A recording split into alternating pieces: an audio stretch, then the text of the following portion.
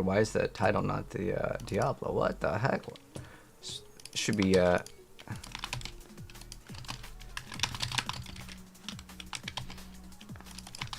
fine, we can update it. It's not gonna take that long.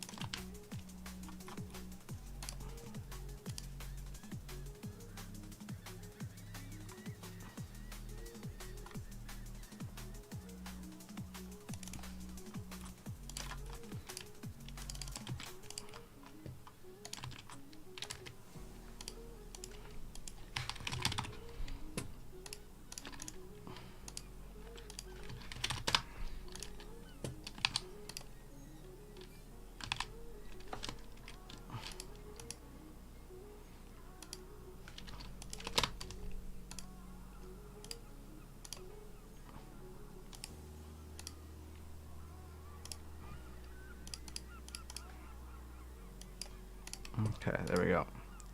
Should be good now. Alright, so the first thing that we need to test is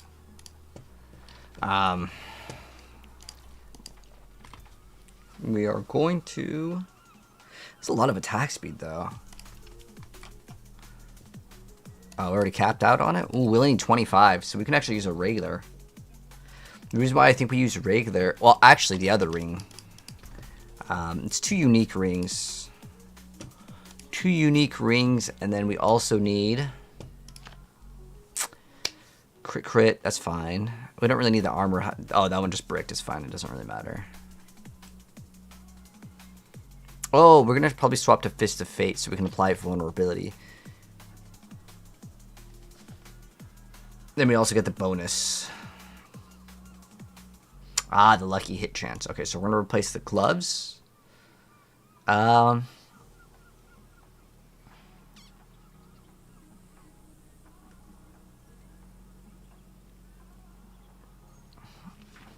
Block per resolve. Do not get interdiction. I don't think that that's worth swapping.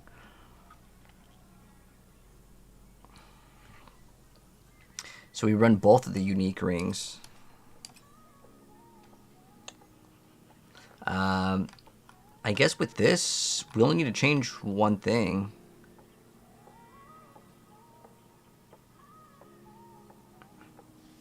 Alright, we can get another weapon too. Our amulet. We want to get armor on it. Could roll the life to armor. That's definitely a possibility. And then we want Endarials. I don't know. I feel like the other damage is like so much better. I'll see what the Endarials number actually looks like, because I don't even know if it's even worth it. We can find out though. Find out what's the best option.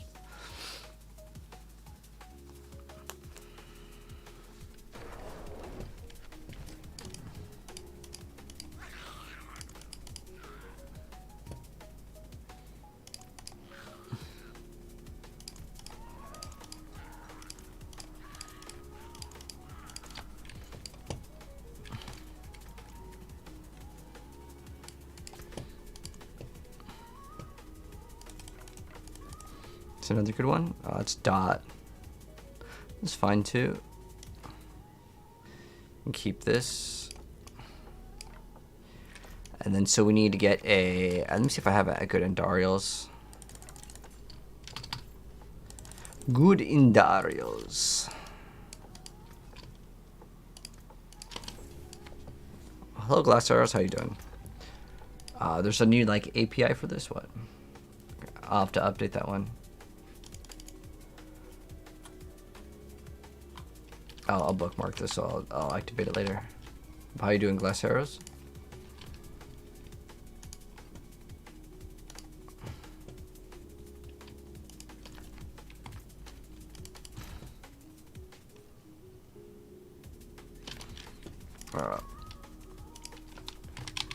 Endarial. Ooh, we have one.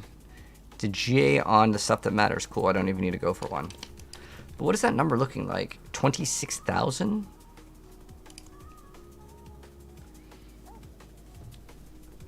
I don't think there's any way you can convince me that it's better that way.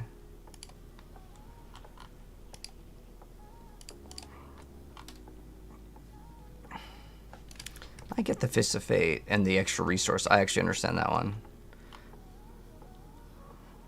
But we may actually just put Vulnerable here. Yeah, I can reroll this to Vulnerable. Alright, we're going to try out that.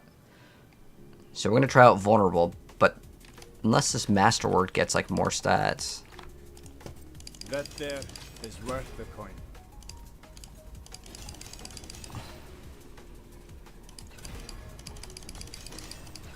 Come on, attack speed twice. I got all stats at least. Okay. Unexpected. But like, the fact that it only does 26,000, it just seems way too low.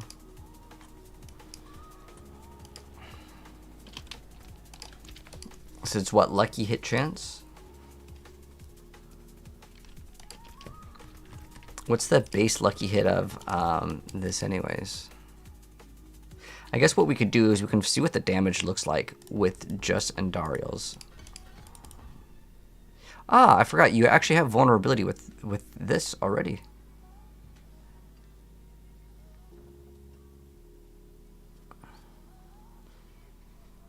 Ah. Ah, okay, so... I mean, 3 additional feathers is quite nice.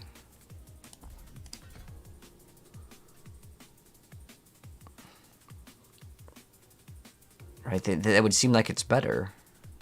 Because it shoots 5, that's 30%. I mean, I guess going further could hit more targets, but... the damage doesn't really come from that anyways, it's lucky hit chance. I guess that would activate further. Yeah, I think both could probably be a good option. But I just don't see this being like incredibly powerful. But I'm going to test it out. So we're going to remove Ashava Andariel. Let's see how much damage it does with the Quill. But we actually need to grab Fist of Fate first. So we need generic uniques. So looking for the Fist of Fate. Not even 1 GA there. Excellent fight. Wow, another non-GA. Wow, we finally got 1 GA.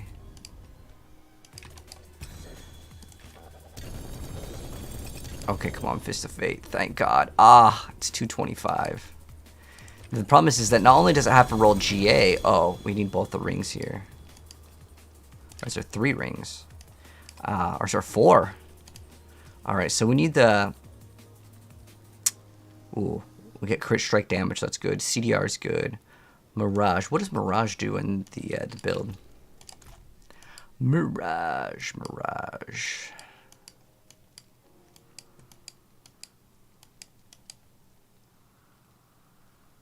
Dang, I have to just control F, look for Mirage.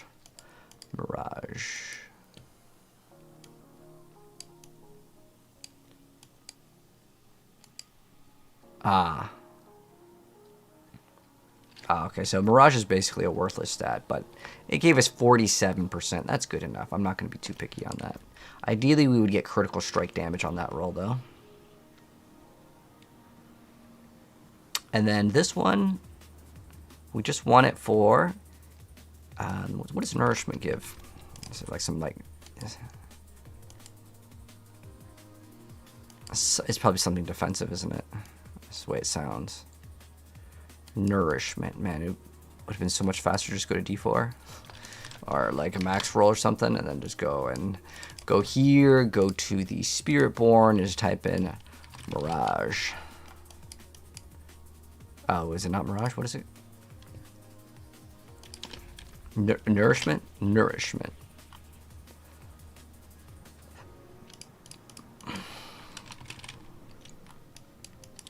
Nourishment. Ah.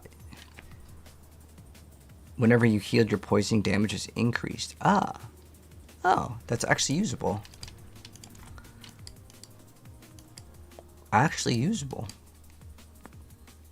I like the teleport. That's good. We drop.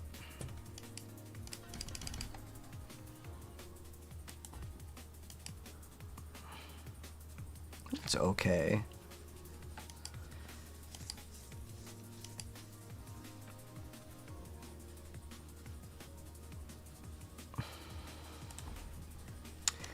10x.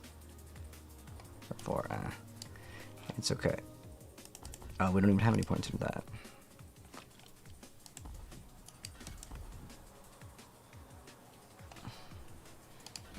Alright, well, whatever. We're getting this one.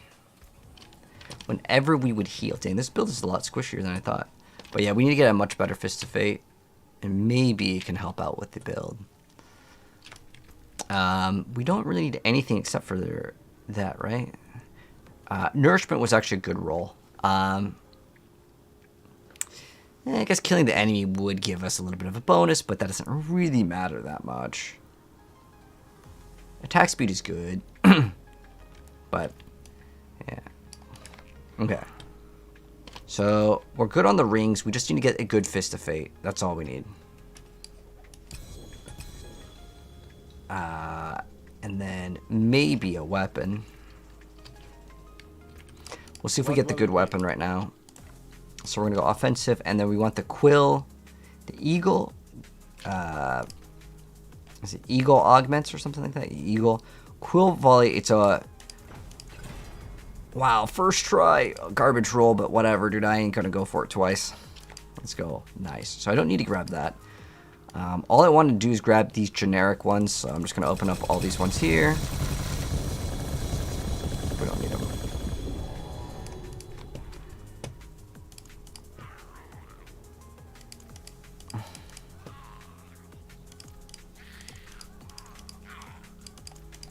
So what we need to try to get is a Fist of Fate. That is a good roll.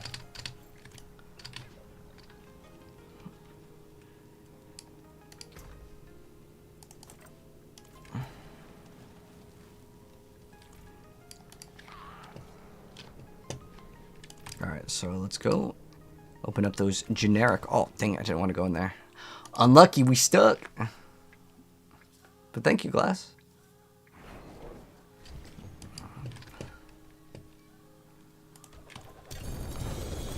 Look for gloves. Ooh, we got 2 pairs of gloves. Fist of Fate. Oh, dang it, rolled on the good one, too. Dang. We really need 2 rolls on this to be, like, relatively high. Oh, that's the Fist of Fate that we're keeping. 225. Ooh, a 290, but it's got attack speed. Now, the lucky hit chance is a little bit low. We don't really need crit, but, like, it's not too bad.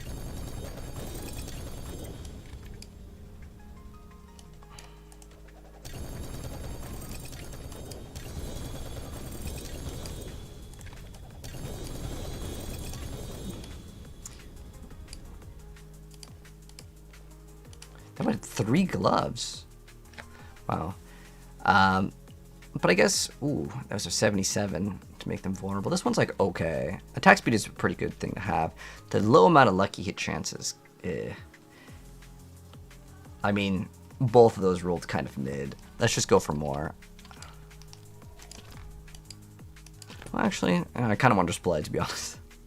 All right, we're going to go rock these ones, and then we can decide later if we're going to swap. Because I still have to get all, like, there's so many steps in Diablo for making, like, a build good. I want to see how much damage we can hit for in terms of the numbers. So, with specifically the Andariels being a good source of damage here, we'll see how good it is. Crafting materials, we want all materials, mobiles, all materials, all materials.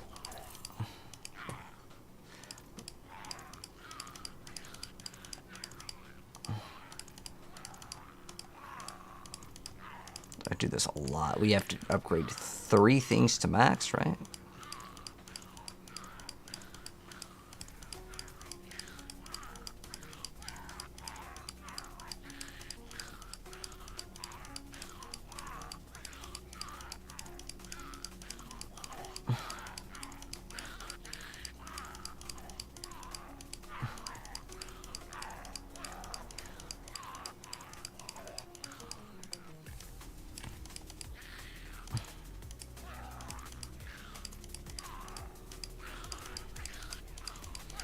The thing that I do not find fun, though, is clicking on this every single time.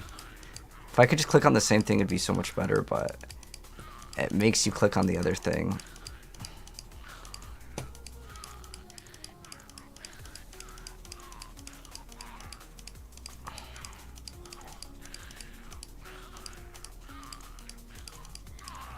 Alright, what do we have for Obdicite now? 43k, that'll be enough for now. Go ahead and Masterwork. Or... Not bad.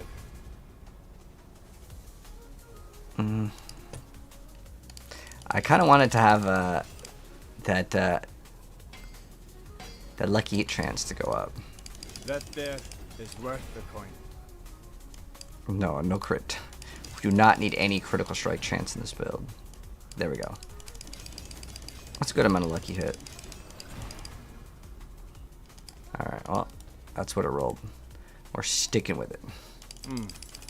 Unexpected. This, I really don't care what it hits. Ideally, we'd hit crit every single time, but I ain't gonna be too picky.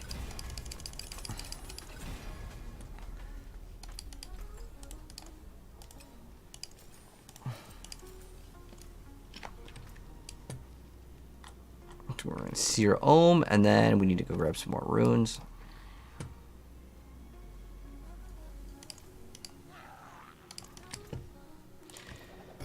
So I want the one that gives us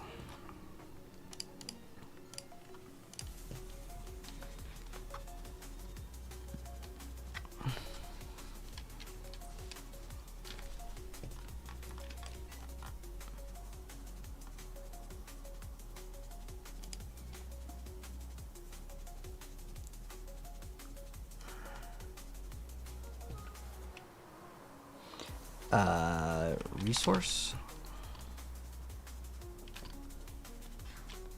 I think we would want quacks. I think I'm gonna go quacks. Is this the bottom or the top one? Pock. Pock.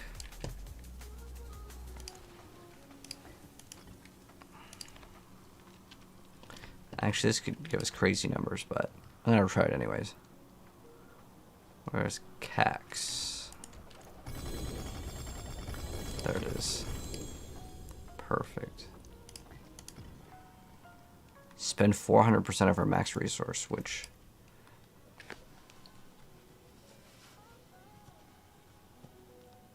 Okay, so it's just basically 4 activations of it. Oh, the other one's going to activate it every single time. Oh, it won't really even activate it on this. I just want to see, is Andariel's actually doing damage? Because I actually don't know if Andariel's is good damage or not. We're going to test this out first. So I'm pretty sure I would vote on Air Perdition to do more damage.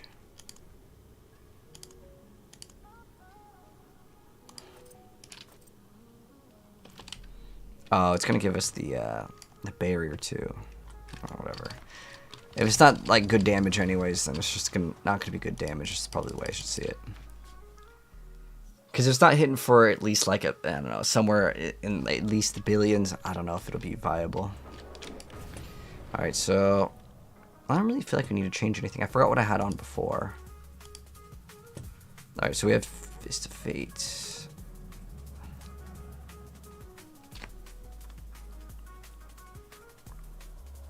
Ah, we need redirected force on here. Ah.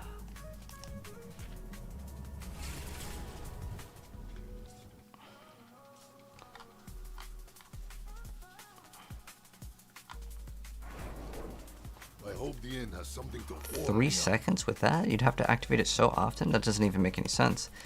Because the Spirit Hall doesn't give you Gorilla. That actually doesn't make any sense. Huh. Wow. That's just like cosmetic screenshot then. But yeah, I definitely think we could put redirected force on this for sure. And then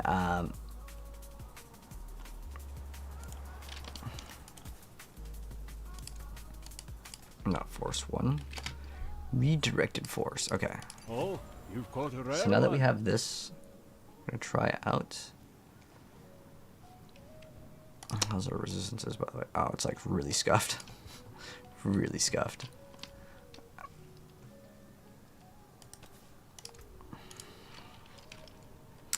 What is it?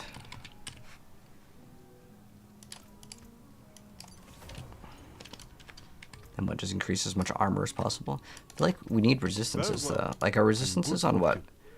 Cold and Shadow are like so garbage.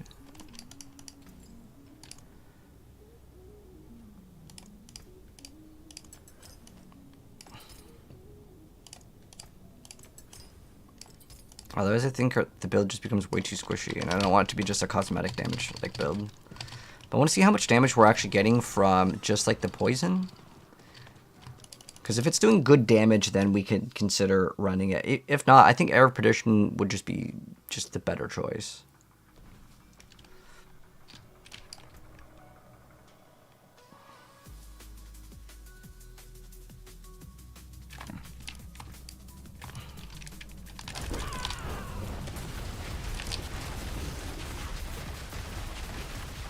$300 mil.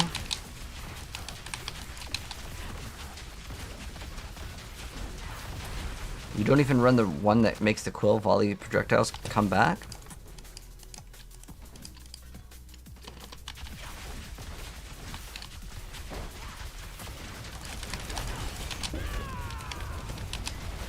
$125 mil. It's not even hitting for $1 billion though.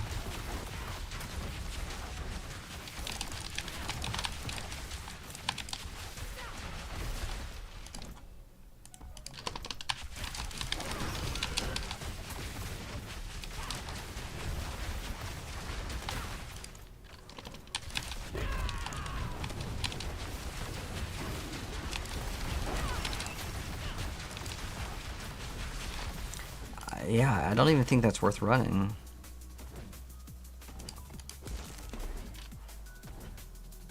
Oh, but this could actually do a lot more, right? Burning enemies take... Oh, I have to activate the main boss power. So to make it like not do damage, I guess we could do this. We're like not even getting $1 billion. Like all the damage has to be coming from that poison. Oh, I have no more resource. There we go. Yeah, it doesn't even hit for $1 billion.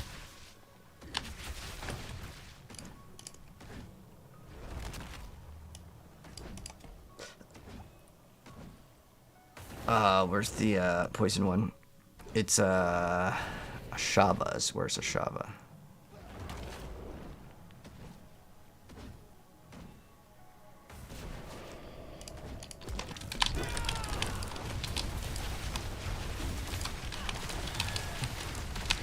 $1,000 billion.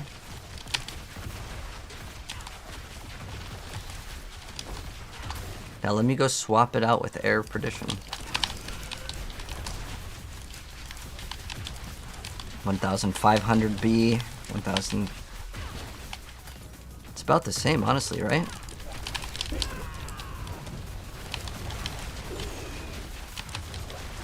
$400 B, 2,900 B.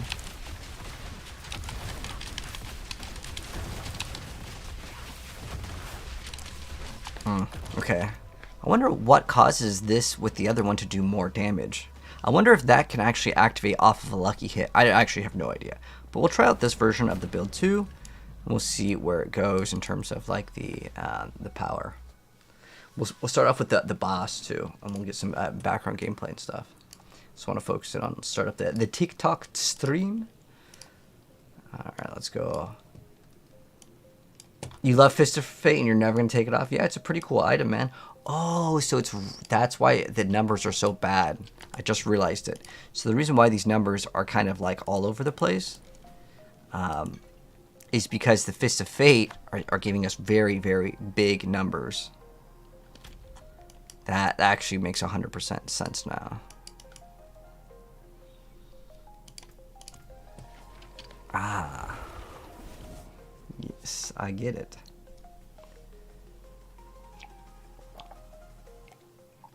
But yes, Anointed, if you want a Sorc build, we just dropped one. The Evade version, like the Burning Evade, that's the one that you want. We'll actually play it very soon. Yes. Definitely going to be locking in with that.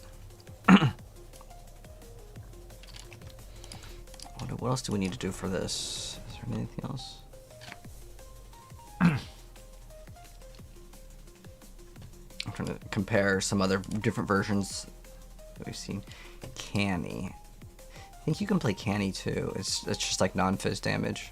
Yeah. What is the multiplier in total? This one is a 25. It's a 25. You could play Canny instead of Exploit. That's a possibility.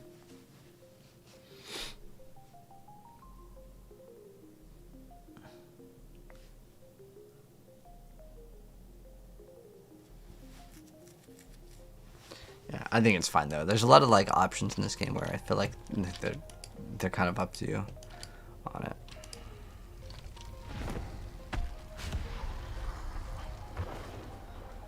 Your efforts are for naught. Why fight when surrendering is so much sweeter?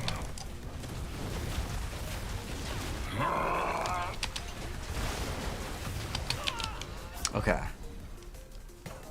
So I'm not sure why we weren't hitting for. Won't lie. Let's go repair. Surprised you're still breathing. Let's go reset. But I'm actually more curious to why. I have the thing on, right? The Ashavas? The poison? Yeah, the poison breath. Why did it not one-shot him?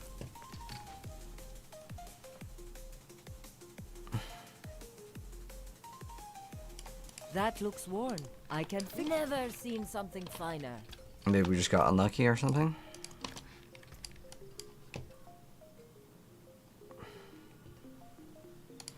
Oh, he's giving the extra. Oh, that's with him giving us the extra res too.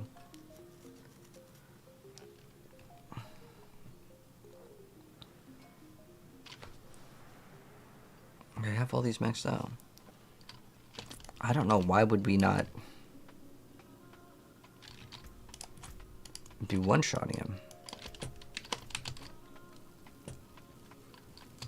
Huh. We'll go again. Maybe it was just bad luck. We just got 0 procs of Andariels. I'll check the Spirit Hall because, yeah, it's on Centipede, right? I'm gonna swap.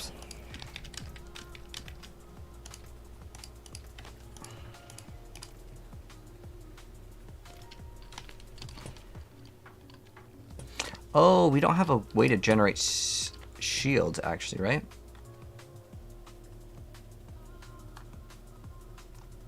Ah, okay, hold on. We're missing out on a bonus here. Unless there's another way to generate shields. I'm missing like 10x. I think generating shield would be more important.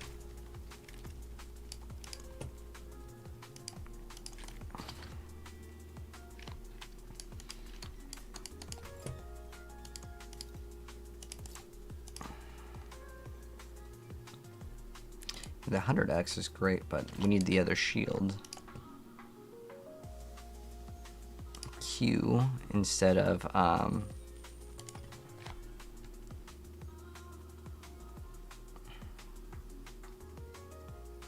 okay. This way it'll give us that barrier, and I think we just need to constantly attack it with it, and then it'll pretty much proc. Boss does all the poison damage you need. Alright, let's try this again. Alright, take 2, Kappa. You don't need Andario's Helm for this build. Yeah, that's what I was thinking too, Ethan, that you didn't need it. The other bonuses that you get... Oh, wait, is this... Do I have 100% crit in this build? Yeah, I do have the 100% crit, right? Oh, I have 100% crit. Okay, perfect.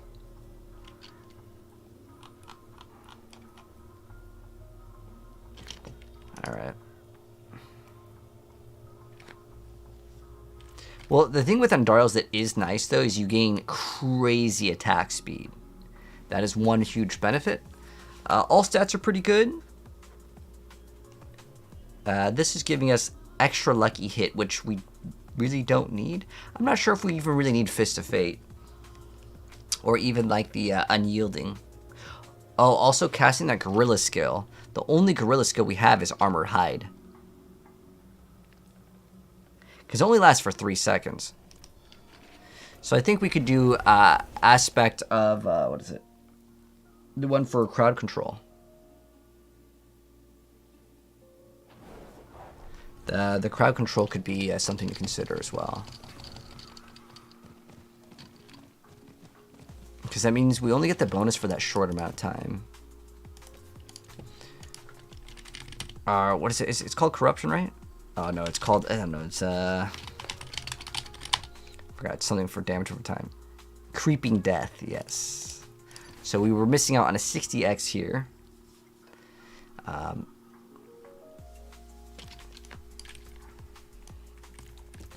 was testing the numbers. It's about the same, Andariel's or without Andariel's. I'm pretty sure the boss damage is better, though. Because I also really like the other helm, because you do gain. We can actually run the same setup. If I go back to Saragar, we can try it out. As long as it one-shots the boss, that's all I really care about, to be honest. Just needs to basically do it one time, and then we are set up. What is reality? Only what I allow you to believe. Even the ground beneath your feet can't be true.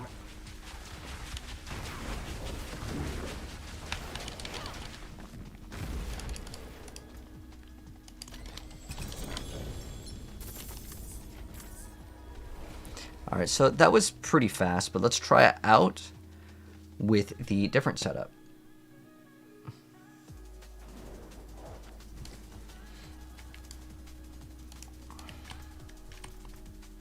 What's it again? Pock Cax. Pock Cax. Pock Cax. Pock Cax. I have to like try to remember that.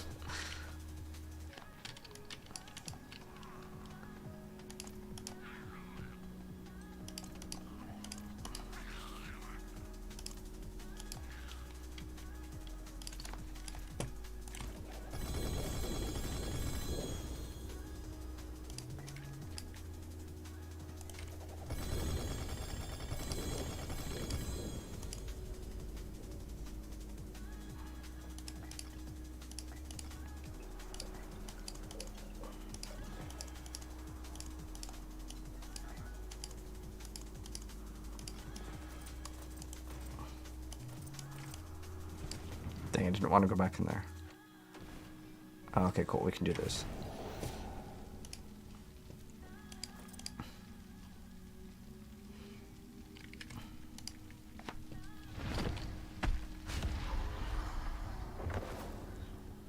You face the Lord of Lies.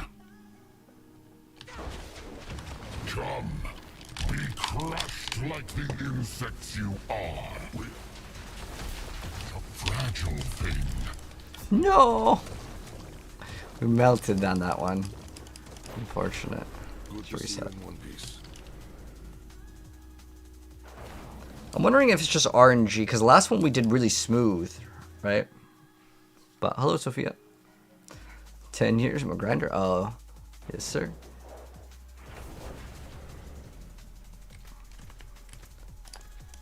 Let's try it out, though. We'll try it without. Is Spiritborn still OP? No. Not in Season 7. In Season 8, I think Sorc is the best class. How did we die? I don't know, man. I'm wondering more so why the boss didn't die in one hit. That's what I'm wondering.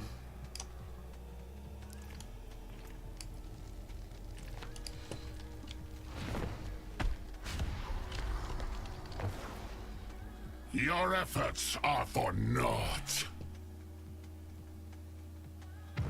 Why fight when surrendering is so much sweeter?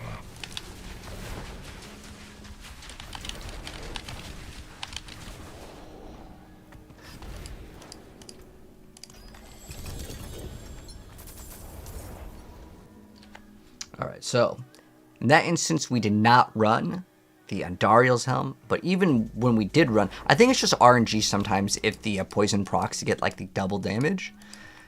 Where's the incursion here? We can go do that. Here we go. Let's go do the incursions for a bit. That's what we're going to be doing for gameplay. But I'm doing good, Sophia. Just excited about, honestly, Assassin's Creed. I don't know if any of you guys care about Assassin's Creed. But that's the next game that I got my eye on. It'll probably be like a week game, though. Like, I don't mean week as in not strong, but I meant like a week long. We'll go play the game for like a week.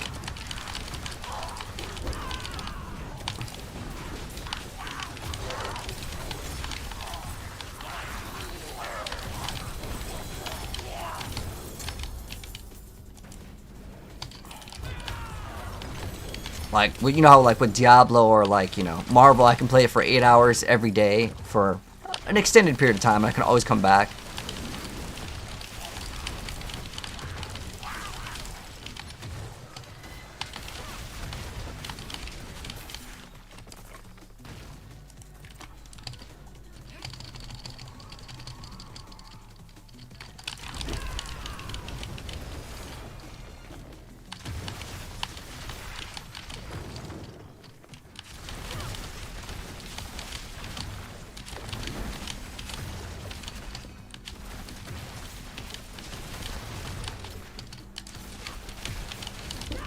Why did my gem have to end up in the deep part of the river?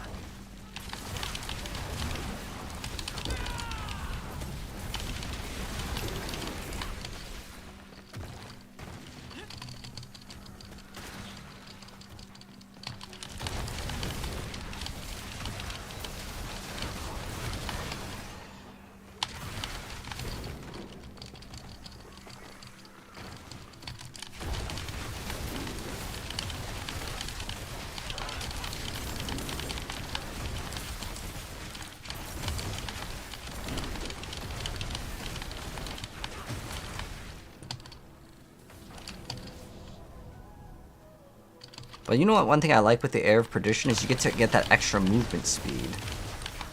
You know, that's actually quite nice.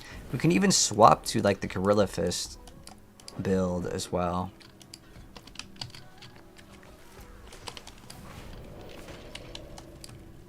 Let's go swap to the Gorilla Fist. Gorilla Fist.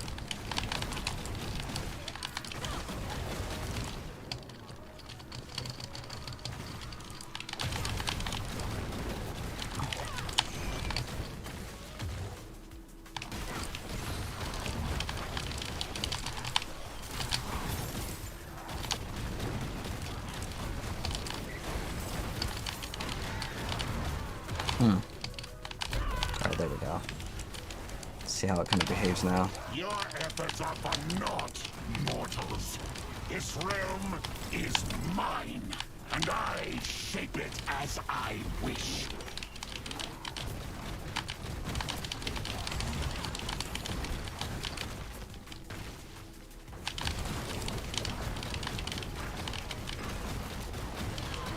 Yeah, I'm definitely noticing that like it's a little bit slower. We can also play with this. Try out this version of it. Oh, we need to swap it to this.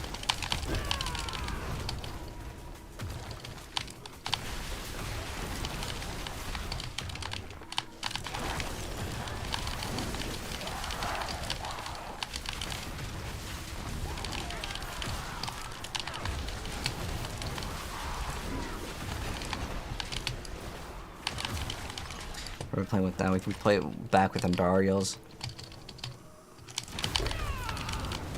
I think the one that has the best success, though, to be honest, is the Quill. There's trillions of damage right there.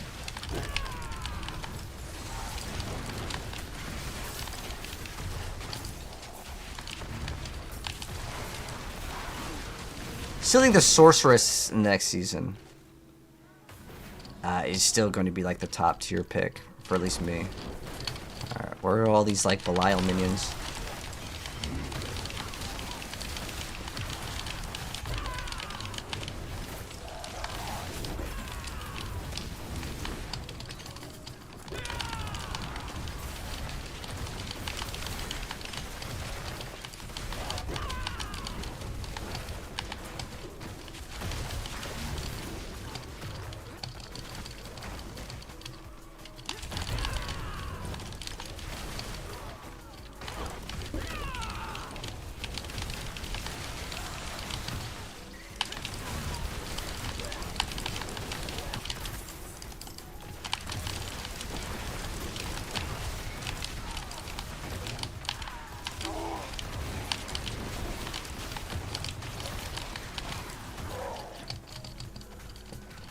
15 seconds. Can we get there in time and click on it?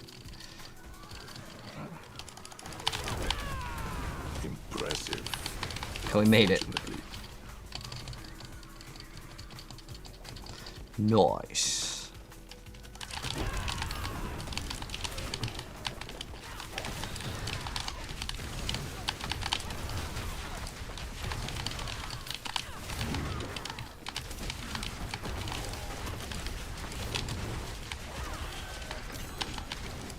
Fools. This stops nothing. Let's go chase him down. Then we'll play the Sorc right after this. And then after Sorc, lock in the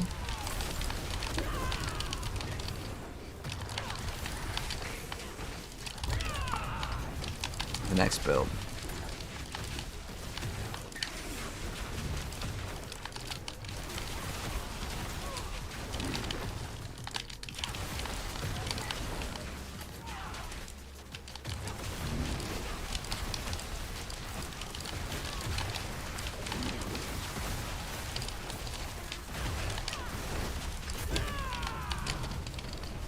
I still say this build feels a little bit squishy though.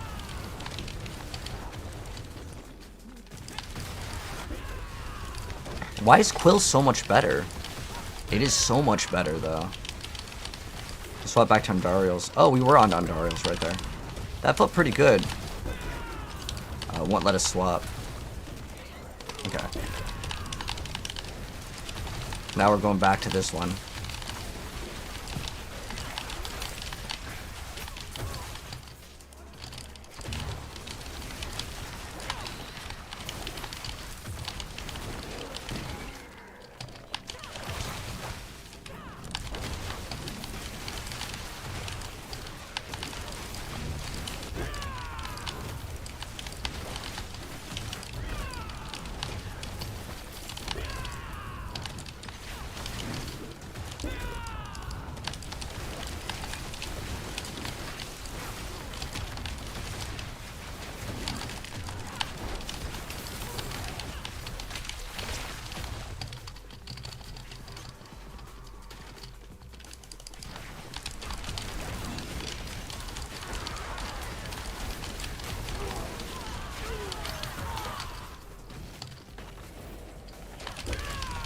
I wonder if this one can do Pit 100. We should try that out after. See how it does.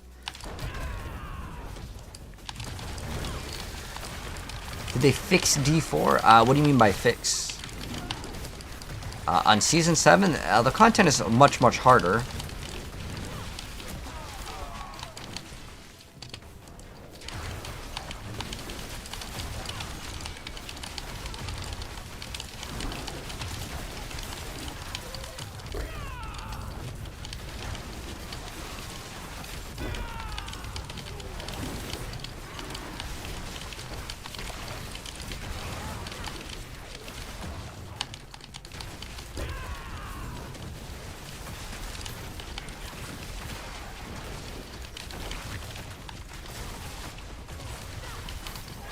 Season of the good builds only is what I think it's going to be.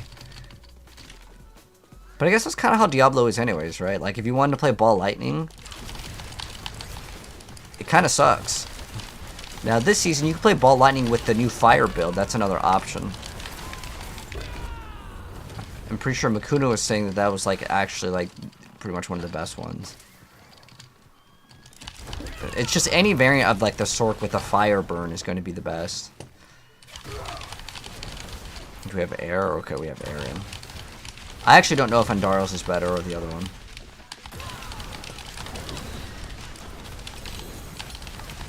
Yeah, he just one-shotted the boss.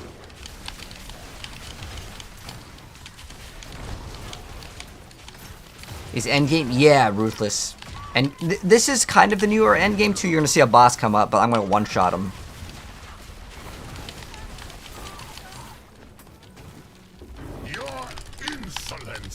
Is at an end. I mean, we literally one-shot him before he even got to come out. So. We can go do some Hell Tides or something. There's no Hell Tides? We can go do more of these, I guess. It's the only other, like... This is the new endgame, by the way. Like, kind of. And I say kind of because, like, technically the new endgame is to fight the final boss. And in order to fight the final boss, you need to get these little tokens. And what we're doing right now is how we get the tokens. It's actually not too bad. It takes about 10 minutes to do the run. Like, I'm actually timing it right now, too. So it's about 10 minutes to do the run. If you are in a group, you could probably get it done faster, maybe in 5 minutes. So every 5 minutes, you get to fight a super mega boss.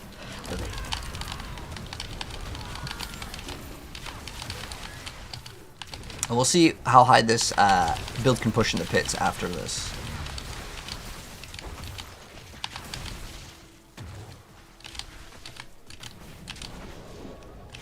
Did they add Diablo? Nope, no Diablo in the Diablo game. He is hiding, man. Hopefully he'll come out in the next expansion, but I'm pretty sure the next expansion should be all about Mephisto. Unless they add him as like some sort of like DLC, like boss later. There could be 3 expansions and then maybe Diablo 5. I'm hoping they're already working on Diablo 5, to be honest. And I really want it to be a brand new team. The reason why is like I want like a big shift in like the way that the game plays.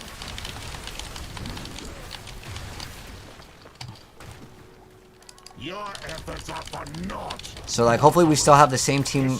Well, honestly, I would like for a new team to work on the seasons would be cool too. Because that way it just feels more refreshing, you know?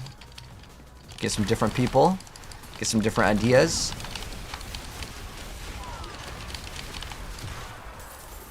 You know, go back to Andarios for fun for a little bit.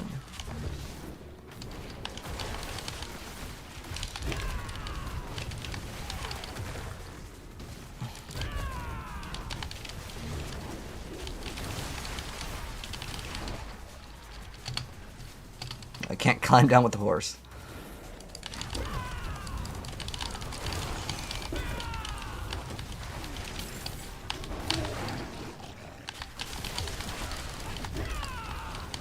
I'll protect us.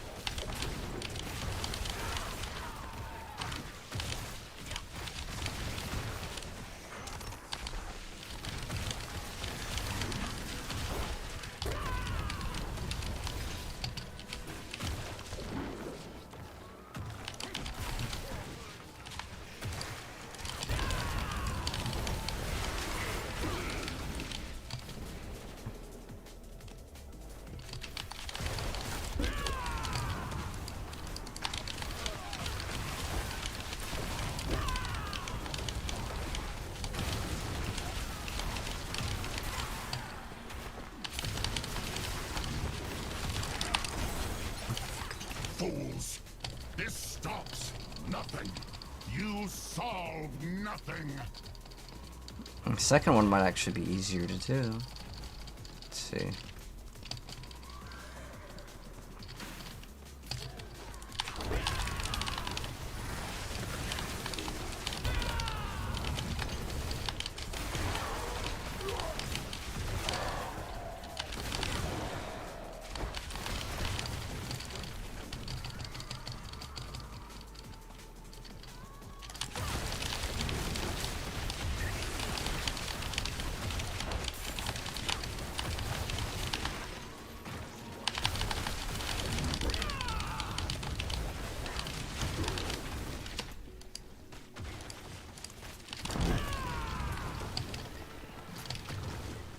Maybe the cellar will be good for once. We'll use the cellar just to TP out.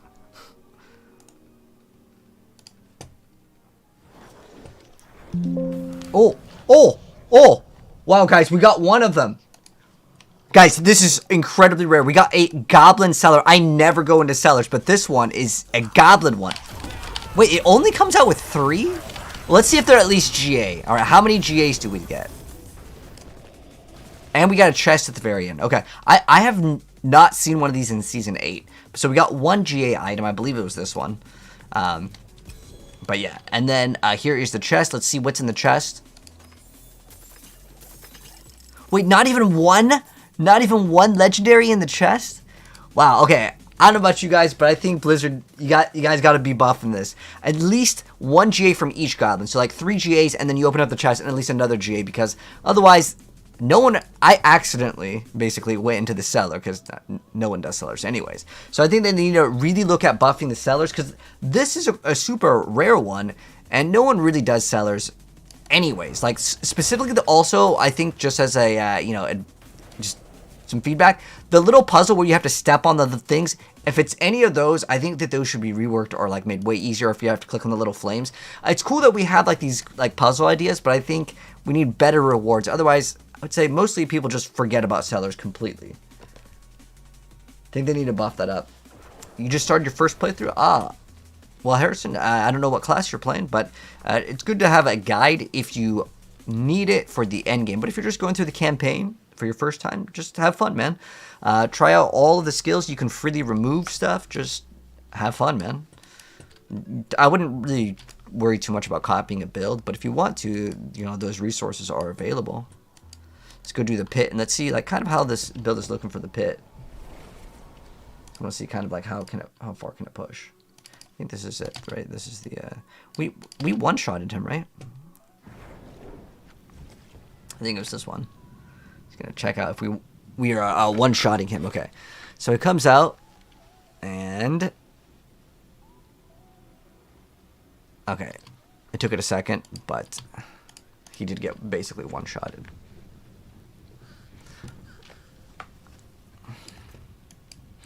All right, so now we go see like if it can do 100.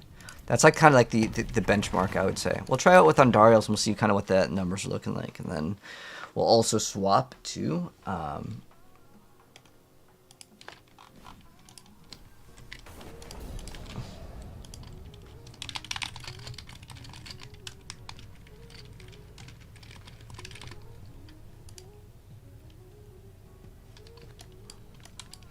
okay. Good damage? Good damage? Or no damage? These damage resistance guys are really annoying. Okay. So, let's just skip this guy. Hopefully he won't follow us. Followed us. Kind of want to just reset this then.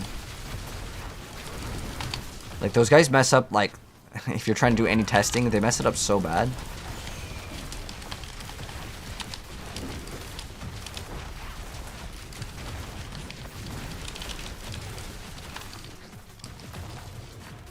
So it looks like this is not even close to being able to do this pit 100.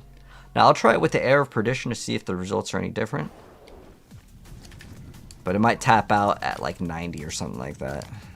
We'll try 100 as well. And then we'll go down to 90 and then kind of test it out as well. They should turn cellars into puzzle rooms with unique loot. Oh, yes. That'd be a cool idea, Dragon. That's actually a good idea. They always give like really good loot, but they're always like puzzles. Alright, let's see what is our damage looking like, man. This is Air of Perdition this time. Ooh. Wow, we ripped on that one. I'm not sure what mod he had, but let's see if this build could do... I would say maybe it can't even do 90. Right now, Sorc is in #1 spot for sure, I would say.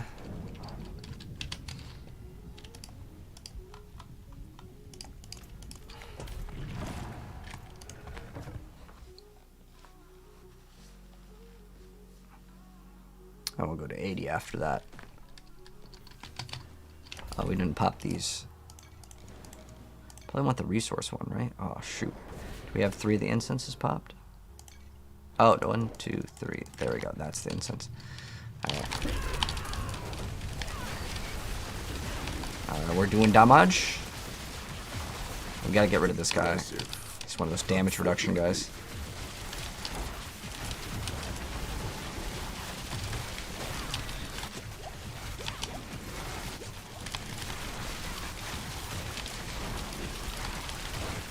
Whoa, whoa, whoa, whoa. Too squishy.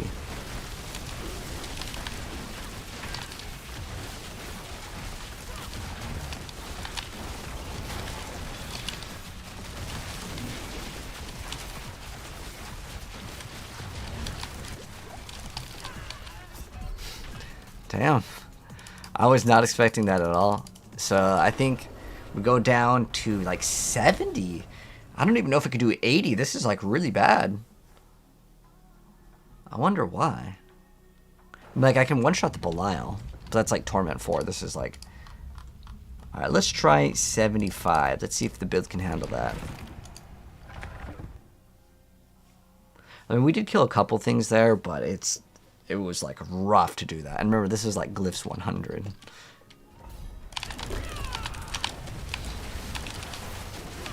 Alright, so it could do like 75. Pretty comfortable. Okay. And we'll also see, like, can Andariels comfortably do 75? Because I want to know which one is better, and honestly, they seem like relatively close.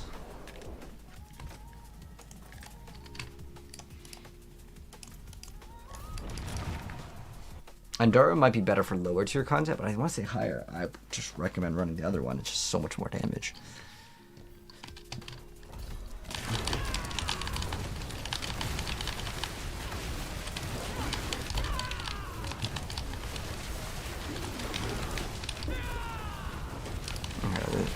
This is like no challenge now.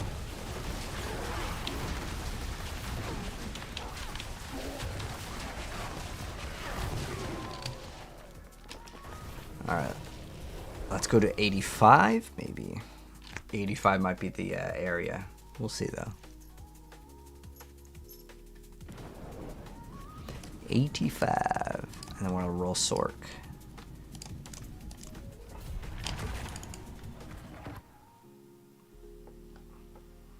We'll roll Sorc, and then we're going to roll...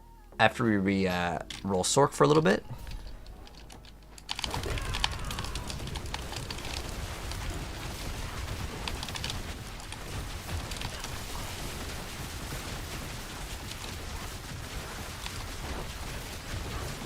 All the damage still seems to be coming from Ashava Poison Raw. Like, the other damage is so low.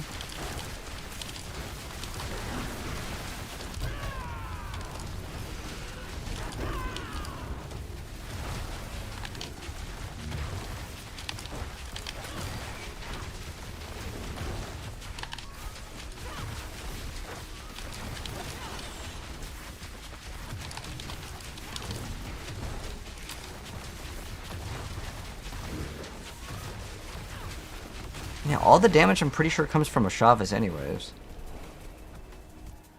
I think Air of Perdition's better. Wait, do we have air in here, or is this the other one? We'll see.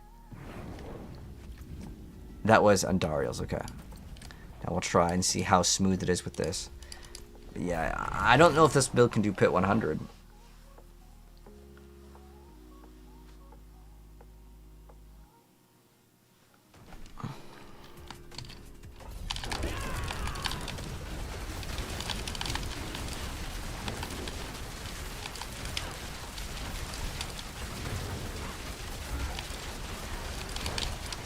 I think this one's better.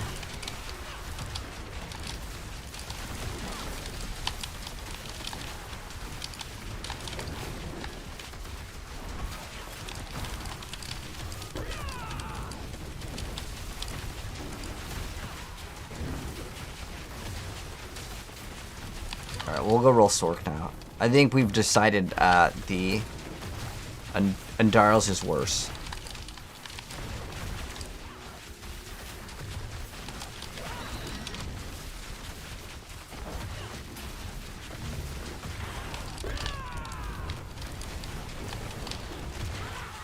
But it's only from the boss powers.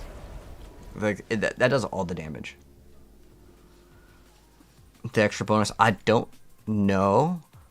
Oh, you know what I actually think? Is Fist of Fate is rolling the damage of the poison as well. But it's... Ah, okay. So that is an attack. Okay, so Fist of Fate could be played in every single build then. Because it multiplies everything. It's good to know. that it works with it. That's why the numbers sometimes are so bad and sometimes they're so high. Okay. Well, we got the Spiritborn done. So that's good. So we're going to go lock in the... I'm not going to play the Necromancer. There was like another build with Necromancer. I may test it out. Has anyone tried out the new sword Necromancer build? The two-handed sword. It's a new thing for like Army of the Dead. I haven't really messed around with it other than like for a few moments. But like what we would have to do is we'd have to drop like this darkness corrupting, because it doesn't do corrupting damage, right? I haven't checked out what other aspects and stuff works with it, but it has to do with Army of the Dead. You deal increased summon damage. I'm guessing that that does work also. And what kind of damage is that damage also? Is it physical? Let's check. It is physical damage. I'm gonna try it out. I'm gonna do like a rough little draft of it. Corrupting damage. That's fine. This one's not fine. Oh, wait, hold on.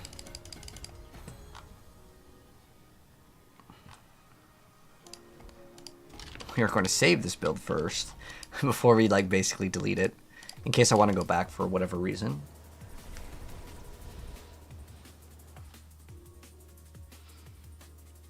Soon though, so glad. The reason why is this is the final night of this, and I like playing this game. This is the final test of the season 8. Tonight is the final night for us to have some fun with it. Okay, so now we can go completely take apart this build. Oh, well, that's fine. We'll have to swap that later. Wait, whoops.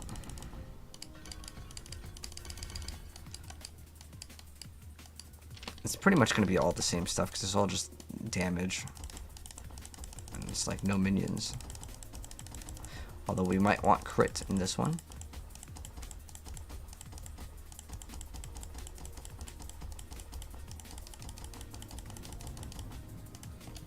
I wish you could just click right there and it would just get rid of the entire thing, but it's unfortunately not how it works. Army of the Dead. There's a bonus with it, right? 40 extra skeleton, mage, and golem bonuses. That's really weird.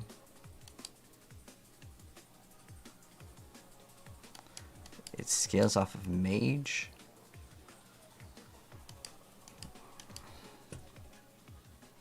Does it tell you it's the current damage?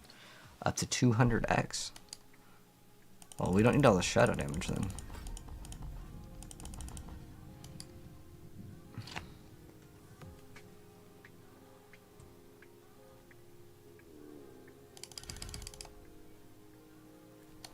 $48.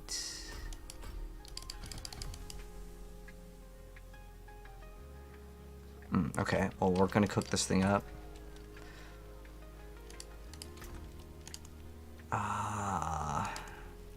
What are those pants called? It gives us a bunch to Hellbent Commander. Let's try equipping these real quick to see what Hellbent Commander is going to.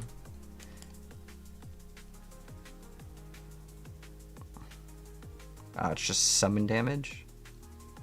This is 102. Does this affect it? It does. It gives us 30x damage on just that alone. That's kind of nice. Two bullets also gives us more damage as well. But we can run this as our summons. And then we also need to go fix the boss powers. We need the crit one right now. We don't need this for dot. The explosive one.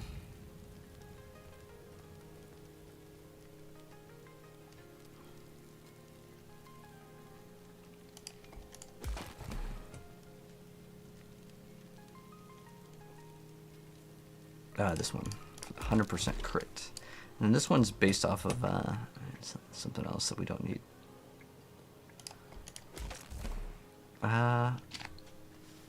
Elite enemy, I think, is good.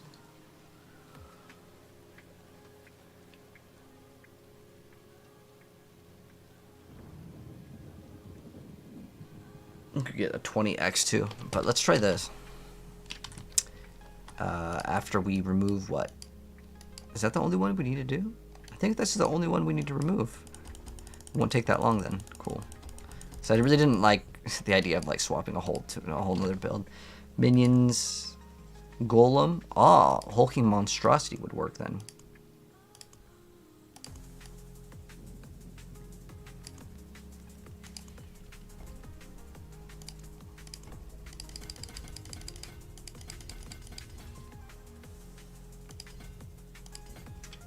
Is there a golem here? They didn't put golem damage? Alright, hold on. Let me see if this counts. So we're at, what is it, 102? Druid builds? I do not know of any. Ooh, all of this works. Wow. Now, does summon damage work?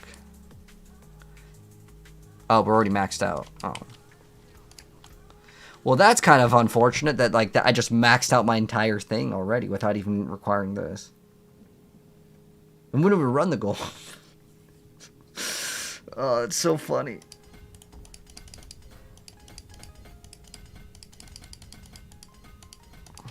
All right, let's try this. Let's remove this. Is it still maxed out? Oh, it's already still maxed out. Wow.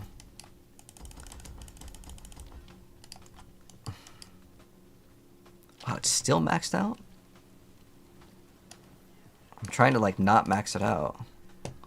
It's because I want to see what works and what doesn't work. Okay, 176. Okay. Okay, so summon damage doesn't work. It has to be specifically Golem. Got it. I mean, this one's okay, but it requires us to use like something else with it. I think we just run a regular pair of pants. I think that that's actually the best thing to run. Unless I wanted more damage, which this is... Technically, it's more crit strike damage, but I would rather run a regular pair of pants. Regular pants. Let's see what area has the pants that are maxed out. Ice Hearts. Yes, my favorite. Alright. So I guess we would just want like regular pants.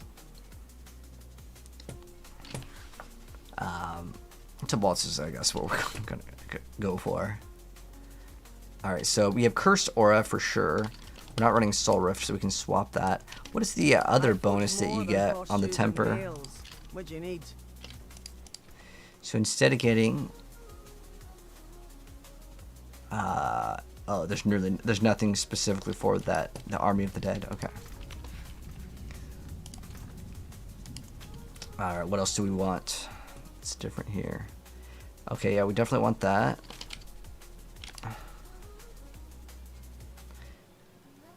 That's only shadow damage. I forgot what it's called, but there's something that oh yeah, this one's really good. Sublime. It's all about ultimate. Oh, the sacrifice one. Oh, we already have that one. Does anyone have any suggestions for... Actually, you know what? We should just go to the pit leaderboard. I know that this build, it says minions, but it's really not minions.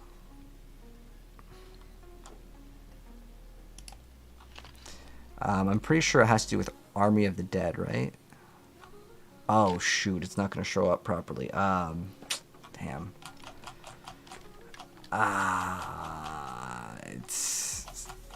Is it all going to be this? Is that Army of the... No, that's Race Skeleton.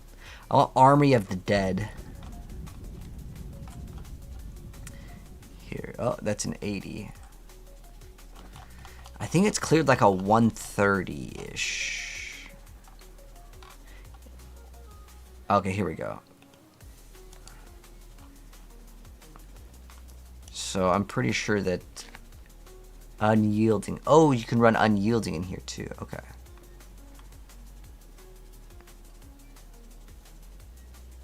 Oh, he's running it for the cooldown.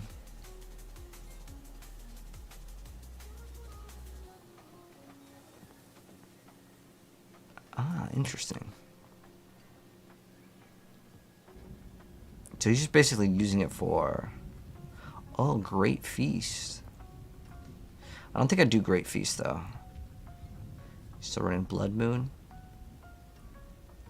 Oh, is this actually... Wait, is this an actual Golem build?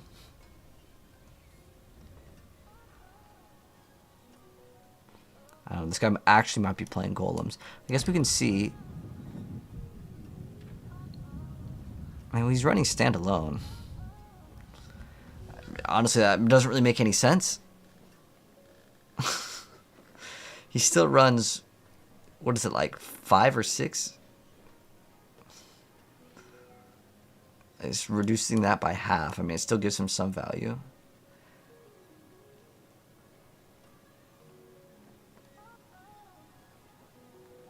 But I guess unyielding is the greatest multiplier.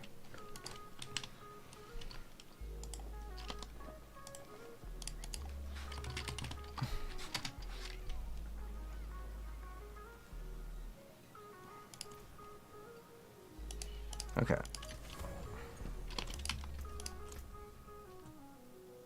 But does this count? Hold on, let's see. What are we at right now? Dang, we're already at 200. I wanted to not be at 200 to see if this actually works. Dang, we're still at 200? Alright. 170, okay. If we get this, does it work? Oh, it looks like it does. Okay. That's good to know, but like this will already cap it out. So we're fine. I don't think the rest of it, yeah, it genuinely doesn't matter if we get the rest of them or not, but we'll do...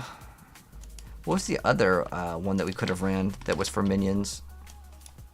I think there's a minion one, right? I don't know if it says your minions or your summons, because those are two different words, and they will give two different things. So cult leader, your minions. Okay, so it's not like summoning damage, because if it's summoning damage, then it might actually be good. Now, does this like slow down or anything? Oh, it stuns them. Okay, so we could run like control. What else do we have? We could run sacrifice, or what is it? The one where it says like it's just called sacrifice. Sacrificial. There we go. We have 30 extra points. Do I really want to put them in? Not really, because there's genuinely like nothing to get. That's gonna give us like, I can get more golem HP, but I don't even summon the golem. I don't even get any benefit off of it. The correct stat, like to actually just put into, we would just dump it all into as much intelligence as possible. But I'm gonna maybe make another build, so I want to keep this. Oh, we actually don't get to put Apo over here. We have to put Apo in this area over here. And the reason why we have to do it this way is because we can't run this. We have to play the sword. Right aura. There is a unique sword that we're going to be playing, which is the brand new two-handed sword. The two-handed sword. There it is. This is what we're playing. Alright, let's see if this is any good, guys, finally. I know it took us a while to get it up and running, but let's see if it's good. Honestly, my guess is it's going to be garbage.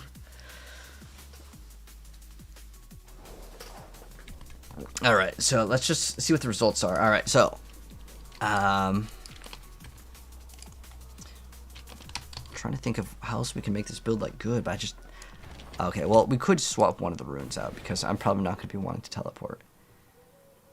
We don't need Jaw. We can play like Ohm. Okay, there we go. And then we could do Yak and Quack. So this is probably another easier one. Seer. Okay.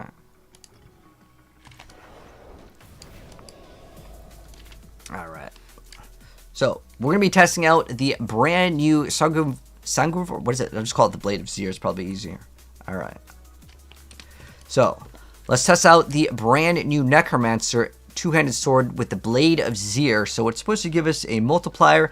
We actually got a bunch of ranks to Skelly and Mage and Golem Mastery. However, we don't really use those. We sacrifice all of our minion stuff because we want to get more damage. It's kind of weird that you get that because the whole build is based around Army of the Dead, and the best minion build actually doesn't run the minions, which is interesting in terms of like pit pushing. But basically how it should work is we activate our Army of the Dead and everything should be popping. Now, I'll be honest, I don't really see this as like a top tier build because it has quite a large cooldown on the actual skill itself. Even if you get it to become shorter, there's still just like a large downtime in between where you don't have anything. Now, does it do crazy damage? No, I don't even think it's like anywhere near to be like top tier. But could you have fun with it? Sure. Unfortunately, there's no way to really help out with the cooldown reduction in this build anymore. Like we even have like a GA Harlequin. And I think the cooldown is just simply too long. But I mean, it does damage because of the boss power. Could maybe try to push for even more CDR, but like I've got the extra CDR on my rings. I guess I could get another ultimate cooldown reduction there. Technically, I'm still running the other stuff. We could remove this too. But is this even doing damage? That's also the thing I have to think about. If I remove this, let's see how much damage it does. Like, is it still even doing damage? Wow, it's pretty bad. That's so bad, I don't even think it's worth running. Holy, that is so bad.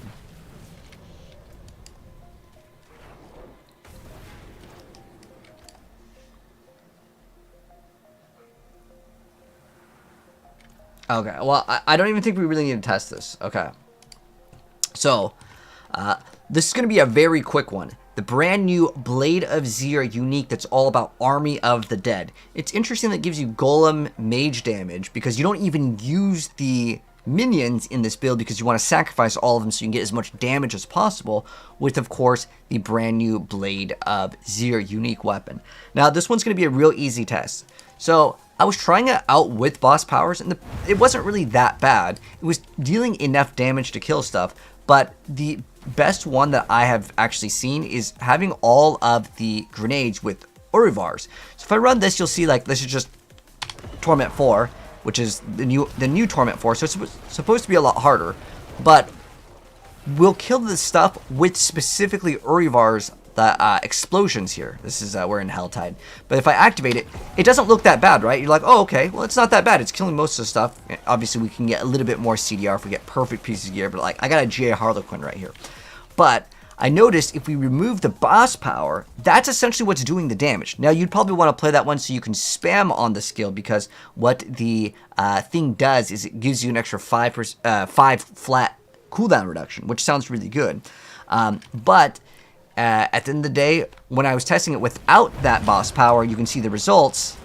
It doesn't really do that much damage. Like, it's, I would say, very, very underwhelming. All of the damage that you'd be getting from this build is all essentially coming from, specifically, the Army of the Dead being activated because of the Urivar's bombs. So, like, the build is... I mean, I could consume corpses, and I need to activate all of these other bonuses, but like the damage, you can see, it's simply not there at all, right? We also, wait, hold on. We forgot to give it vulnerability, guys. We can't really give it no vulnerability. That's unfair. Hold on. Hold on. Let me give it vulnerability, and we go do it again.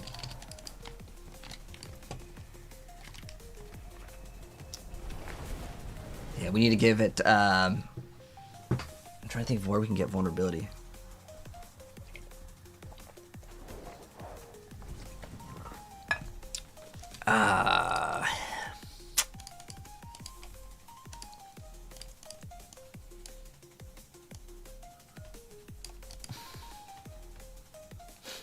Explosions from, like, you'd have to get corpse tendrils, which is terrible. Like, you wouldn't get this. Oh, hold on. But that's like not useful.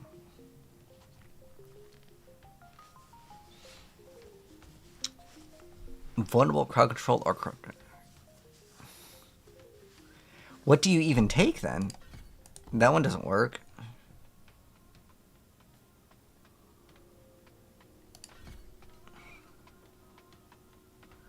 It has to be blood skill? How do you even make this build? I don't even think it's like usable at all. Has anyone played this build, by the way?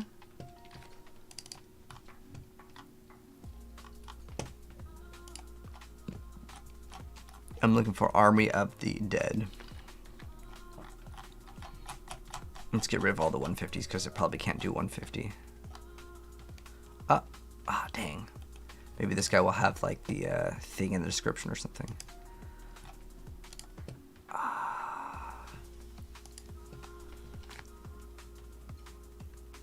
Oh, it looks like he plays...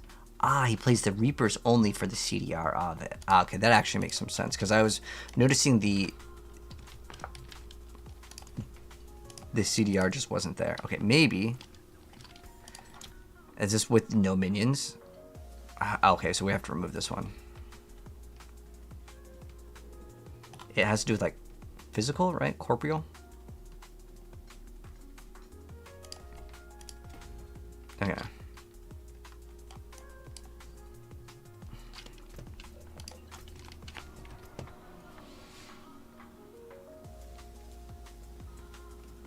It's weird that the only thing that you run is the other one for cooldown reduction.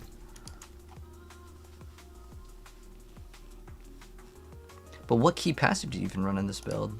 Does he show it in the video? Or does he show it in the very beginning?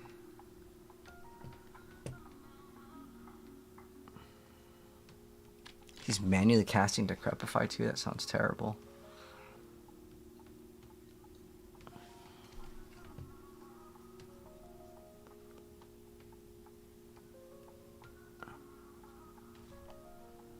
It does have the minion tag though, so I'm actually wondering, can you run the...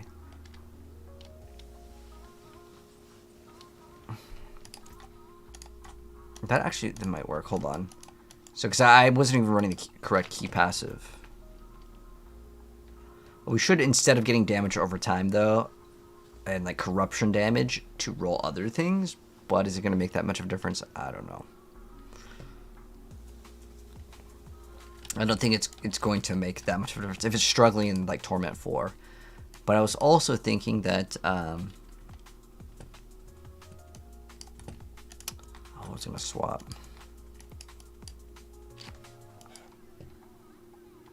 Because now we'll have the ability to spam it. I need a source of vulnerability. That's what I needed.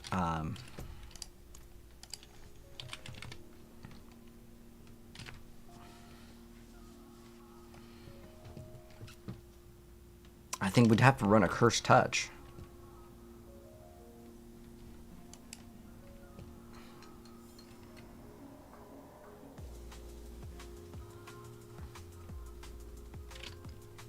I wanted to run Apogec, but I don't think you can. There's no enough room.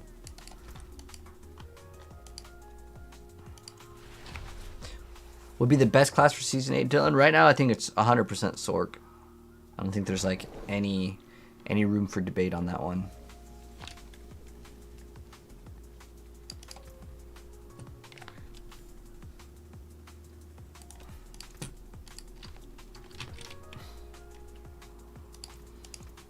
There's just like no good source of vulnerability, unfortunately. Like that, all of the things kind of suck for it.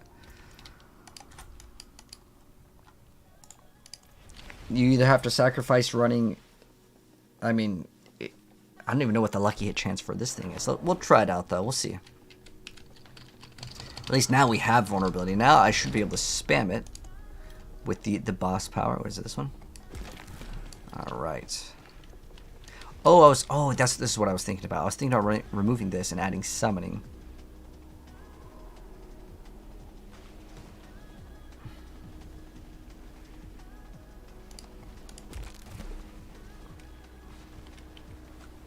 Oh, we want critical strikes on this build? Really? I mean, I'm pretty much done with this build anyways with the corrupting, so I think we just forgo it. Because if I don't have that 150x, it's a 100x multiplier. Maybe it's actually going to be good, guys. Because there's something else to scale it now, which before we didn't have. So, what do we got? Rolls on the 6, 2, 5. Okay, we might have to re-roll another amulet. Fingers crossed we don't, but...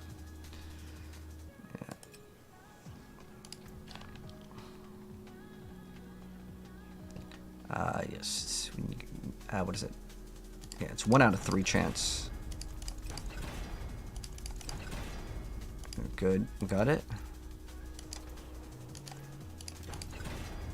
Oh no, come on, please don't break. God! I don't really want to go craft another one, but we have to. Okay. There we go. I mean, if it maxes out anyways, then we're good. Because it does have a max. Dang, we need that 1 right there. Unlucky. Alright, so we need a new amulet.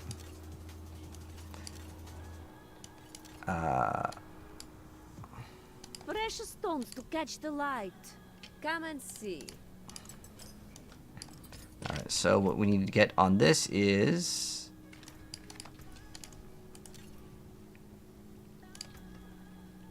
ultimate cooldown reduction.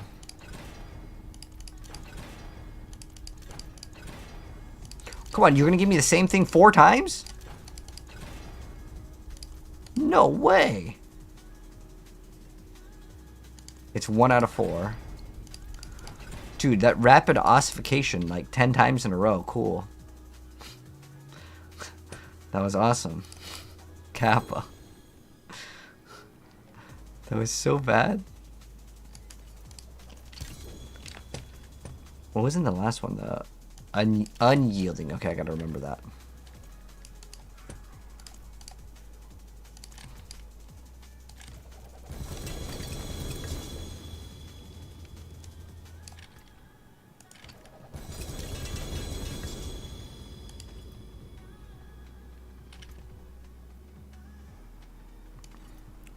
It's compounding fracture. Is that usable?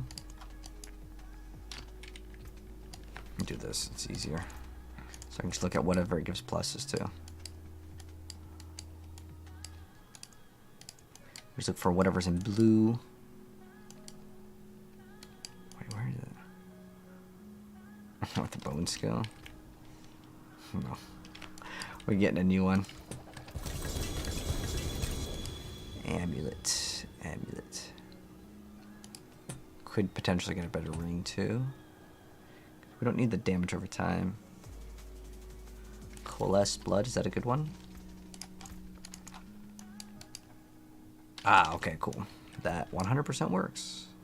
The damage is kind of bad, but it's fine. As long as we get the rest of the stats to get there, I'm okay with it. Ideally, we'd get crit here, too. Instead of the... Oh, we got the crit strike damage in there. We're good. I'm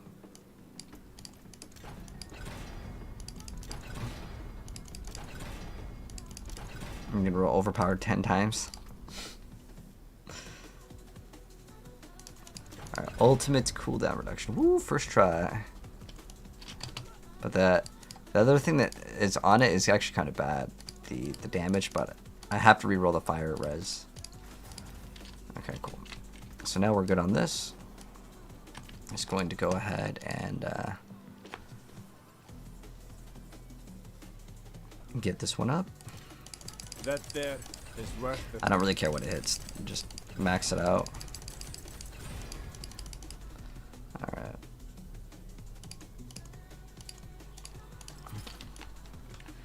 Alright, now maybe we have something cooking.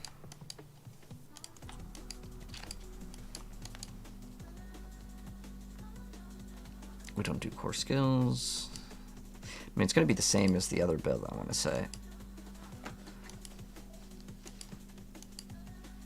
Okay. Doesn't really matter.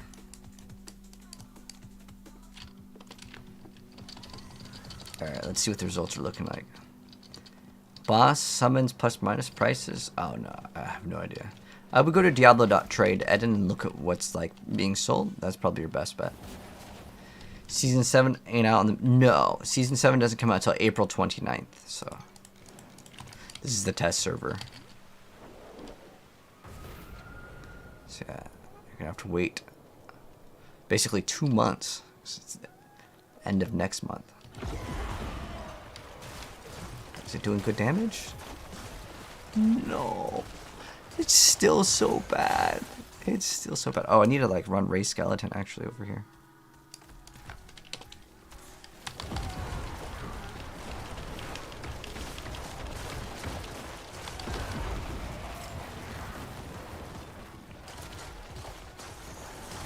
They do 0 damage. It's ZDPS. Alright.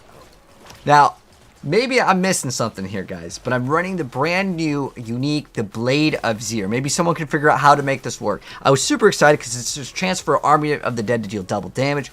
We have a lot of plus ranks to the Skeletal Warrior Mastery, Mage, and Golem. Now, all those are used for the multiplier that you get, which we've maxed out. It's 200x. That's the maximum amount that you can get. Now, if I activate it, you'll see that, oh, it does pretty good damage. What's wrong with it? Okay. Well, the thing is that the Army of the Dead isn't actually dealing the damage. So if I activate it, it may seem like it, but when you're watching the explosions from actual Army of the Dead, it's not doing any of the damage. You know what is doing the damage is actually from the boss power, the Urivar's lobbed bombs. Now, you would run this in this build anyways because you would want to use it because it gives you 5 seconds of cooldown reduction, allowing you to basically kind of utilize this skill.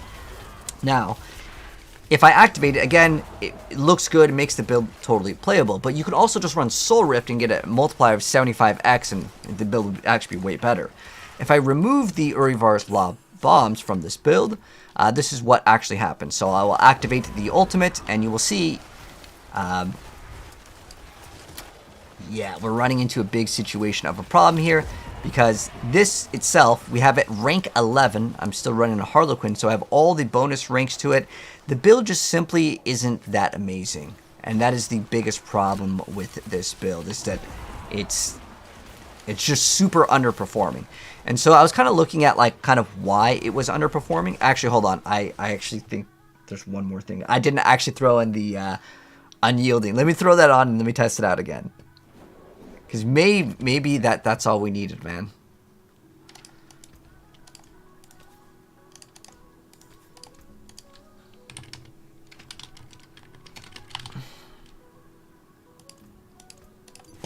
And then this is, yeah, we need some sort of source of vulnerability for the game. The extra 2 ranks. For like, what is it, 8 seconds? For the aspect. Thank you, Dennis. Yes. We'll see. I think it's still going to be bad, man. I think it's still going to be bad. But hello, macros. All right. Let's go try this one more time. All right. So, the brand new Blade of Zir unique Necromancer build. Is it any good? So, with the boss powers, you would 100% want to play with the Urivar's Lot Bombs because it gives you a bunch of cooldown reduction. I'm going to go ahead and equip that and you can see, well, the damage kind of goes crazy sometimes. But when you activate it with this, the build actually doesn't look too bad, right? Well, we killed some stuff while we activated. This is one of those bosses with damage reduction. But when we activate it once, you know, it deletes everything. But you're noticing a bunch of stuff just kind of survives while we have all of these things that are supposed to do damage. It may not be receiving all the minion tags or something's wrong with this build. Maybe you guys can help me figure it out. Because I wanted to make this build, and it doesn't look that bad right here. But even with this, we have the current bonus maxed out. It is 200x. Because remember, they decided to cap all the ultimates, but then they made this build all around the ultimate. Now, it's kind of weird because you still run the Skeletal Warriors. You need to, otherwise this will basically be on such a long cooldown that you cannot repeat it. Even in the, as far as I'm aware of, the top minion Army of the Dead variant build, you just play the Reapers so you can get the cooldown. Otherwise, again, this will take too long and you won't be able to consistently activate it. But the build itself does not deal any of the damage here. All of the damage is with the special power. And I can test that by removing this and then trying to go ahead and play. And you'll see the results are, well, we can't even kill the trash mob in World Tier 4. So unless this is meant to be like a, you know, you can only go up into Torment 1 or whatever, this item, I just don't see it becoming very, very powerful because there's just simply not enough to make this item viable. Because again, they cap the damage on it. Now, how it's supposed to work is your summons damage do a vampiric curse on the enemy. And then you consume them to actually give us these bonus amount of damage. But again, you've already capped it. I'm not sure if this like breaks the cap, but pretty much at the end of the day, again, they're all cursed here, but it's maybe a lower tier build anyways. But I hope they can maybe fix this, because this was a really cool idea for a build. But again, you can in theory just run this and it will work, but you can also just run this with Soul Rift and have another 75x damage 24/7, with Soul Rift also applying vulnerability 24/7 with way easier cooldown reduction breakpoints. Because keep in mind, like right now, I had this at rank 11 here, which is quite high, and it's still, this is like the new thing. So yeah, if anyone knows how to make this like actually good, let me know. Now I could activate, like, if I really want to try to push it right here, right, because I will remove this. And let's say, because I'm running Starless Skies, because you're going to activate naturally Blight on everything, you're going to activate this thing to consume corpses, and then you would activate it, and it's still ZDPS, basically. Like, could I maybe kill some stuff without the powers? It's so incredibly bad, though. Like, again, this is with all the corpses consumed, this is with the Blight activated, and the reason why we'd want to have activation of Blight, because they take 20x more damage. So I think that this build is very, very underwhelming. Even if you made it like a super hard build where you had to make sure you consume all the corpses, get the Blight down, activate Ring of the Starless Skies, it's still mediocre. I would say that this item is, at the current state, pretty cooked. But just want to give them some feedback, and also let anyone know if they have an idea on how to make this good. Definitely let me know, because I haven't seen anyone talk about this. This is the last day of the PTR, but like, this is an item that I was really excited about, because it's like the Blade of Zir. I wanted to see something cool with it, and it's really weird that it gives you all these ranks and stuff, because how you scale the build a lot of times is you're removing a lot of the other minions so you can get all the bonuses, because you want Army of the Dead to be the star player. But then you have to play the Reapers, because the Reapers give you cooldown reduction, otherwise you can't spam Army of the Dead. So it's kind of like there's all these things to juggle, and it's just too rough. But yeah, anyways, if there's a good build out there, please someone let me know, because I was kind of disappointed with this. At least that's my findings with the Blade of Zir unique.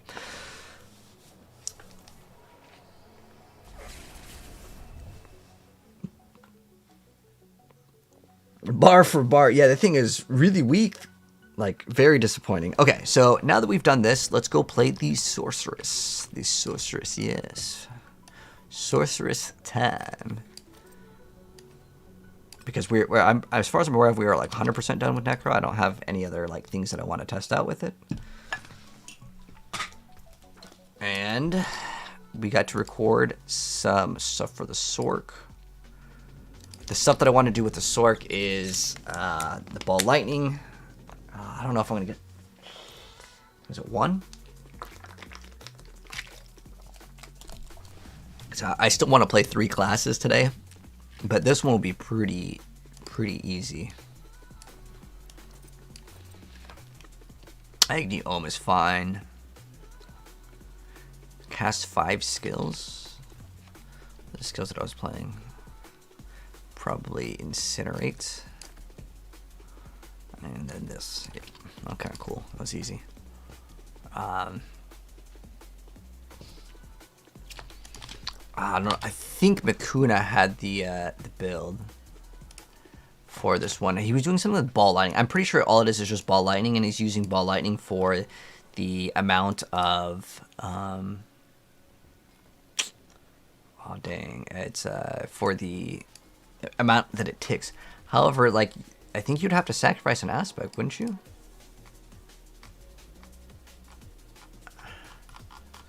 Let's go see if he has the Ball Lightning.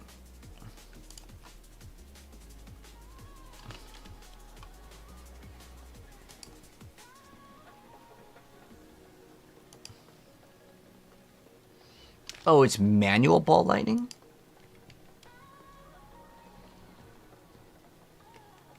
I'm pretty sure it's the same as like every single build, but he's just playing a manual Ball Lightning. Alright. Because I don't think he has a planner for this. Wow, he's actually manually shooting ball lightning. Oh. I think he's also... Is he also doing Riment? I don't know if I'll do Riment.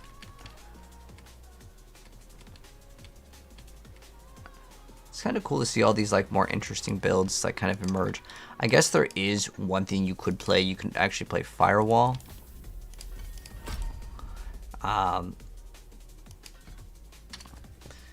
You could play Firewall. We wouldn't play Incinerate anyways. Okay, so it'd be like something like this.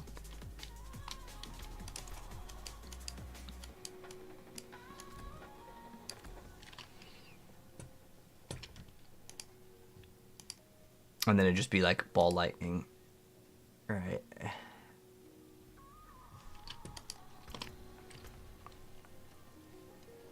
Okay, it's pretty much the same. We have 2 tempers. Ooh, we have 6 tempers. Can we get to ball lightning off this one? Alright, let's go run the ball lightning. This is actually kind of interesting. Where it'd be like, what, shock augments? Ball lightning projectiles to cast twice. There we go. Come on, it's a 1 out of 3. No, please don't get. We gotta go get another focus, or we can get a 2-hander. I really don't want to do either. I ain't gonna lie. I'll just have to go open up more. What is it? Runes, random legendaries. Come on, focus, focus, focus. We can also just RNG it off this NPC over here.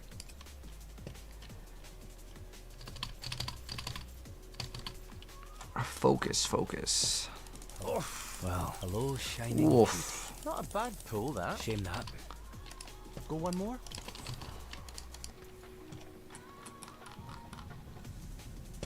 Hello. Well. Oh, that's a new one. I don't think I've seen that one before.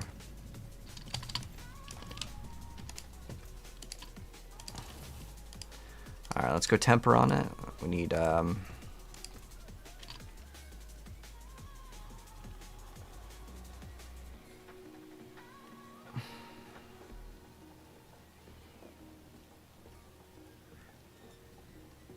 what was the other mod on it? Oh, fire damage. Fire damage.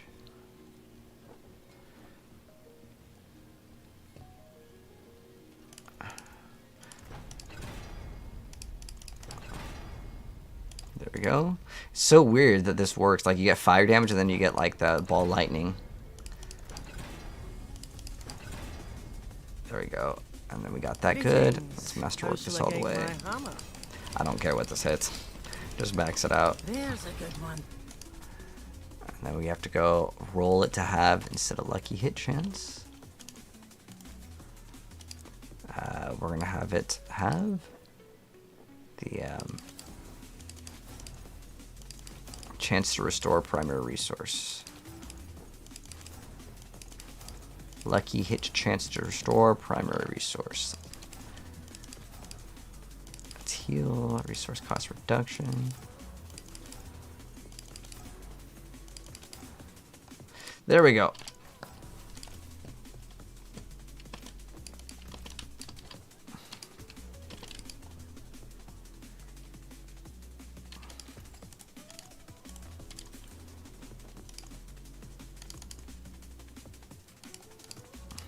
Well done.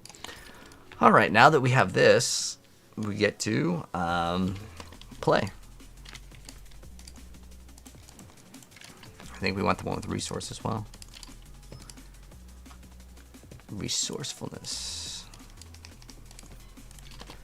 And then, I mean, this is, I'm pretty sure, the best build in the game anyways. So let's go ahead and do the brand new Belial. But first, I gotta take a quick piss, so I'll be right back. And then we will try out the ball lightning version to see kind of how it works. Interesting enough with ball lightning, it's because I guess it hits enough times to make it like worthy. So you have to constantly spam evade while also shooting ball lightnings. We would also, I guess, remove fire bolt and then play ball lightning instead. Okay, well, we have to have, wait, we have that power on, right?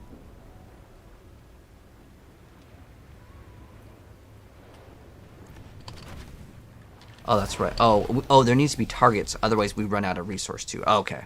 Oh, we actually maybe want... Oh, we would actually have to play the ball lightning. Hold on.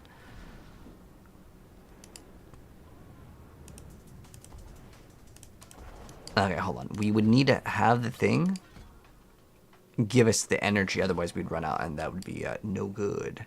And I'm kind of curious to see... Oh, he's playing... Oh, he's playing Ornament as well. Okay. But anyways, yeah, let me go. I'm gonna take a quick piss. But thank you, Heartless. Appreciate the lurk. But I'll be right back, and then we will continue, and we'll test out the new version of this and see if it's better.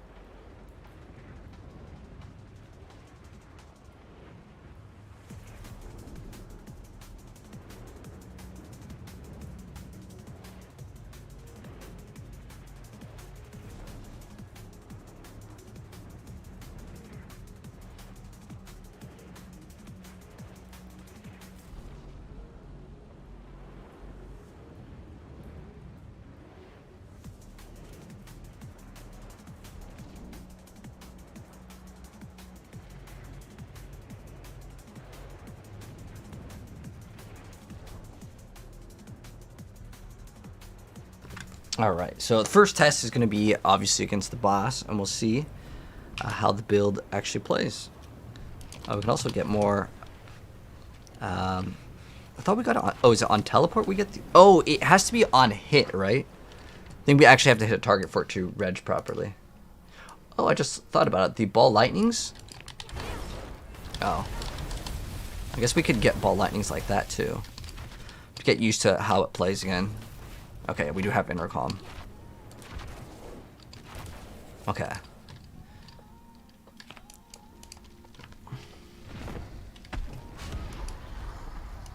The boss time. This stops nothing. I will drape this world in darkness.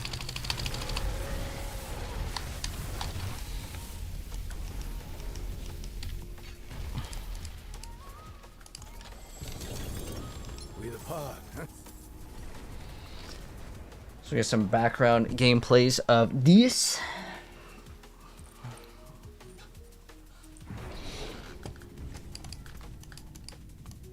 Alright, let's go do this over here, the new content.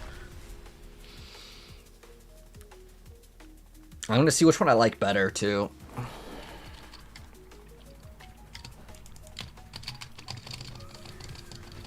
Begins in 40 seconds.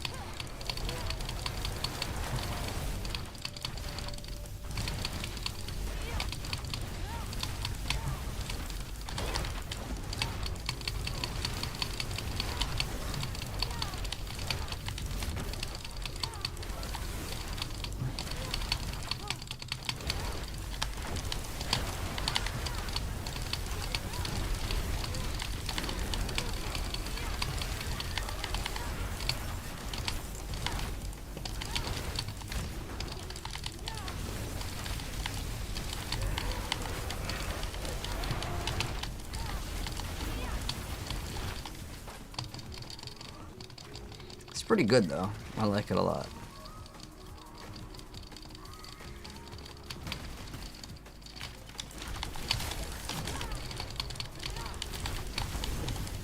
Your efforts are for naught, mortals.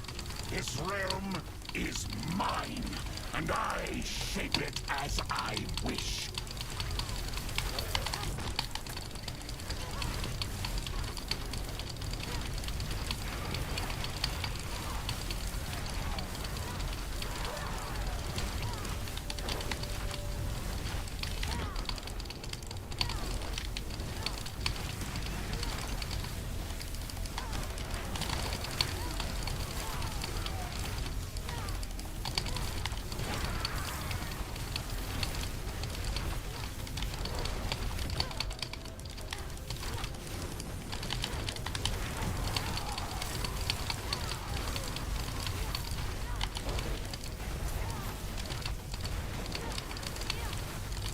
Like, one thing that sucks with this version is like being out of mana sucks in general.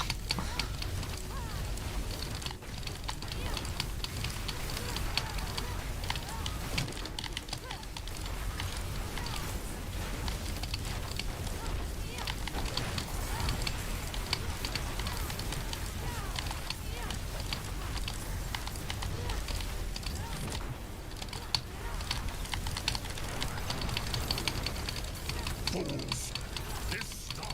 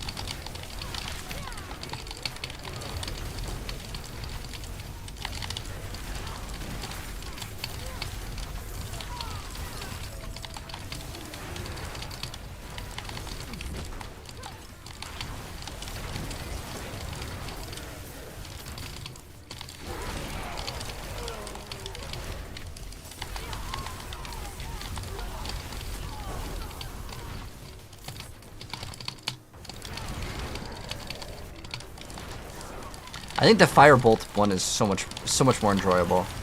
I'm gonna go back to that one after. We'll try it out. April 29th. Extend. So yeah, it's gonna be a little bit longer. They pushed it back. The boss powers are pretty cool though.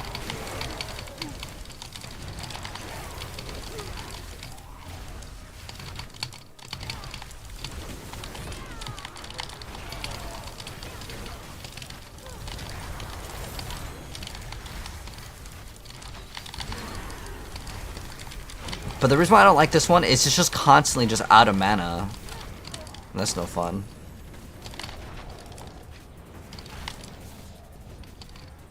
The other option would be playing like Starless Skies, which could maybe help out the resources on this.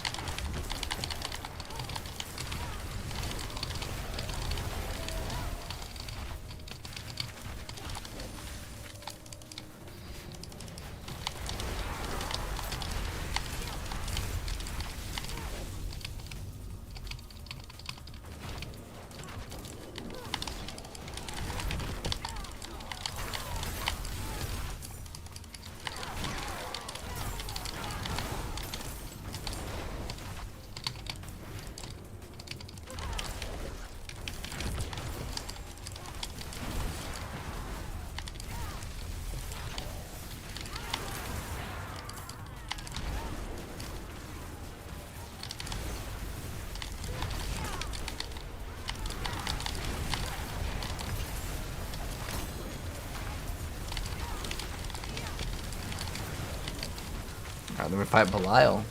Pretty easy.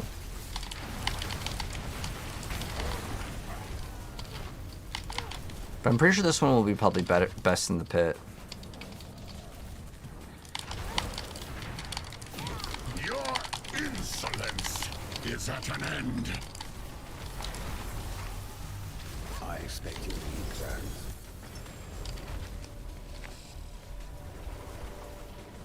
See how it performs in the pit. I think it'll be good. Struggling with mana. Well, you don't have mana problems too much for like the damage. It's basically just used to proc other things. We can just go to a pit 100. Let's go see what the results are looking like. I'm pretty sure this build can do it though, but we will definitely see.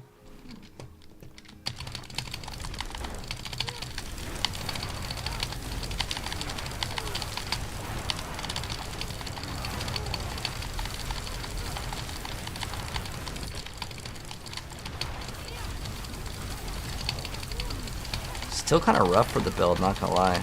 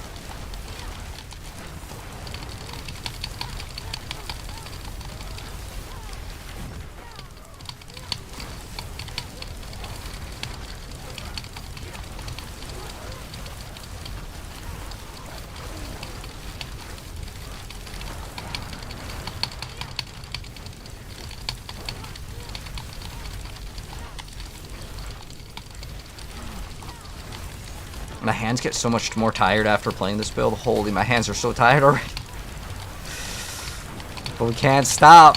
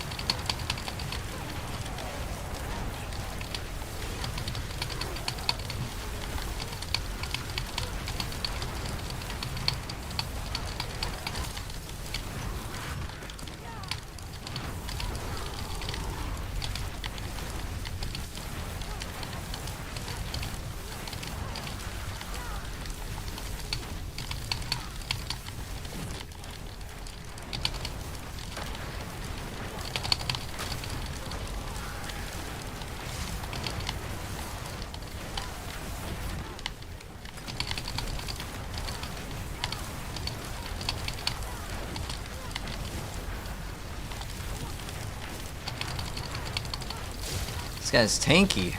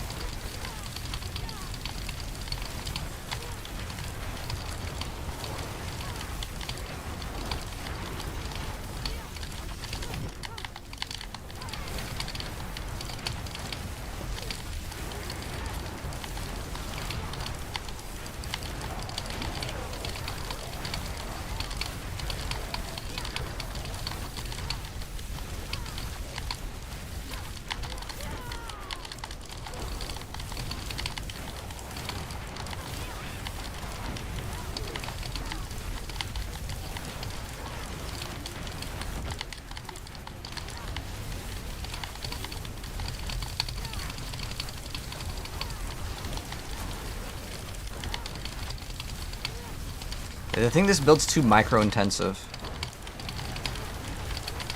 Kind of missed that Necromancer build with lasers.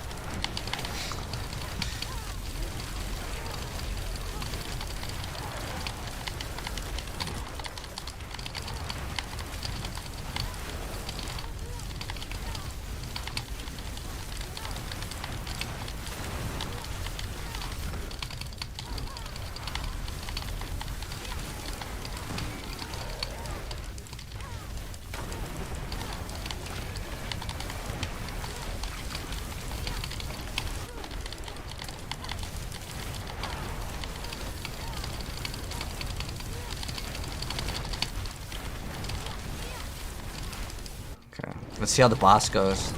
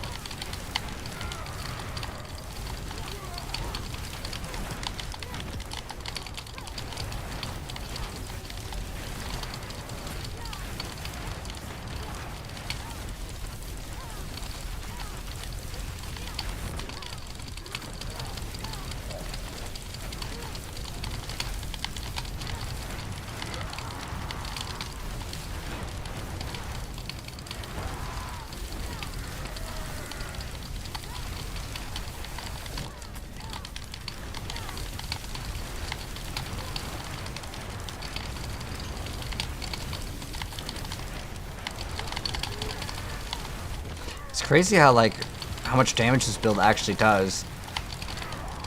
But even the amount of damage that you deal, like the boss's HP is, I expect you'll need that. it's like so high that it almost doesn't matter. But this build is genuinely 3 or 4 times stronger than most of the builds in the game, and it still is barely able to do it. How hard do you think the power is going to get nerfed? Well, yeah, no one's going to get this right now. All of my glyphs right now are 100 right now. Imagine if my glyphs were 80, 90. This would be really pushing it. But obviously it would take some time, and you'd hopefully get there eventually. But yeah, I think it's going to be very rough for a lot of players next season, especially the non-meta builds. The non-meta builds are going to be just in shambles. I really think that they should make it so every build can do 100, and then after 100, that's extra content, because you need to be able to level up your glyphs, in my personal opinion.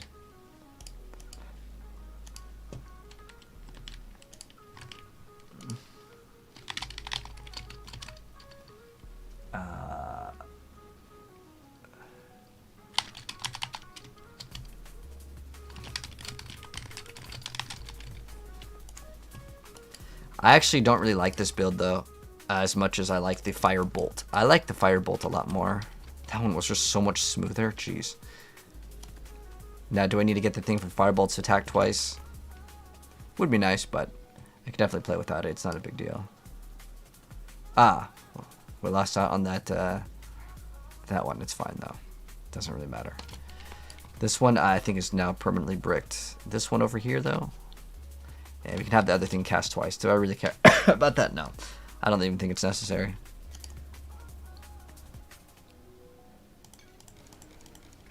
That was with the resource cost reduction one too. But yeah, we're gonna do this one, and then after this one, guys, we're gonna be playing the Rogue. Then after Rogue, maybe check out the Barbarian. I'm gonna check out Rogue, Barbarian, and then Druid dead last. I just don't see there being any good Druid builds. Like, none, man. Yeah, you have to play meta. Well, I think you shouldn't even wait for final patch notes. You should see what happens, because a lot of times with Diablo, it's always some bug build. Yeah, it's in the link in the bio. Extend.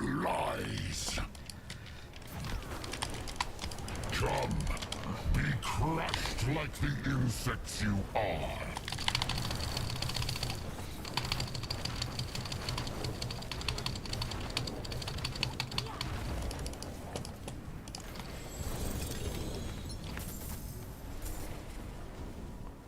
So fast. Hello, Ash. How you doing? Yeah, all my builds are on Mobalytics. This one is posted. I don't have the ball lightning version of it, but honestly, I don't really like the ball lightning version of the build. I think the ball lightning version of the build is... It's really hard to play, because when you're out of mana, you don't get to teleport, and when you don't get to teleport, you don't do any damage. And you constantly are going to be spending mana. I think you get more DPS with this one anyways. They'd be fixing... Yeah, if anything is too OP, they're going to nerf it immediately.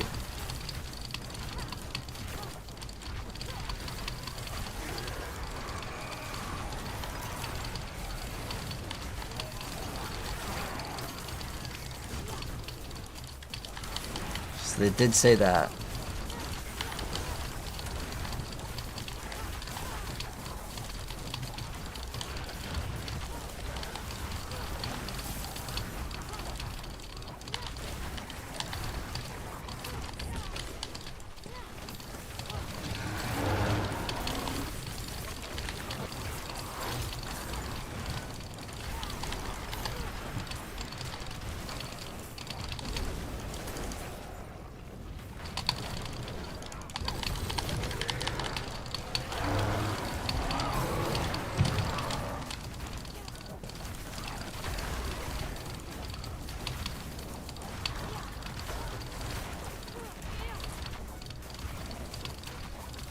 I like this build because it's so fast too.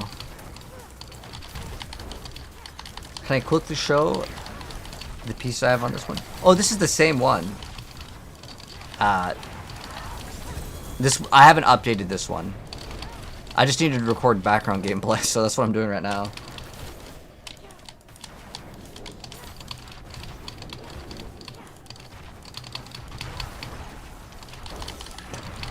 Yeah, I didn't even swap the the tempers. The reason why it doesn't matter if you get Firebolt to actually activate twice or not. Like, technically, like, if there's an enemy and he's, like, slow, it really doesn't matter, though, because it's going to pierce all the targets anyways. I guess the first one would make the first one vulnerable. But it doesn't really matter. It's so small. The damage is mainly from the teleport. Yeah. Well, yeah, all it would do is it would apply the burn, like, maybe earlier. Because you still have to hit an enemy in order for it to work. For some of, like, the bonuses.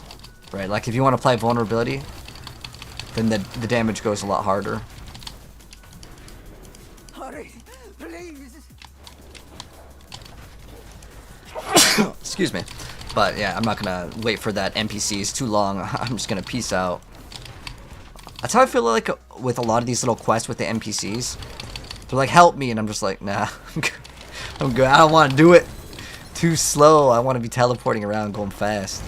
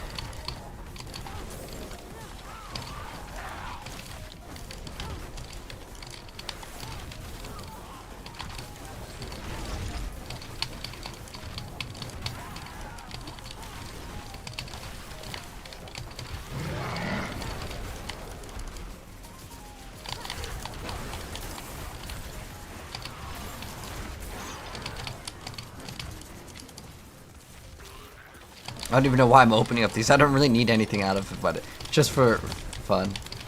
Season 9 will be reverting everything back that did in Season 8. You think so?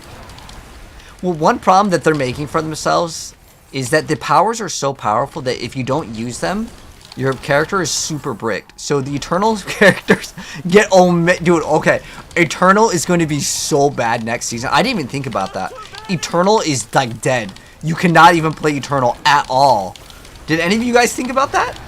Eternal is going to be unplayable next season. Genuinely unplayable. Because everything gets way harder with no powers. Holy, I didn't even think about that. That is crazy. Yeah, Eternal is super screwed next season.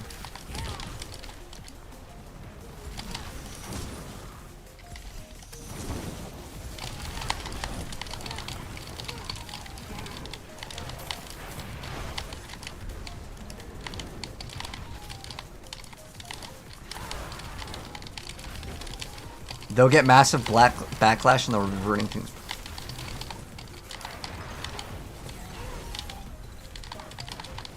Not like there's... Yeah, I mean, I don't really care personally about Eternal for myself, but I think about Eternal for the people that... They're always commenting, can I play your build in Eternal? Like, brother, like, it's a new season. Like, play the new season. But, yeah, there are people out there that refuse to play seasons, and they just want to copy the new builds. But, like, a lot of the new builds don't work. But on top of them not working, sometimes you can get away with it, though. You know what I mean? Like, for example, Cataclysm Druid, do you really need the powers? No, not really. I mean, it's always going to make the build better. But there are certain builds where, like, next season, every build has to be. It has to be it.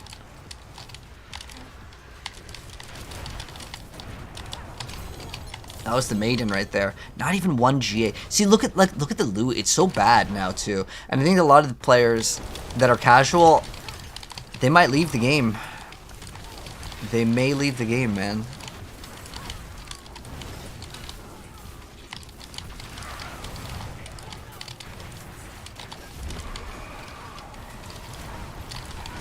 You don't understand why people play Eternal?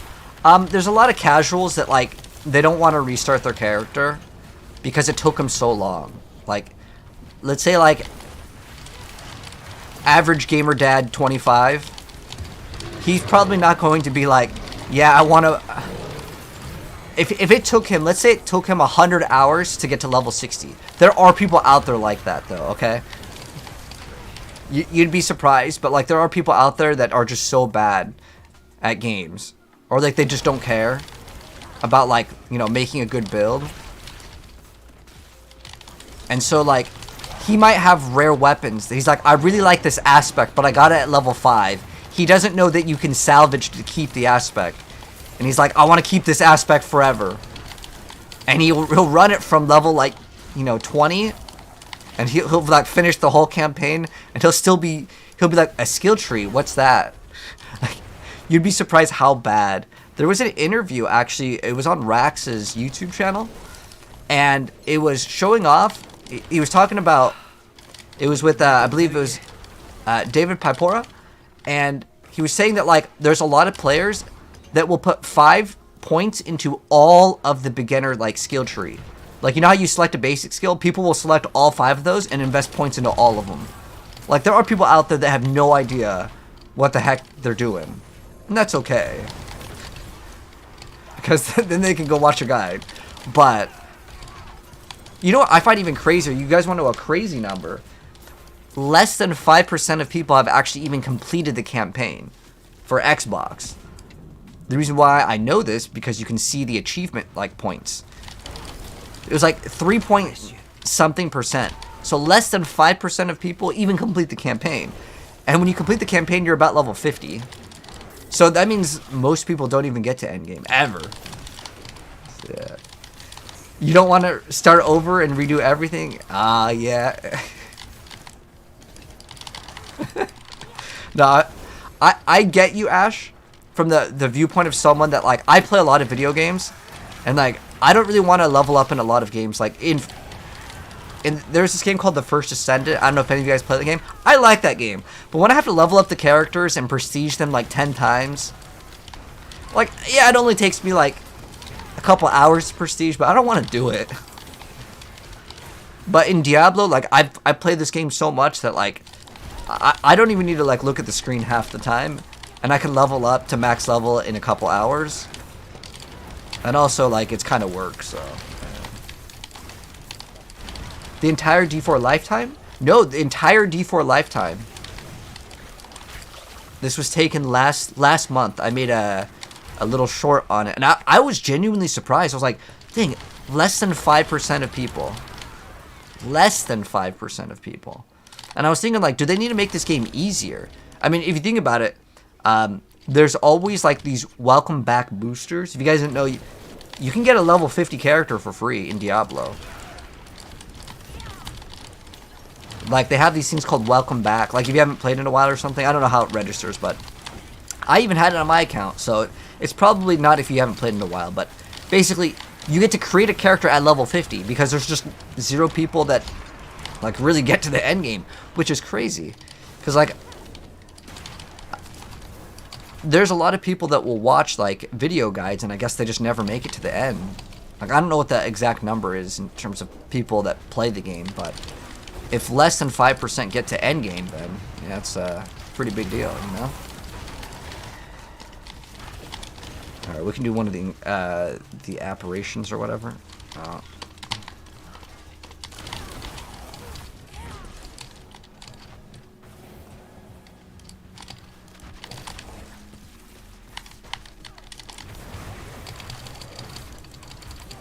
Forgot, we don't even need to move with this build, it just automatically is here.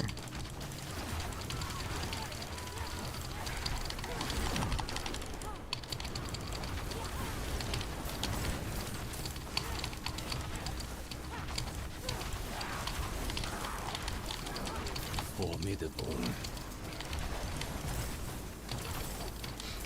This is so easy. Thoughts on Path of Exile 2? I love Path of Exile 2. But Path of Exile 2 is just Path of Exile 1. Like, let's be real.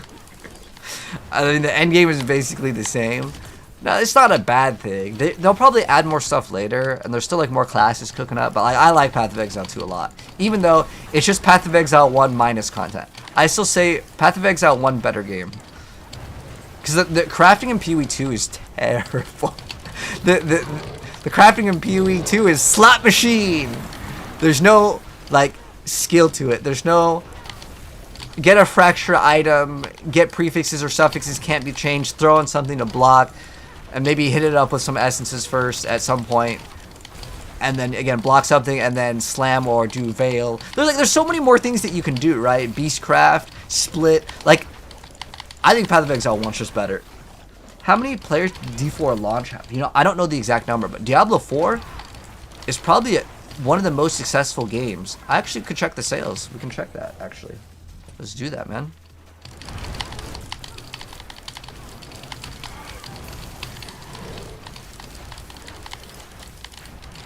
Alright.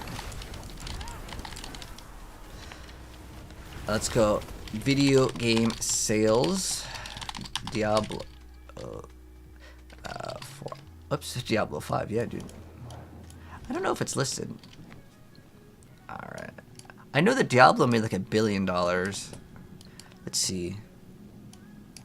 12 million players. 10 million copies. Do you guys know Diablo 3 is actually one of the most sold games? It's crazy, Diablo. Look at Diablo 3. Diablo 3... Oh, man. Sorry. Oh, there we go. Oh, my eyes. So much better. Diablo 3 is 30 million. Now, this was on August. I would say they probably made maybe another million copies sold, right? But like Diablo 3, look at 30 million. Let's check out the number one. You know what's crazy? Minecraft is still number one. GTA 5 is up there. You know what I found crazy? Like, Wii Sports sold 82 million. Like, that thing came for free. in the US. Now in Japan, it actually was sold on its own. Mario Kart 8. I would have not believed that. Oregon Trail. Dang, that game's old. Super Mario Bros. Dude, look at Overwatch. Dang. Overwatch and Witcher 3 tied. The Pokemon games. I'm surprised that this is not like number 1 or 2. Now, I would have guessed number 1 or 2. Black Ops 3 sold really well too. Well, I'm surprised that Payday 2. Wow. Is up there. That game is, I guess, really popular. Like, I would have guessed Smash Bros. Was way higher up there, too. Black Ops 2 was, like, one of the greatest. But, yeah, 38 is Diablo. 38th most sold game of all time. I think they only go up to... That's weird. They don't do top 50. They just do top 44. Wait, dang, Monster Hunter... Wait, oh, this is the different one. I thought it was the newest one. Elden Ring actually sold really well. And that game is, like, one of the newest games. It's probably up on here. Oh, Hogwarts Legacy actually sold really well. You know, I never played that game. I need to play it. I heard it's really good, too. Anyone in my chat play that game? What are the major changes I want for the PTR? I want everything to be a lot easier, to be honest, for 2 reasons. One, I like this game at being super casual, because I play PoE as well, but I like this game being casual, because then I can max out 6 characters and then make 6 video guides, and I obviously have my incentives, right? Like, my incentives is kind of work. But I actually do like playing the game too. But it's going to be a slog next season for some people. And I think next season is going to have a lot of players that quit, to be honest. I hope that's not the case. But we'll see where it goes.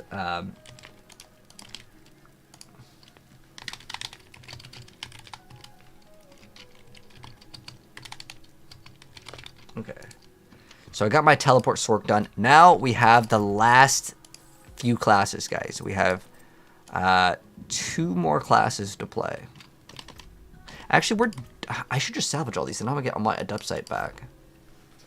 Yeah, because like I'm not gonna. I feels bad doing this because everything is like all masterwork, but I'm so lazy.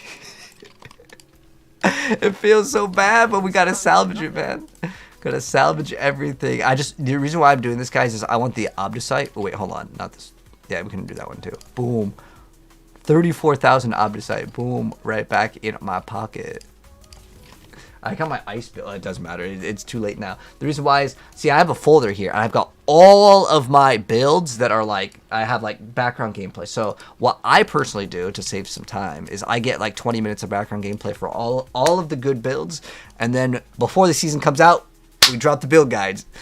And that way we have everything ready to go. And if things get nerfed, then, you know, I got to update the planners. But, like, everything is, like, ready for me to go. Because, like, I'll be honest, after the first, like, few days of the season, your videos get so much less views. Like, the first week Diablo came out, I want to say, like, we dropped rogue build guys, and they were hitting, like, 250,000 per. And, like, Diablo just doesn't pull those numbers anymore, sadly. All right. But, yeah, we're going to be locking in rogue, guys. Oh, wait, cancel. Hold on, skip campaign. There we go. Let's go. It's the casual audience that will earn them the most money. Yeah, I want this game to be casual because I think as much as I don't mind a hard game, Diablo 5 could be way harder. But, like, Diablo kind of needs to be in this state. At least that's the way I see it. Like, it needs to be in, like, a faster state. All right, so what build are we going to be playing on Rogue? So we are going to be locking in a build where we... where is it? I have the build somewhere in one of these tabs. It was from, I believe, a Chinese player. Oof, where was it? Oh...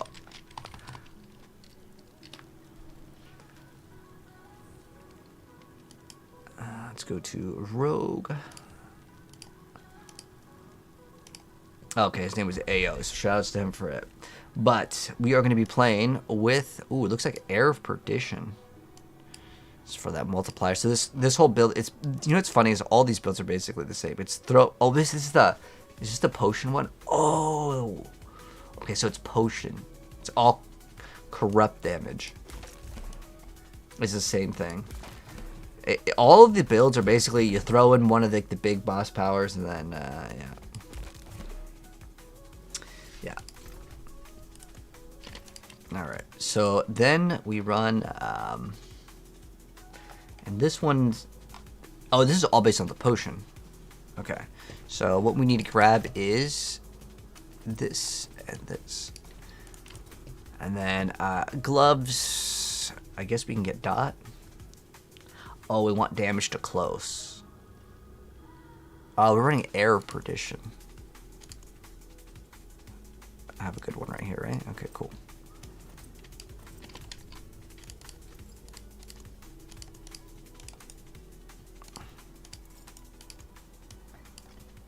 Alright, boom, we're ready to go on that, and then we need to grab... we need to get armor in somewhere. Ooh. Pants with armor. Thorns, greater affix is no good. Alright, and then we run Starless. Which one do we want? We don't care about core skills, so that one's better. And then what do we have here? We got Dex, Crit, Overpower. No, these rings, both these rings suck, so we can't use them. And then damage is pretty bad. I'm just gonna keep them though, because I honestly do not care. Ooh, no, we need damage to close. It's fine. We'll get it though. This is fine. We can work with this.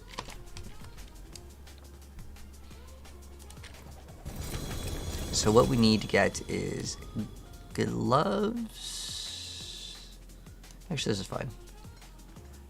Unless we get bricked items, then it's not fine. Let's grab amulet, pants. Amulet's garbage. Pants.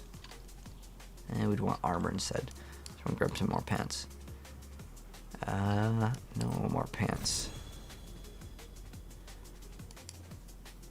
A rapid fire. And rapid fire is no good. Movement speed. Armor. Okay, so we can roll life on that, right?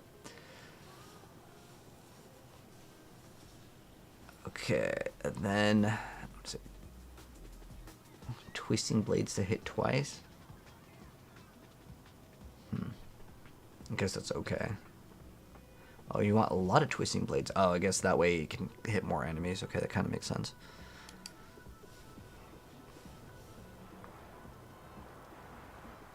Oh, we want to get daggers actually as weapons. And the reason why we want daggers, it's all scaling off of damage to close. Okay, that's fine. We got one bad dagger. Okay, more.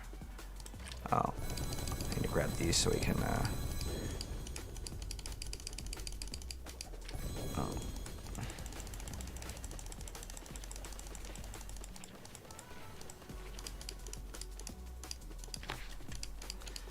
Alright.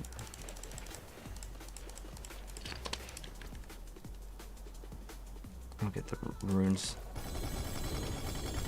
I don't think we really need anything for this one, do we? Anything special? Maybe Zan. Oh, I probably shouldn't have opened up that many like that. Alright, Zan. Oh, that was... There's two Zans. Why did it... That's so weird that there's Zan spelled just two different ways. Thol. Oh, that's the freeze one. The Sorc. Okay. Cool, cool.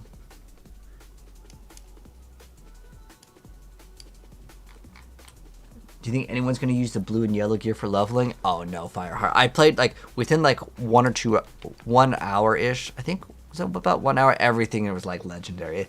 I really don't like know why some of these changes that they're making. It doesn't make any sense. Like people blast so fast in Diablo, even with the newest update. Yeah, it doesn't matter at all. They need to improve crafting. Needs to be in depth. Yeah, the balancing is crazy. I don't know why they rework this game so many times. They're like, okay, guys, World Tier 4 is going to be completely different. I think they should have just said, guys, we're making World Tier 5. It's going to be super hard. And everyone would be like, yeah, this is awesome. Not like, oh, World Tier 4, the thing that you were able to do super fine before. Sorry, man. It's way harder now and you get less. It's like such an easy fix to just make people happy. Even though like you could just scale whatever you did with World Tier 4, just call it World Tier 5. People would have been really excited. That was a really big missed out opportunity for them to just announce World Tier 5 without really needing. I mean, all it is to go to up a world tier, like in terms of like how much work needs to be done. It's just a little knob that they would crank up, you know. Would have been 100% better as far as an idea. Ooh, okay, there we go. We got a good ring. Nope. Nope. Okay. Oh, we need pants on our character, though. Do we have any more pants? Nope. Generic. I already have all of these, so we should be good to go. And then we're just going to salvage all of these. And then we're going to make the rogue build. I may skip out on the druid completely. The reason why, I don't know if we're going to have time. Oh, wait, this is random legendary. This is what we want.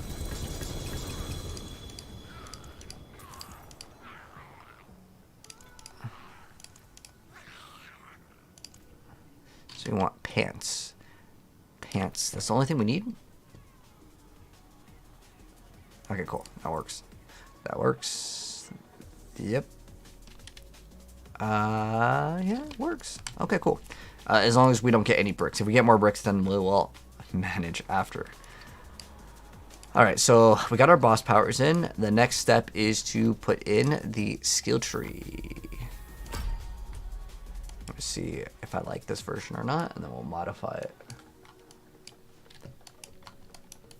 Alright, so the first points, we're going to reset the, clear all of them. Respec. Refund all of them. Okay, there we go. So the first 2 points is always this. This is the best one. Unless we actually played Blade Shift in the build, which I really doubt. No, okay. This is basically the same exact build. I could probably just take my... You know what? This is probably the same exact build as the Death Trap one. As far as all of the skills on the skill tree. Because I played Twisting Blades in it. And the reason why you play Twisting Blades... that's why we have 3 + 3 the core skills. The reason why I play Twisting Blades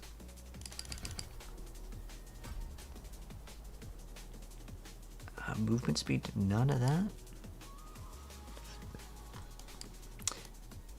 is because it adds a multiplier on this one, or it's a dazed. Oh, it does it. Oh yeah, you get the cooldown reduction. Okay.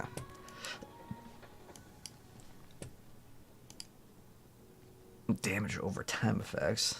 Caltrops. Do you still have to play Caltrops? Oh. I've always hated that skill, but it's a little bit better now. Crit strike chance now deals cold damage and chills. I don't see why that wouldn't be like yeah, why not grab that? Using healing potion stuns. And that's what all the damage is based off of. After evading. Oh.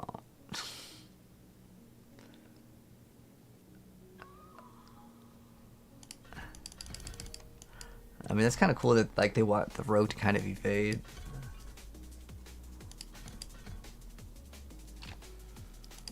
Is that exploit malice, injured healthy? Yeah, I'll grab all those. The poison trap, non-physical damage to enemies and poison trap. Okay, you only put 1 into this. I guess because all the damage doesn't even come from this, anyways. And then you want the multiplier.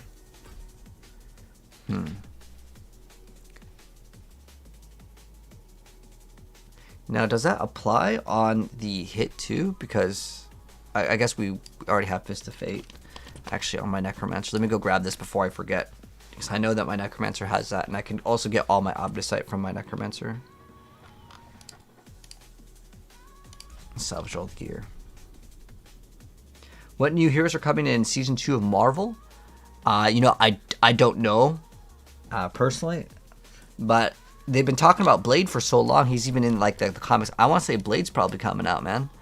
I'd say Blade, like high chance for Blade. High chance for Blade for sure.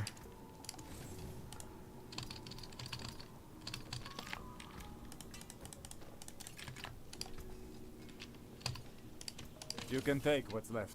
29,000 Obdicites. All right, so what was I trying to take off on my Necromancer again? Oh, Fist of Fate. Shoot, did I just salvage them? Oh, you know what? I know what that's on. That's on my Spiritborn. Perfect, perfect, perfect, perfect. Spiritborn. I like how my Spiritborn looks, though. 1 GA mid-roll, 2 GA. Yeah, I think that it'd be cool to get some sort of crafting for like the GAs as well. Yeah, nice addition.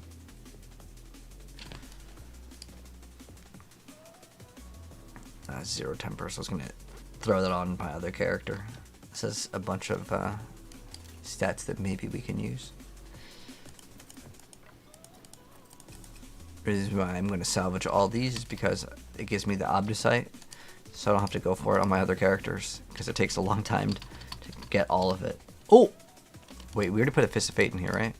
Okay, we already got our maxed out Fist of Fate. Boom, and then this character could be basically deleted. What's left, you Ooh, how many sparks do we got? Just kind of curious. 1,000 resplendent sparks. Wait, that's actually kind of cool. I kind of like that idea. Alright. I got another idea. Alright guys, we're going to be doing some crafting with the Mythics for Season 8. Let's see the ratio. Right now, guys, we have a crazy amount of Resplendent Sparks. We've got 1,300 Resplendent Sparks. Let's go ahead and craft for Season 8. So, we can actually do them several different ways. You can craft them with the runes, but what I actually wanted to do with the crafting is I want to craft a random. So you can actually craft a random mythic unique. It does require 50 million gold, but I think we have enough gold here, guys. So if you guys want to know how much the mythics will cost if we actually craft them here. So to craft the mythic, it's going to be forge equipment, and we're going to be crafting. So in our inventory, it's going to be 33. We'll do them 11 at a time just to see like what's the ratios kind of looking like in terms of getting a greater affix mythic item when we craft them from the NPC. So we have we're going to check them out. Oh, they open up like this. Oh, okay. I didn't know they open up like this. Okay, let's go move down over here because that area is kind of flooded with them. All right, so we got a 1 GA. I mean, we don't really need to pick these up, to be honest, because I would just be salvaging them anyways. But I'm just going to do this for a while. Okay, so how's this? We'll just pick up the mythic ones that have more than 1 to see what's the ratio looking like. So we got 1 so far out of this first group. Okay. So it was 1 out of 11 for our first attempt. Remember, the whole goal of this is to basically see about on average how many are you going to be getting, right? Use it well. So let's go over here. Do it once again.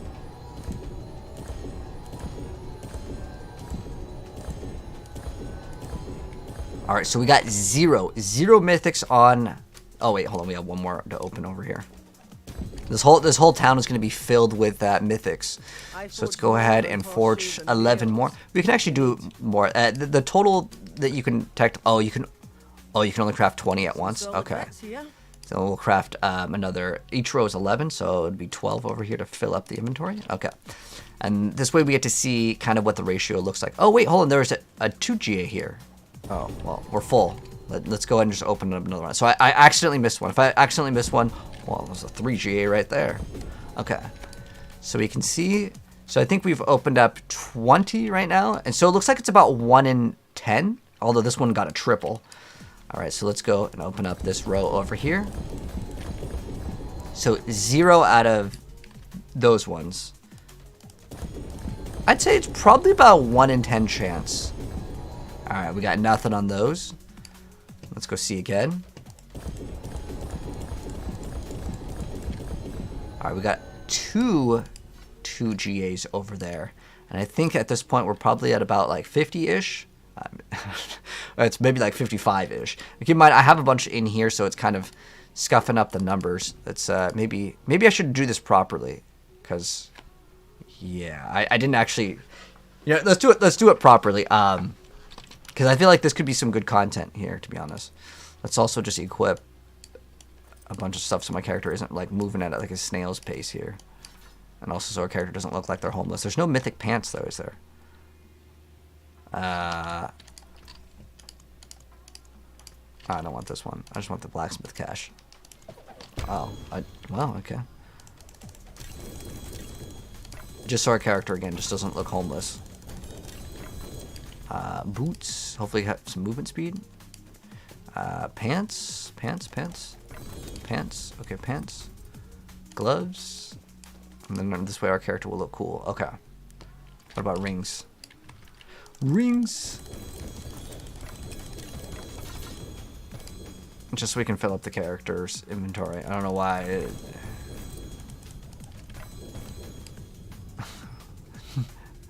No ring?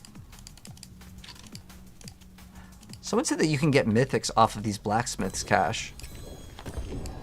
I've never seen one though, so I don't know if that's real. Oh, did I craft the wrong one? Oh, there's a ring right there. Oh, there we go. All right, our character has full of gear now. Okay, where's that ring of the starless skies? We'll do this properly. I think this will be fun content too. We are full of stuff. Okay, so what would make the video more entertaining, I think, is, well, starting off with like all of these would be great. Okay, but we're gonna go to a different town because this one is kind of full. So we're gonna go mythic uniques 33. Oh, you can only craft 20 at a time. So it's 20 and then 11, 12, 13, 20 and then 13. Okay. Alright guys, Season 8, let's see how common is it to get a mythic off of the crafting. So if you happen to have 2 resplendent sparks, we've got enough sparks for days, alright? We have 1,000 resplendent sparks. We've bought all of these mythic unique caches from the NPC, and our goal is to see in Season 8, this whole town is kind of messed up, so let's go to another town that doesn't have a bunch of these on the floor, and our goal is to see what are the odds of getting a mythic item in terms of getting them out of the caches. I want to say it's about the same for drops too, but I honestly don't know. So what we're going to do is we're going to be trying to open up these about 10-ish at a time. We'll make a stash space and we'll see what's the ratio. What are your odds of getting a mythic that happens to have more than one greater affix? All of them, though, should be rolling with greater affix. So let's go ahead and see what are the ratios. Now, each row here is 11. My honest guess, okay, we got 1. So 1 out of 11 so far for this. But yeah, we're going to keep on going here. I'm going to kind of just make some piles. And we'll see every single inventory is going to be 33. So by my logic, it should be about 1 in 10 chance. So that means we should be getting about 3. Now, I don't know if that's going to be accurate. Oh, wow, we got a quad, but it's one of the worst ones. This thing is terrible. But we're going to see. Oh, there is another one. Oh, there's another 2. Wow. Okay, just making sure, because sometimes it's hard to see because there's just so much. All right. See if things have changed up in the new season or if it's about the same. I honestly don't know. All right. So over here, looks like 0. So I was pretty accurate. It's about a 1 in 10 chance. So we got 4 off of this one. And to get the best results, you'd probably want to do this thousands and thousands of times. But let's go ahead and do it again. Once again, if you want to do these yourself, you can go to the blacksmith and then forge equipment. Again, it's just going to cost you those sparks. But our result right there was on the spot over here. So we're 4 out of 33. So that's pretty close to what I was thinking before. But again, I'm going to do this for a little bit of time here. So we're going to mythic uniques. You know what's interesting is you're only allowed to craft 20 of these at a time. The game doesn't let you craft more than 20. But if you craft 13 and 20, it'll craft enough. We're going to go ahead and move down over here so we're not in the way. Okay, so once again, we're going to open up these. We'll try to do it a little bit faster, but I just don't want to skip out on it, and I don't want the item to fall through the floor, so that's why I'm not doing it ultra fast. Otherwise, yeah, the item might fall through the floor and I wouldn't have known. So that time we got 2. Oh, another one right there. Boom. Yeah, when you put too many items on the ground, it will bug out the game, and the items can fall through the floor. It's a really bad bug. Hopefully they will fix it. But yeah, you shouldn't leave this many items on the floor. Alright, so that time we got 0. So again, our results were 4 out of 33. Maybe this is the special number, man. This is the special number. So another perfect on the dot 4 for our next result, and then we'll go ahead and do it again. This way we can see the mythic rates, at least for this season. Assuming that these are going to be the same as a drop. And I want to say it should be pretty accurate. But we have to test, man. Sometimes they release stuff in patch notes for video games, and then they forget certain things, and they've definitely done that a couple different times. We got 0 on that one. Oh, we got 1 right here. Just gonna double check. Okay, none over there.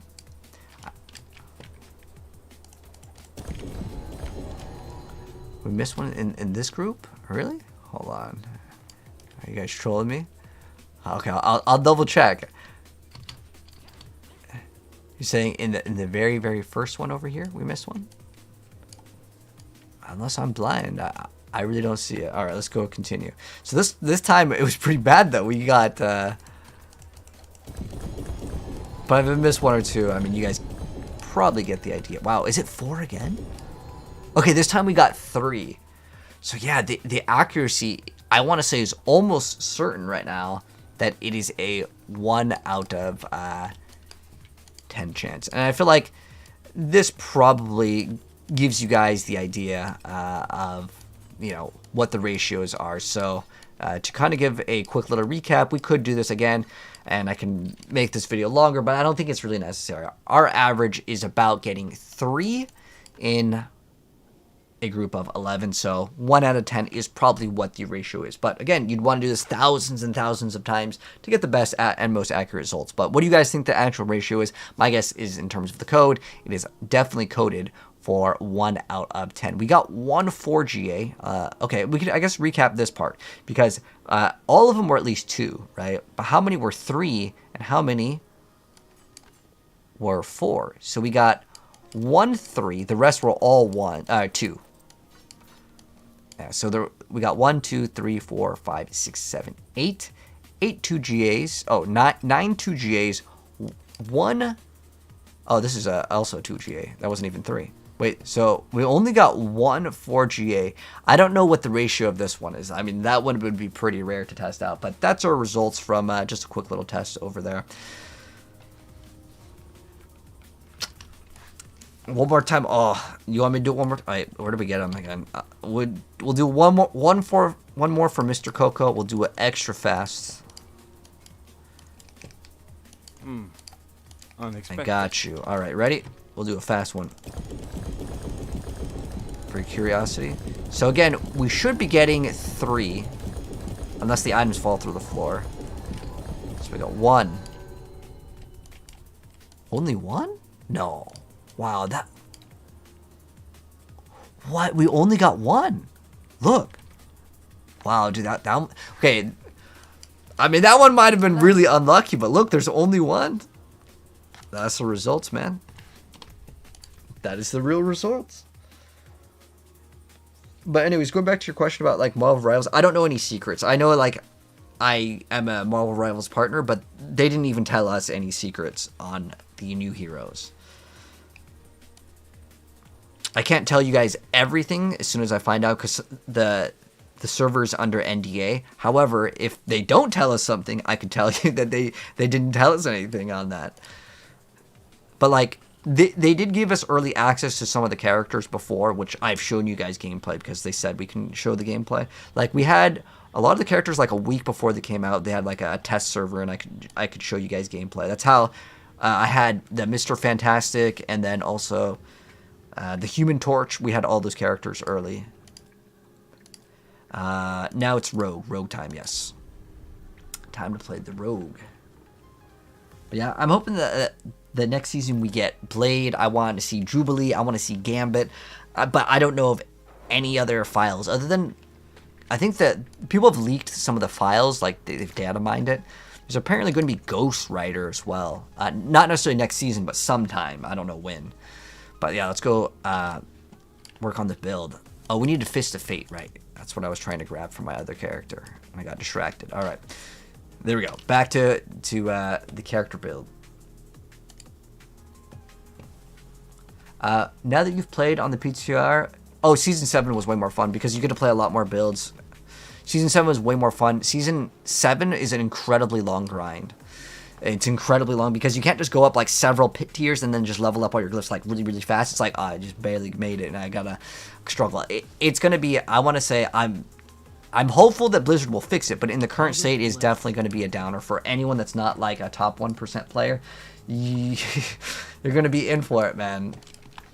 I mean, it might not be that bad if they change certain things, but if they do not change it, if it's exactly the same, right?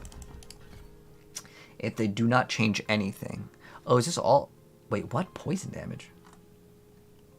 What? Is this correct? Poison damage? There's no way. Poison damage?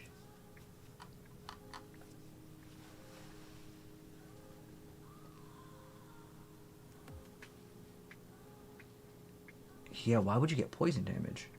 That doesn't even make any sense. You don't even convert. Yeah, I don't know about this. This looks off. I don't know. It's okay. Whatever. I'm just copying. I'm copying someone else's build that copied someone else's build. But it doesn't make sense to scale poison because corruption isn't actually poison. Poison is poison. Corruption, I believe, is considered shadow. You know what's weird is like there's shadow and darkness damage, and they're like actually different. I feel like that they kind of seem like they would be the same. Shadow damage has a chance to stun. Actually, I think that this one might not be that bad. Because you would run the rune that gives you resource.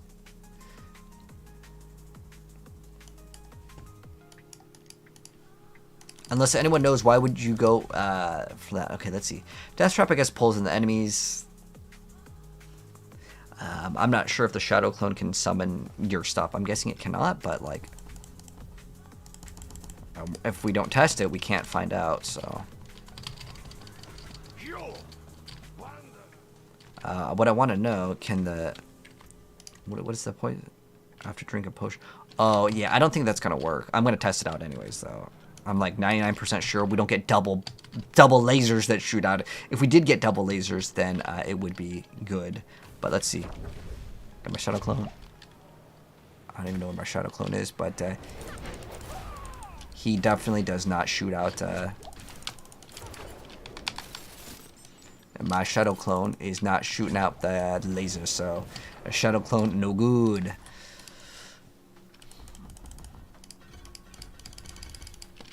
Okay, so now that we got that out of the way, I really hate doing the Paragon board. Oh, that just, it feels like it takes forever.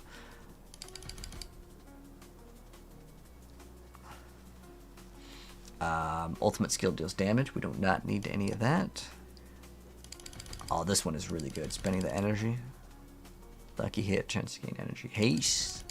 Yes, we want to go fast and close quarters combat. All right, we have 2 extra skill points. Awesome. This will give it a faster cooldown. Okay, so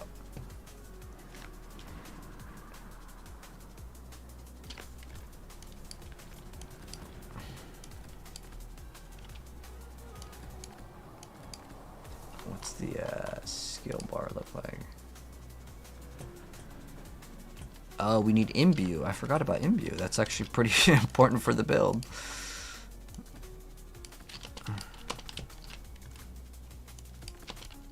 This is fine, as far as towns go.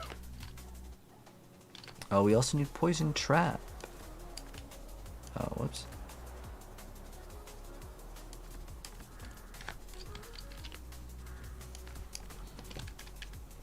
Okay.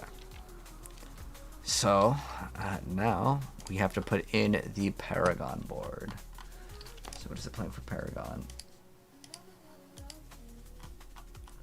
We need to also grab a... We don't really need to grab a pet, really. Oh, we already have everything ready to go. Cool. Alright. Fluidity, which one's that? Ah, an agility skill. Which one is considered agility in this game? Ah. How long does it last? 6 seconds. Ugh. Okay, I'm gonna try to skip out on running that first one. Turf. I can throw in turf in the first, it's fine. Turf is strength, right? Turf is indeed strength.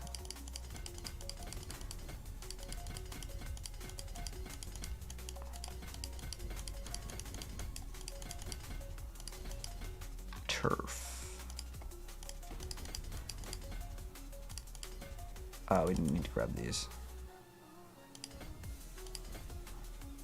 Alright, we can max it out. It's weird that the Paragon now, I want to say that, like, there's so many, like, useless points that you'll have that are extra, which is actually kind of nice, because that means you don't even have to get Paragon. It's actually almost pointless to get it sometimes on some builds. But in this season, it's actually going to be worth it to get on all of them. Alright, what do we have? Cheap Shot. Which one's that one? Ah, Crowd Control. Okay, so Cheap Shot is okay-ish board.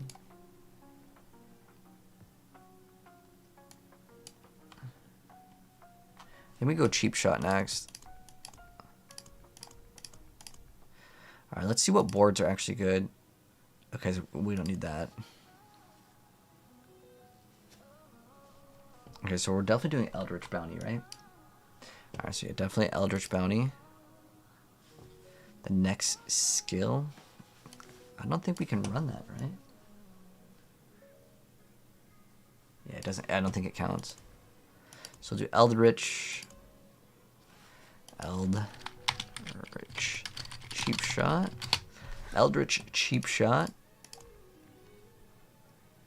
Deal 30x critical strike damage to enemies. Okay, that's like pointless.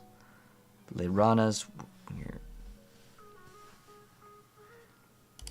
No Witness, probably.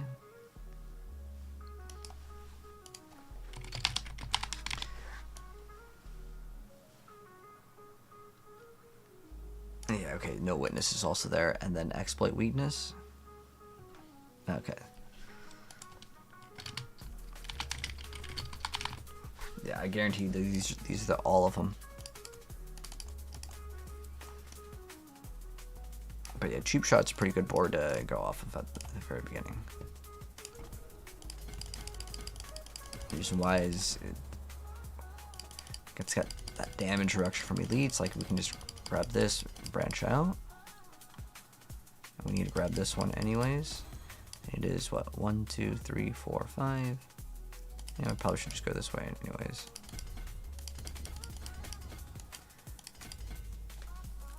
Actually, we might not even need to connect it here. And then... Oh, a Headhunter. I never really liked that one.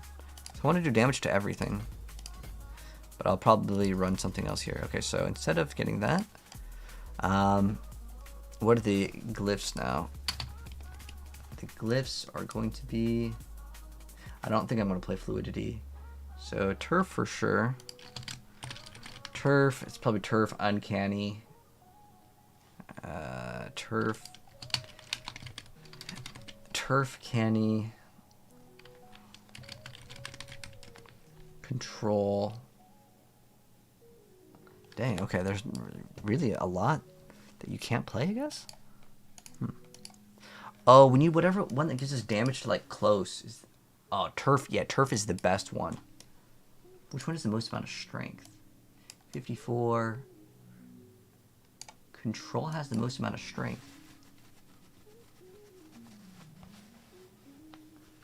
Oh, wait. Is it? It's damage to crowd control is the bonus? Or damage to close? No, it's damage to close. Yeah, why? Okay, this is like... Okay. So, like, whoever made this build, like, I 100% think that they can make it way better. Because you want Turf in the board that has the highest amount of strength. 69.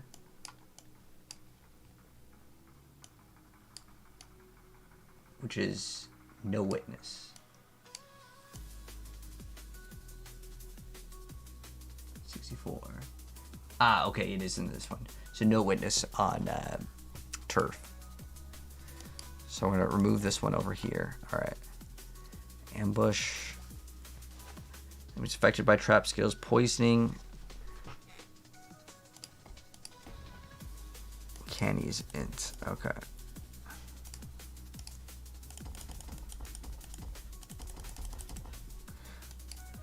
Int.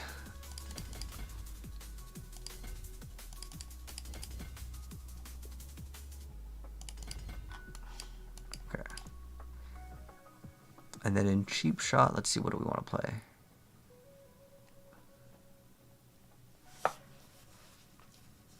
Closer. It only gives you just increased damage.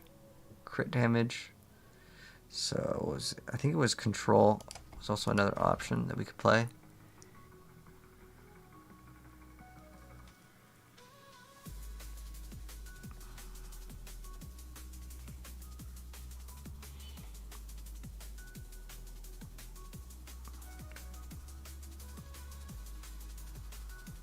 Potency. Unfortunately, that doesn't really work because it doesn't do damage.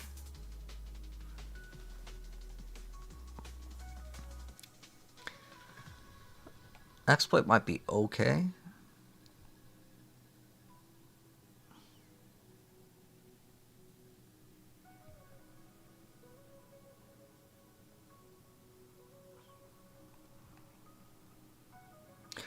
Oh, I'm pretty sure when you use the ultimate, right? How it works is you play preparation.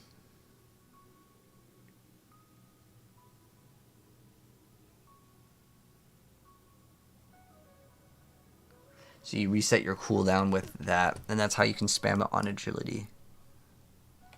So that's another option to play.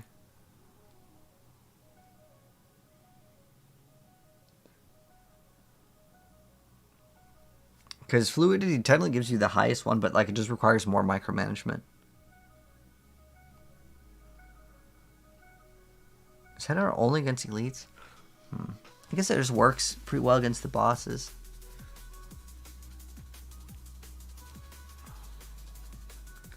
Physical, nope. I don't know. I don't think it counts as a skill though.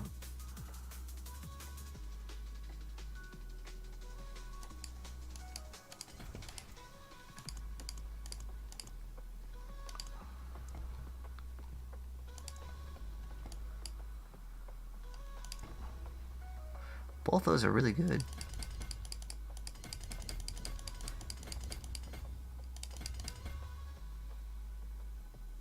Impairment reduction. I think we lock in. Actually, it's 1, 2, 3, 4, 5. Oh, it's cheaper to go this way.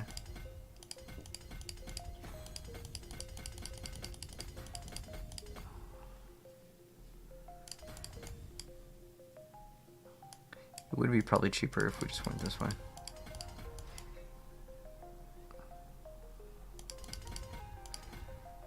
This one we want turf, so that's strength.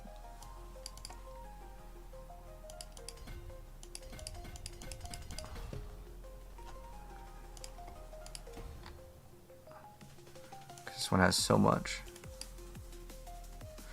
Alright, let's grab all the strength nodes. All of them.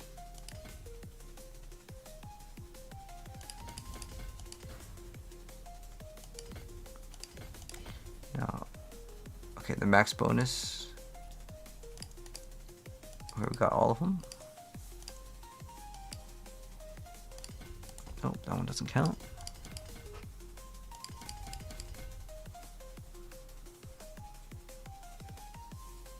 Should be 69. Okay, that is 69. Okay, cool. Oh wait, no! Oh, that was the wrong button. I would have cried. I don't want to do this all over again.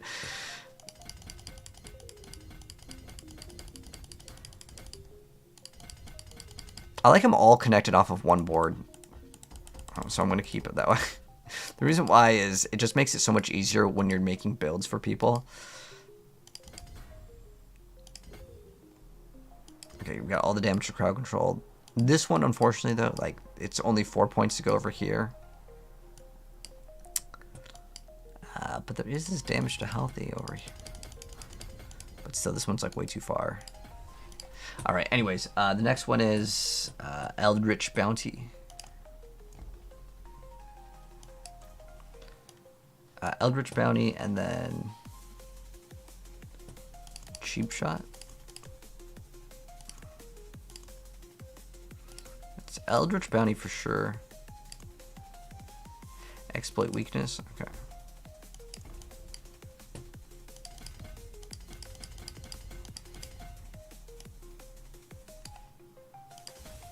What did we put in the first one? We could put Control.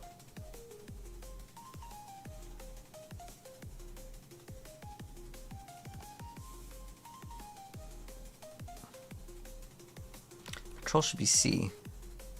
Oh, I already have it in? Okay. Is it int?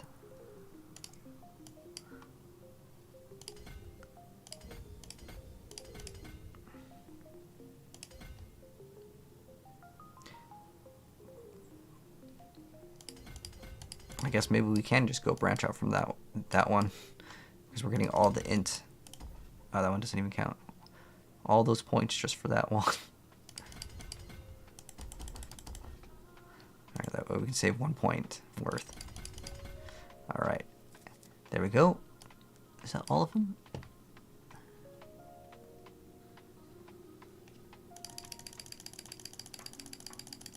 I wish instead of it making it like red on black, they'd made it like purple or something. There's like a really bright color, so it's like you can't miss it. But I think we're good now. Okay. And then the last one is the Eldritch Bounty.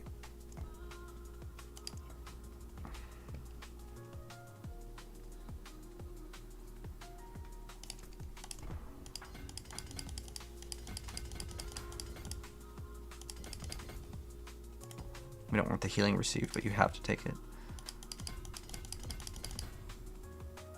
Imbuement cooldown, sure, I'll take that. It's like 1% cooldown reduction. It's so small. This is good. It's actually not bad.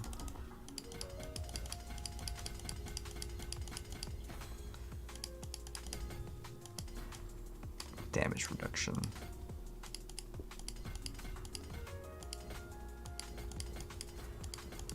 All right.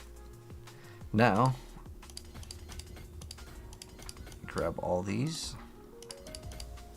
All the bonus to non-physical damage. All right. So now we get to figure out what are the last two that we're going to be playing. So,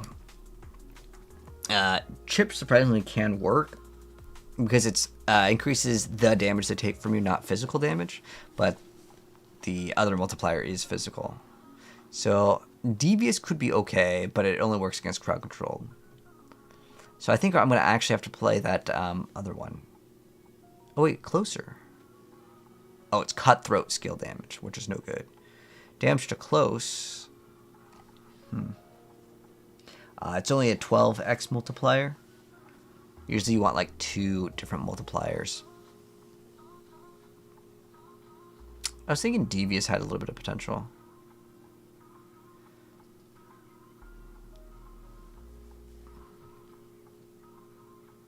I definitely don't want to run Fluidity though. Even though like numerically it gives you the highest stat. The reason why I don't want to run it is because it requires you to place the caltrops every single time. Otherwise you lose out on a 25x.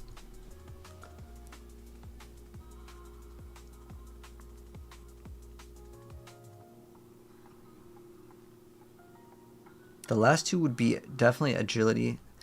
I want to play maybe Devious though. And this one's bonus to magic. Alright, I'm going to play Devious.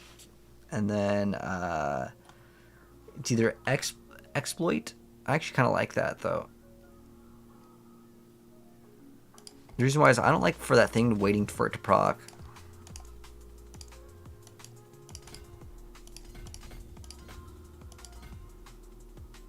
So does this one matter? Yeah, it does.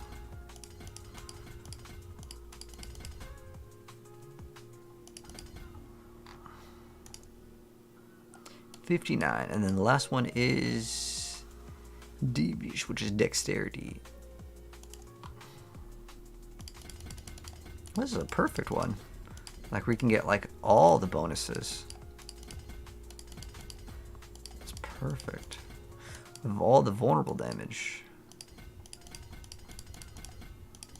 Oh, we can't get everything. Hold on. The reason why is we need this 100%. This is non-negotiable. Oh, we don't need all of these. Hold on. We got a lot of terrible ones. We don't need all this dex.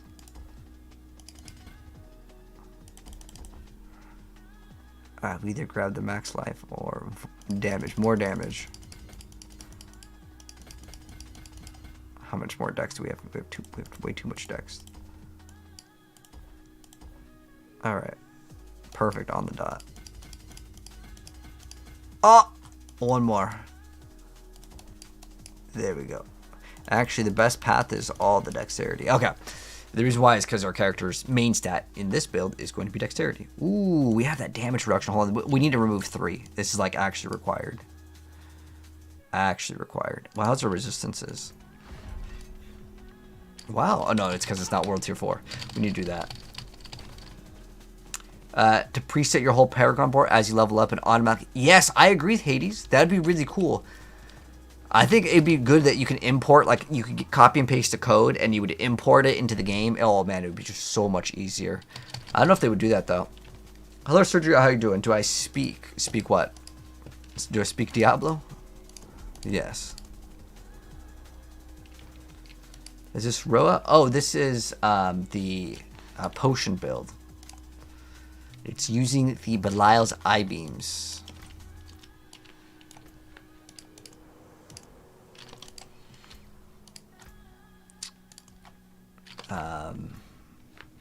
Forgot what we need to do.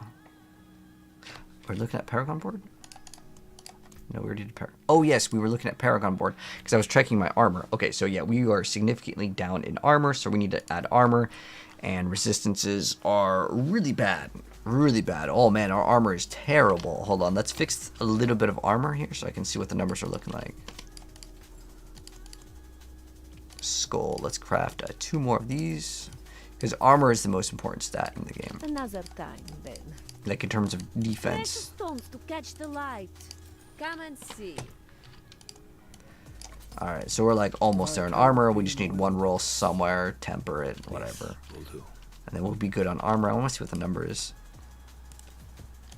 So we can just roll armor in these, and then that will be good. Instead of getting fire res.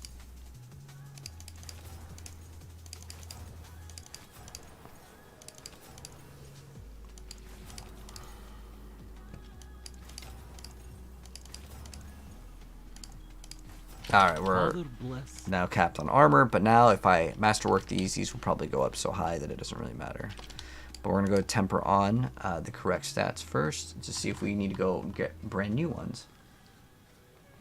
Chilling weight? What does chilling weight do?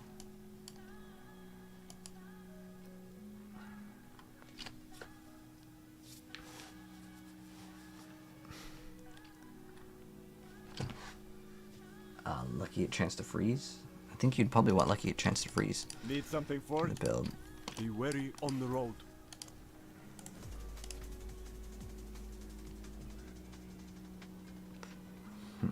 I don't have that thing though.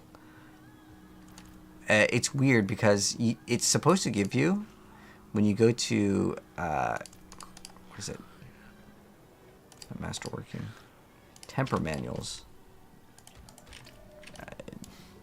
It obviously is bugged right now, but we have to temper on something, otherwise it won't let me go up. We can also get imbue last for multiple casts, which isn't really that bad. I kind of want to get the extra imbue.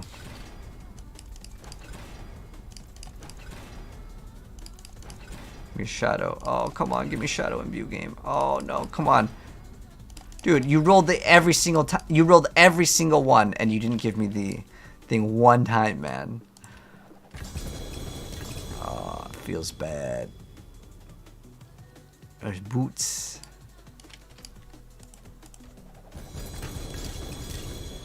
Boots. Amulets. Hope. It's pretty bad. This is GA Dex, so it's okay. We're looking for boots. Boots. Boots. Life. Oh, okay, it has armor. Cool. Ooh, this one has perfect movement speed. We don't really need energy per second. I know. Even on PTR, I end up hoarding items that I'm never going to use. We need to roll the... I usually don't like rolling decks off, but... we need to have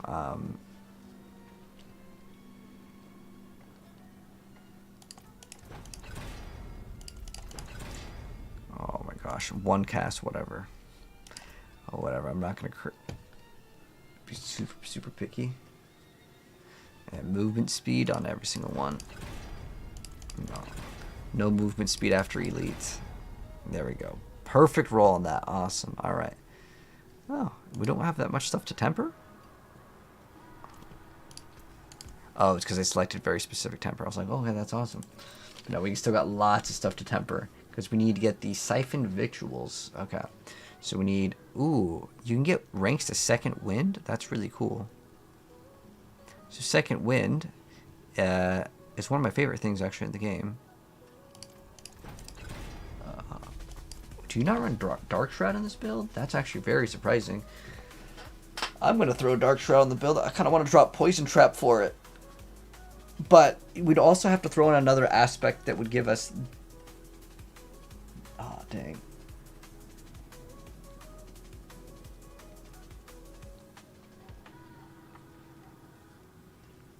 I guess we could drop Behemoths.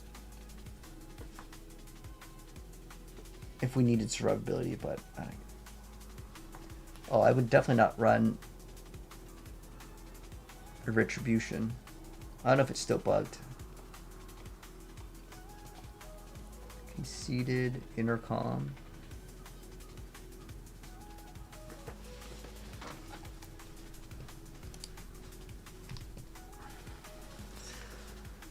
Alright, I'm trying to think of what I want to do now. Oh, that's right, we want second win. Oh, that's right, I was going to try to throw in that other defensive one. What the heck? Dude, give me potion 3 times. Oh, thank God. The other one, though, I still want that, like, imbue. Oh, no, not called Shadow Imbue. Ah, thank God we got it. Alright. Now? Father bless. What do you need? We need Twisting Blades.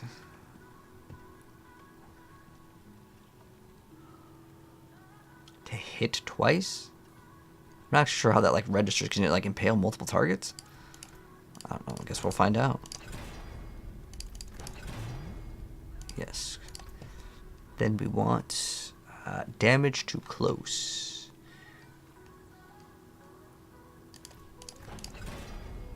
Wow, perfect. First try. Thank you, game.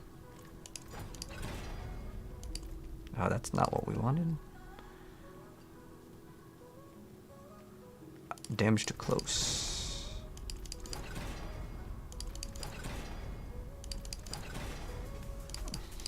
Close. Close. There we go. Now we need the Twisting Blades to hit twice.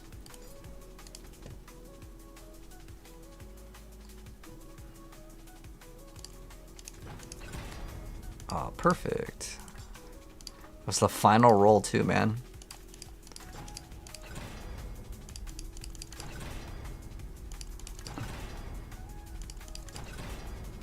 I need to write this down too. Something else I wanted to make a note of, like some of like the best features.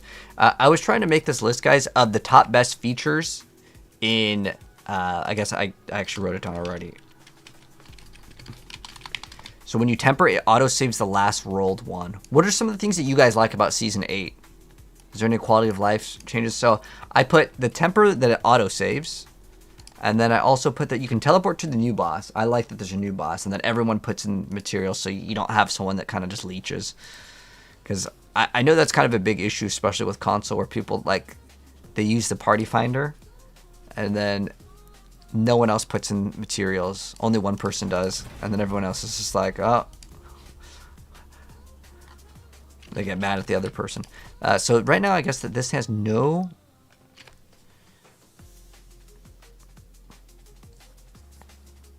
damage any with a marksman cut through each. Okay. So we just get as much damage. I thought there was one with crowd control. I don't know why they have this limit of like up to this amount. Oh, this one's actually pretty huge. Current bonus is 545. That's like really high. Wait, what? Oh, the potency of your imbuement skills, which does not count I thought it was just like 500 X damage. Like, wait, this is way better. Everyone's stupid, but no. This is way better. It's 150. So we have to damage an enemy with a marksman or cutthroat skill.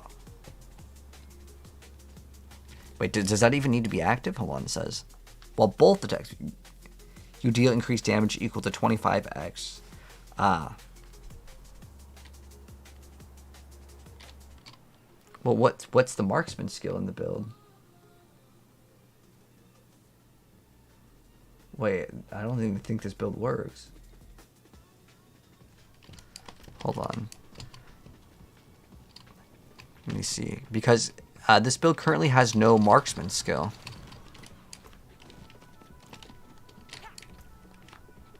We need to roll off the, dex for movement speed? Yeah, you have no marksman skill, so you wouldn't get the bonus anyways. So we have to figure out how to add a marksman skill into the build. Which is going to be kind of annoying. No, unless it's like bugged or something, I don't know.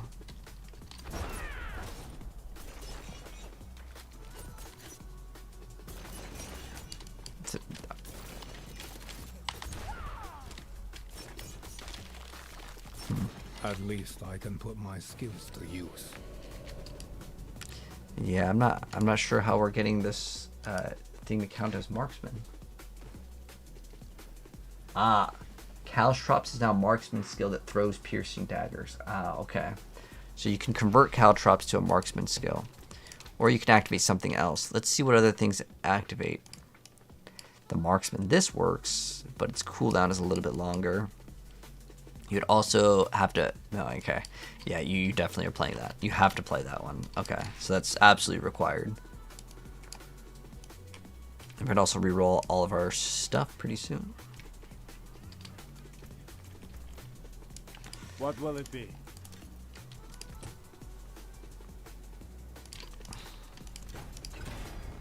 Damage to close first try. Woo! Nice.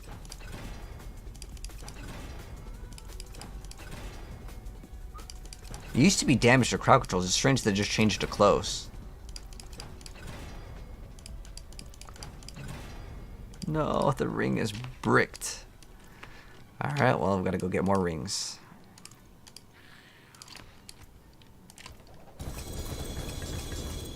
Ring.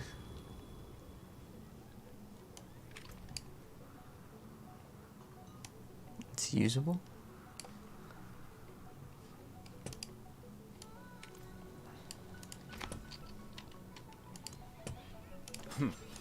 Not bad.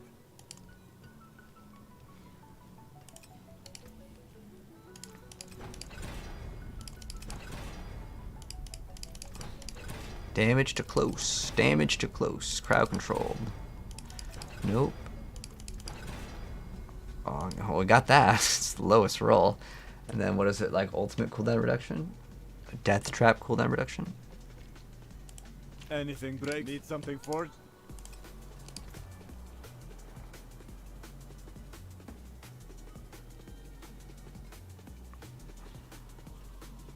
There's death trap cooldown reduction? Wait, is there ultimate cooldown reduction? Oh yeah, it's just specifically death trap cooldown reduction.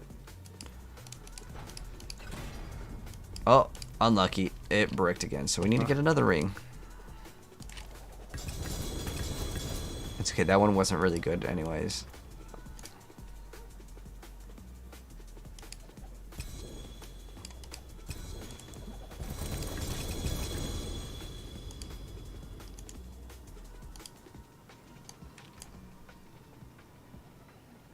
Dex is fine.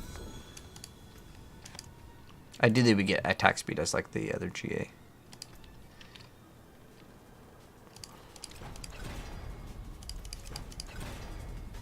There we go. We got the damage to close. All right, next one. Death trap cooldown. Cool. Okay, cool. We are finished with the ring.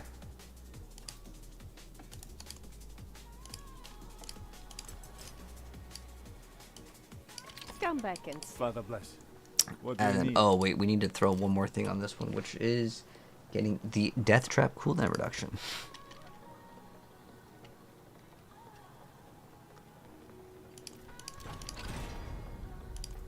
No, come on, death trap. Oh, Now we have to get another amulet.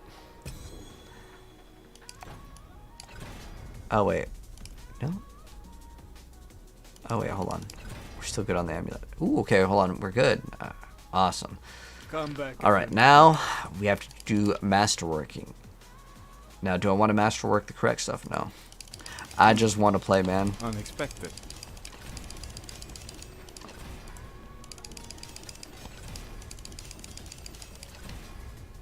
That there is worth the coin.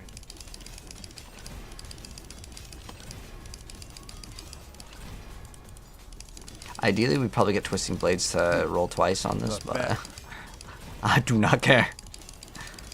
The reason why like it's good to do this is because like all the stats, they start to add up. Unexpected. If they go up this many times, it's a pretty big deal, especially with all this cooldown, all the dexterity. It all just goes up. Okay. And then now we go and... Ooh, there's a triple GA dagger. Oh, it's dot, though. All right, now we go roll the correct stuff. So in this case, this thing is totally fine. I don't need to mess with it. This, sadly, you have to roll off dexterity. And what we're going to try to roll the dexterity to... well, actually, wait. We have 339 armor. We can actually roll off the armor for movement speed. Perfect. Move speed 32. Is that like close to perfect, right? Yeah. And this, we're going to roll off damage to any of the passives. Or we can get specifically attack speed, right? Attack speed is great. I don't need crit in the build. It's crazy you get 80% armor in this. Attack speed, boom. Retribution, I probably don't really want to run. I'm going to roll off the poison res, something else.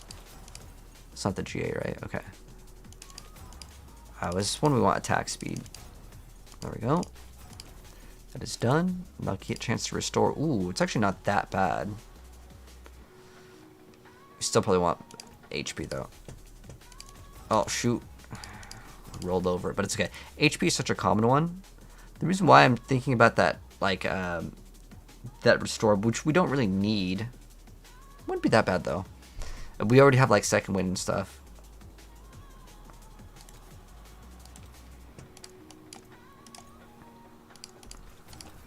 Let's see what else. We can get vulnerable damage on this. It's probably better. It just has a higher number. Ooh, this one's kind of bad. We have to keep that because overpower doesn't do anything. That'd be like a brick stat in the build. Okay, so now that we have this, let's see, what do we got to go for? You're at 98.1 crit strike chance, wondering if it's sufficient to aim for 100. I mean, it'd be ideal, Hugh, depending on what your build is. There are certain builds where, like, if it doesn't crit, then you don't get, like, a bonus like Lightning Spear.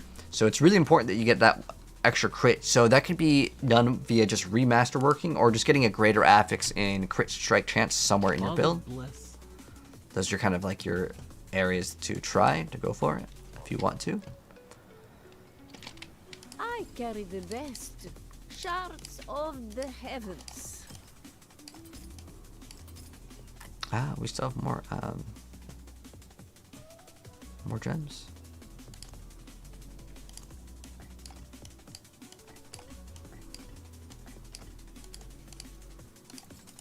Usually you want to put these in your weapon.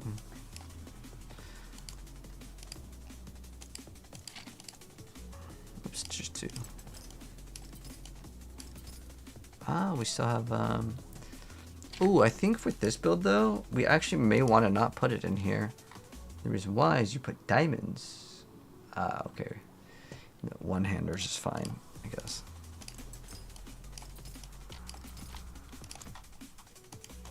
The reason why is on no witness. Oh, it's 59. It's close enough. I ain't gonna care, man. All right, we're good.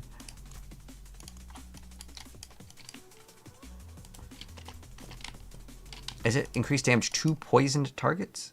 No, it's poisoning damage. Okay. Okay, I think we're almost ready, guys. Almost ready to finally play it.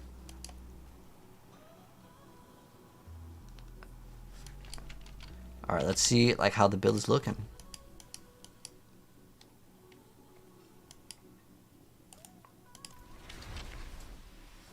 Oh, I lied.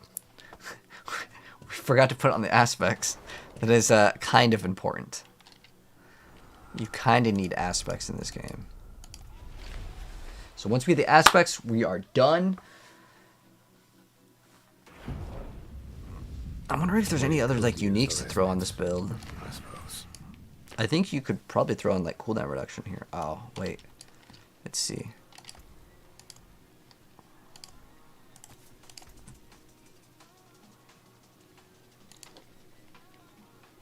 Oh, wait. Slice and dice on gloves. Oh, we don't... Wait, we don't want Fist of Fate in this build?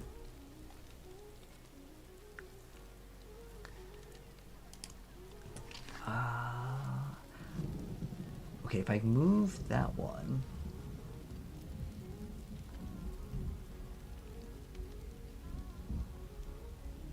Because I can definitely play this without Conceited. I don't feel like Conceited is a necessary thing. And I'm wondering if this would be actually good.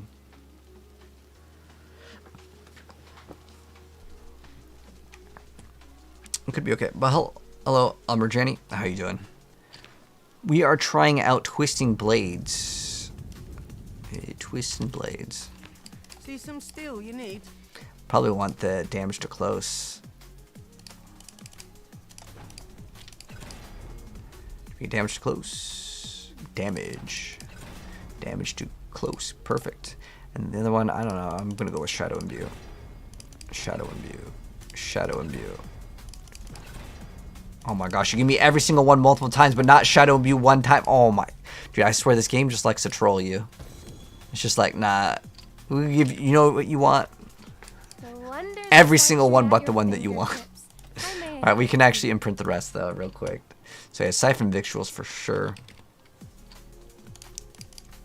Sublime. That's how it goes sometimes, man.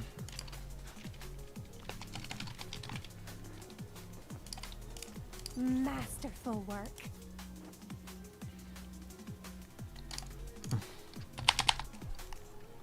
Behemoths. And then was it I don't think I'll play Retribution. I'll play something else. I really don't feel like this ring's good, actually. Well, I think you want this because it has damage to close anyways, and you get like the cooldown reduction. It's too good. Oh yeah, I was wondering how they apply vulnerability with this build without... I guess I have the application of vulnerability.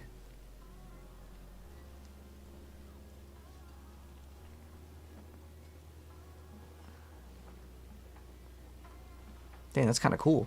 I might want to actually make like an actual Shadow Imbue build sometime.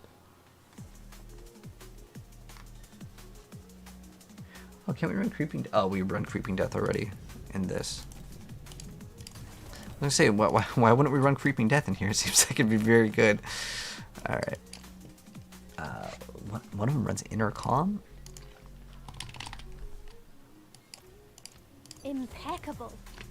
We also need to do this before I forget. Dang, it's so much work. It takes like 2 hours-ish. Do I have a build link? I took it from Rob, which took it from someone named Ayo. I don't have like the exact one that I'm running. I'm going to be running it a little bit differently. I'll drop my version of it later, because my version of it doesn't run agility.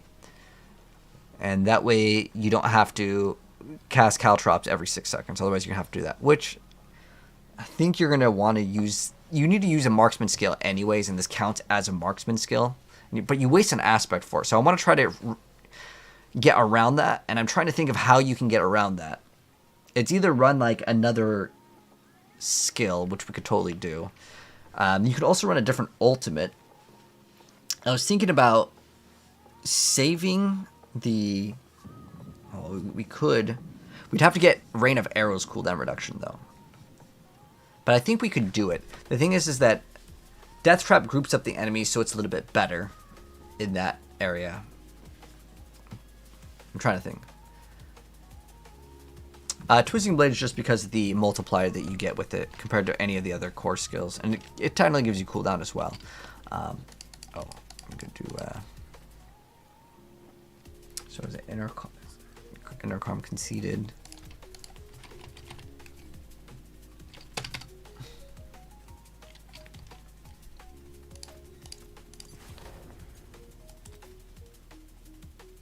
I don't really want to run Retribution though. I'm trying to figure out something else that we can play instead.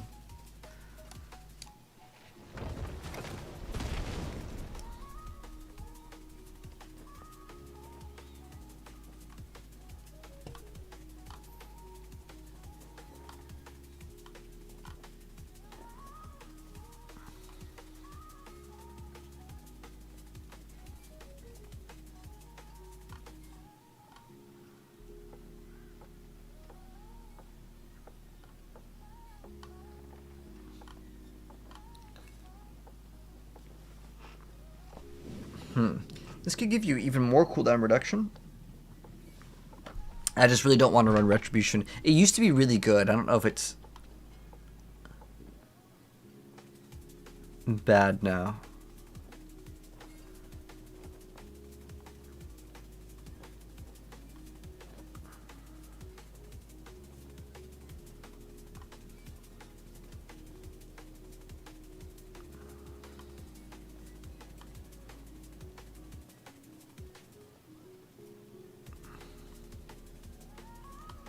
I mean, this is the best one right now, but I want to see if there's anything else that we can play instead. Instead of Retribution.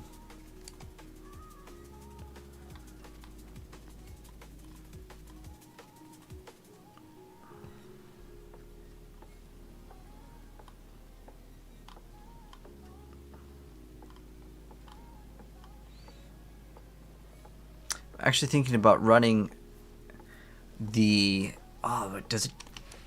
Wait, why wouldn't we just play the Umbercrux? Can we just play the Umbercrux?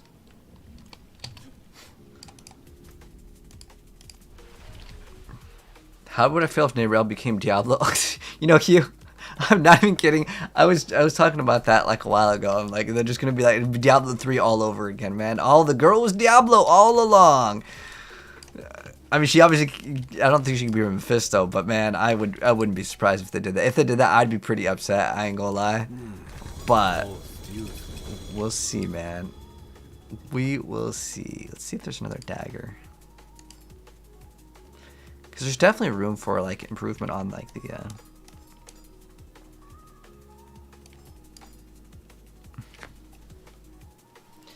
Your subterfuge. That's subterfuge. The last 8 seconds, cool.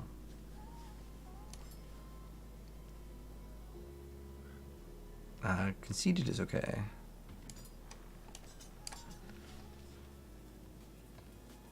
I take 20% more DPS. I actually really like that. I think that's kind of what I want to play. I don't think there's any other dagger, right?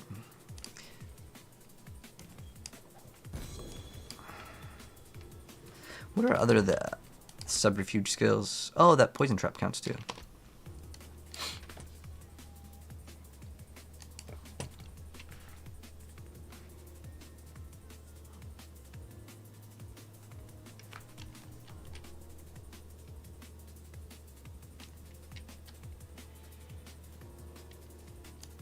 Yeah, I like Umbercrux actually a lot.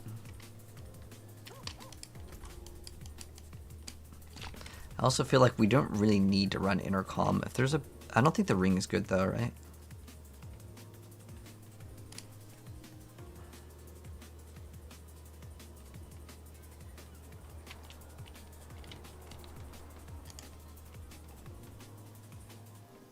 They haven't even updated the... So the damage to crowd control used to be really good because it would work for the key passive, but then they moved the key passive and they kept this the same. I don't even know why they changed the key passive because I play rogue a lot, so if they change anything on rogue, I would know it for sure. I play all the classes, but I definitely have probably spent most of my time playing rogue. Is Diablo as good as PoE 2? Diablo 2 would be more similar to Path of Exile if you want like kind of like a similar experience. Anything breaks, the forge is hot.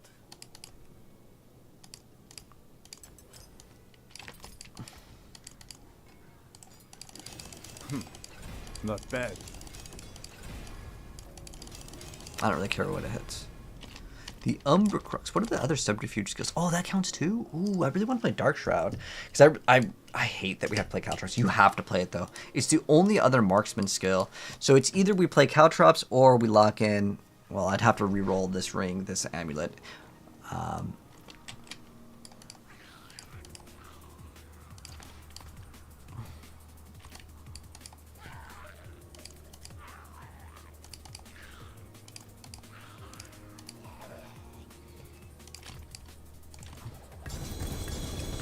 mean, gloves.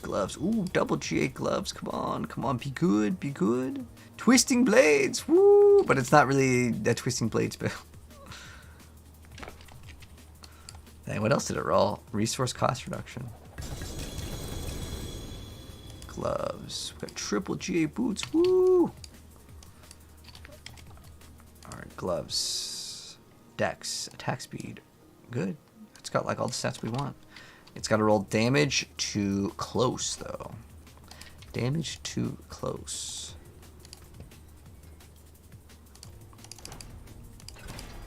I'll move this out of the way so you guys can see. Damage to crap throw, damage to close, damage to close, damage to close, damage to close. Oh, it's bricked. Don't you love that? It feels so bad, man.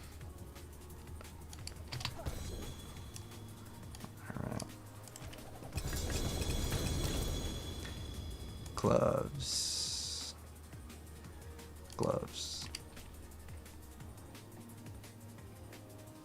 Oh. Yep. Need something forged? Damage to close. Nope.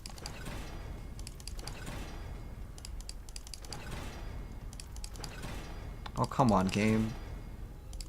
Another brick? Unluckies.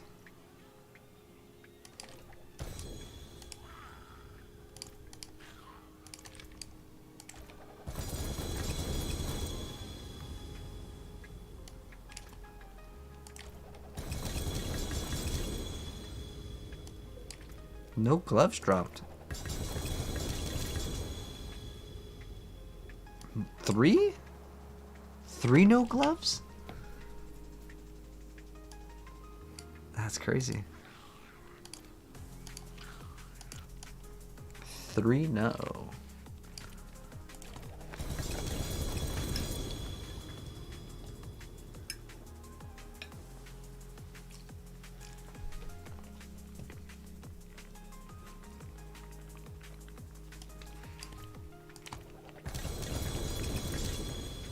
Alright, we got a double GA. I don't know if luck hit is super important, but it's like usable. We'll see. Got lucky and then damage over time. Roll like attack speed on the last set. The best set damage to close where it just never wants to roll. Dude, like this is actually getting crazy. The amount of times we've rolled that thing.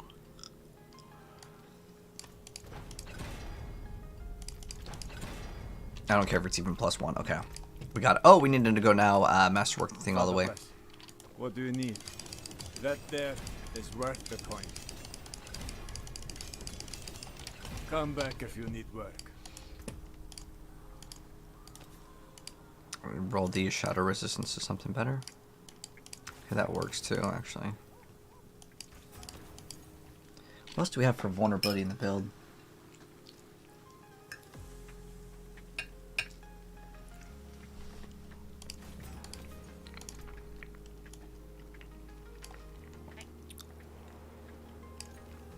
Could max out attack speed too.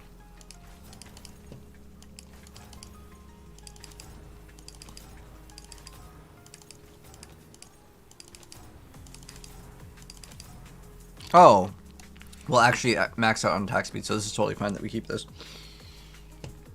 Okay, so we need to go throw in the aspect on this, and then I think we can finally play, guys. Finally get to playing.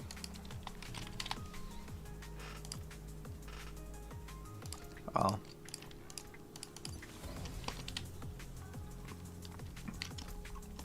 All right. Wait, does this count as a subterfuge too? No, it counts as only a trap.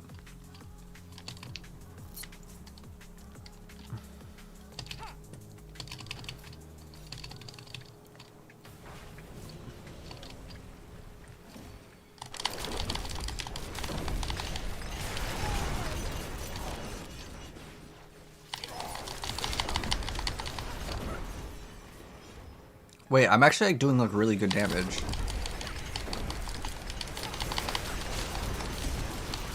I haven't even popped the potion. Wait, why is this actually working? I'm actually kind of confused. Why is it so good?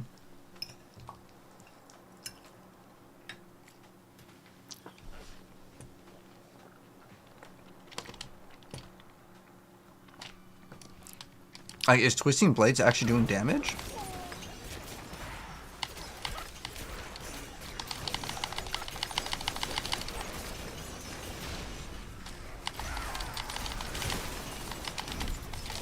Not much gets past me. Or is it just Death Trap?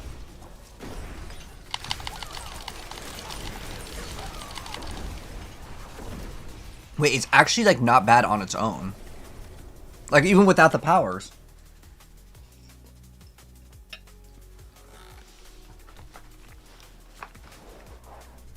Hold up, this is making me kind of excited. Because originally I was like, okay, it's just going to be a, what's it called build? I think it's just, oh. Oh, it's just because this has a 200x multiplier.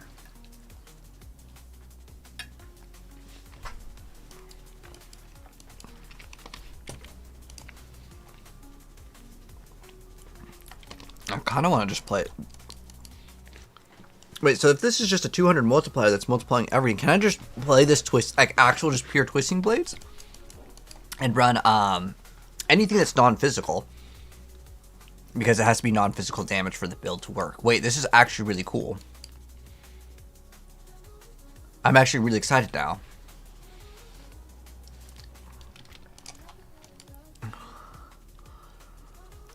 I mean, all of this works, too. It's just like they take all more damage. Man, I feel like I can make this build, like, actually so much better.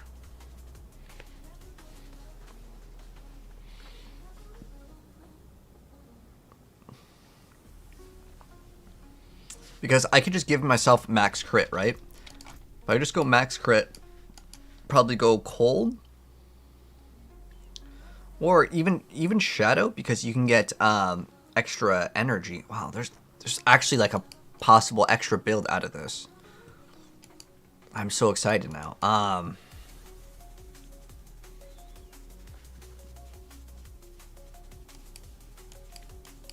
I just want to spam Twisting Blades. So I can put 4 more points in this real easy. I really don't like this. Where it's like after you evade.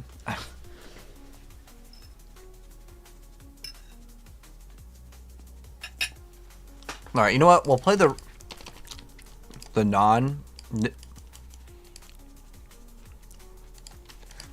We'll play the build properly, then I'll make my other one. One button build time? You know it, Fireheart. Well, what I was really surprised by is like how much damage you actually get. But you have to activate specifically its caltrops.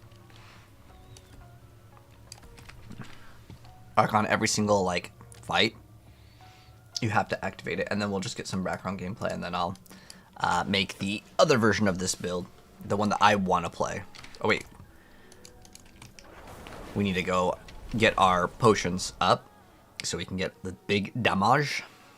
But yeah, I'm actually super hyped to play Twisting Blades, even without the boss powers. It was actually really strong. The one boss power that I can't turn off, though, is it's a 25x multiplier. But I actually think that like Twisting Blades on its own was so good that I am definitely down to play it without. I'd probably play it with like, I'm trying to think if I want to play it with Shadow. So what Shadow gives you is Oh man, oh, this build is going to be so good. Because, like, I don't even need to worry about damage over time on it.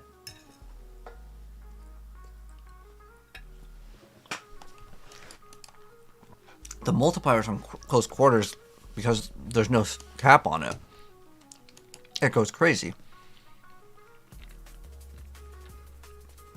But what I'm thinking about doing is making it like Rain of Arrows, because Rain of Arrows counts as a marksman skill, or I could play any other marksman skill. You know what? To be real, this is probably the best marksman skill, which is weird. Or, oh, we could. Well, this just counts all damage. I could actually play. Oh my gosh, dude! I could just go play Shadow Clone. Man, I think dude, I'm gonna play Rogue next season 100%. But to be fair, I play Rogue every season. But I'm thinking about it now because that thing is uncapped. I can make it Twisting Blades and Pen Shot. Then go into the Paragon board, remove some other garbage one that makes things take too long to charge up. I guess with no Witness, that would give me incentives to play this. How good is Hakan? Is Hakan Amulet like garbage though? Like for non-ultimate only?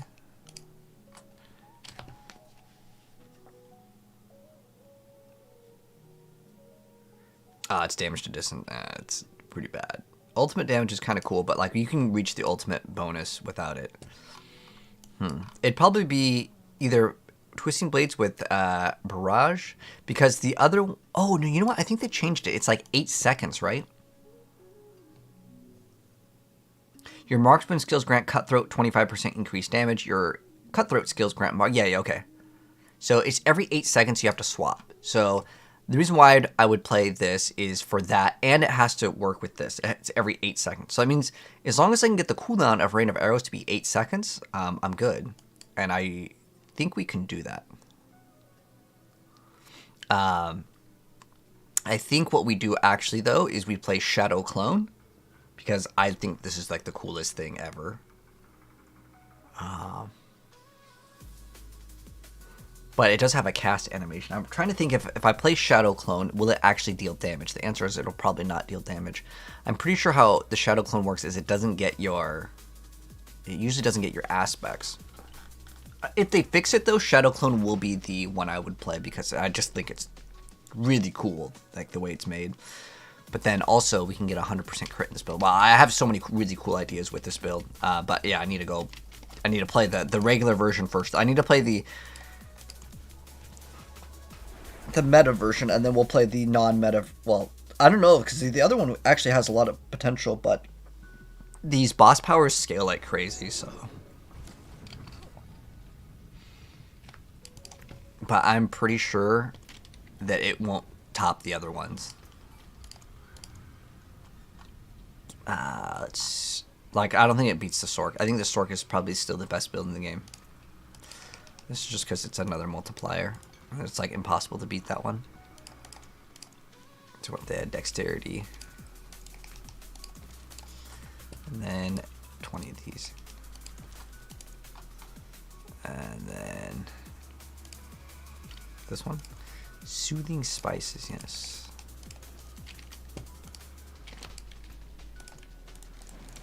How's our resistances and stuff looking?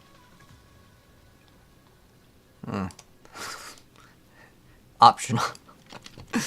I've always said resistances in Diablo are optional. Diablo 4, that is. Diablo 2, you definitely want to get them, but Diablo 4, optional. You need to get armor capped for sure. When's the next Mother's Blessing?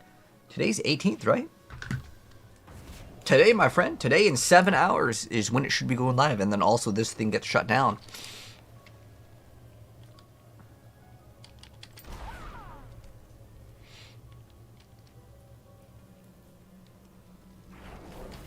Alright, we're going to throw in the materials. Let's go. Let's see how fast can we actually kill them, though. Alright, so.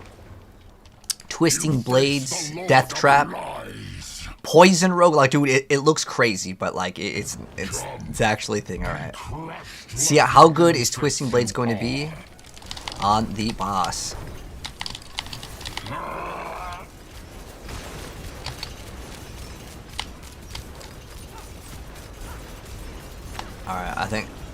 I think we forgot something. Oh, wait, here, let me go pop my potion. Ah, careful now. Actually, we didn't have all the buffs up. Hold on. Let me redo it. Even the ground beneath Did you guys see how many potions there were? That was crazy.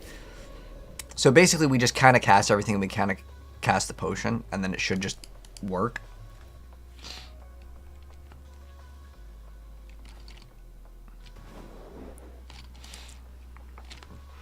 And then it just does big DPS. So it's pretty much, we want to throw down the Cyberfuge. Ooh, yeah, this was such a good addition. Because then it just takes all the damage by, it's 20% like more damage that your whole build does. Which I think is really good. I kind of remember. Okay, so we have to cast our ultimate. Alright. It's so many steps. I should probably make it like super easy in terms of the steps. So it should be like Twisting Blades also makes the target take more damage. All of this stuff is just more damage. But when we activate the imbue, right? Is it 20% more damage when we activate the imbue? Or how does it work? When you attack with an imbued skill. Ah, okay. So we have to attack with the imbued skill. So, in order, I have to like learn the order. Alright, let me learn the order. So, the order...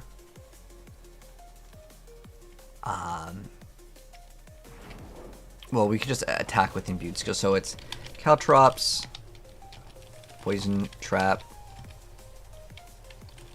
It's basically just activate everything. And then the last thing is hitting them with Twisting Blades. Okay, got it.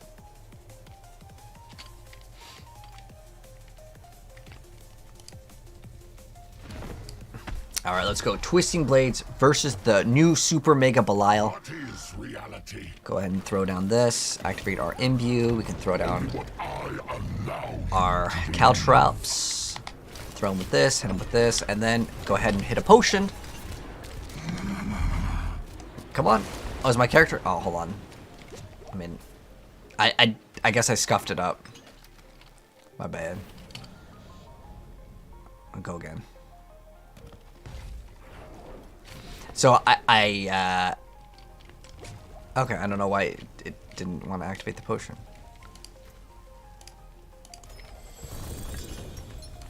Okay. Let's do this again. Oh, we have to wait for the thing? I don't really want to wait for it. Can I just like go back to town?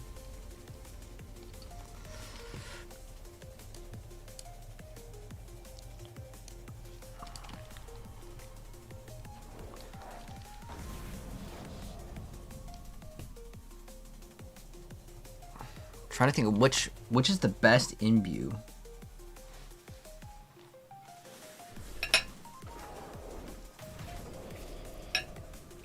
My guess is probably cold.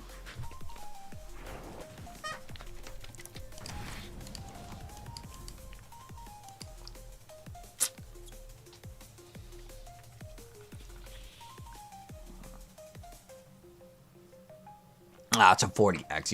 You can't compete with a 40x. This is actually not too bad.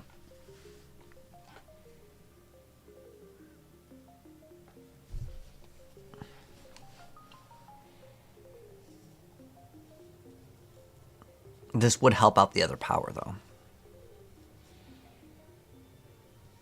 It also gives you infinite resources. Actually, we'd probably go Shadow, so it gives us infinite energy. I mean, it's a small amount, though. It's 12x, but it counts both.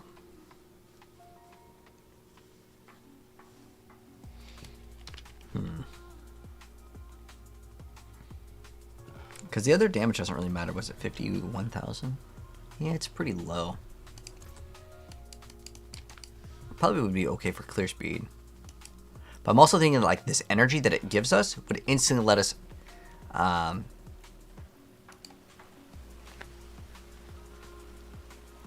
always recover energy, because I don't know of any other way that we can recover energy other than let's see, how's our energy right now?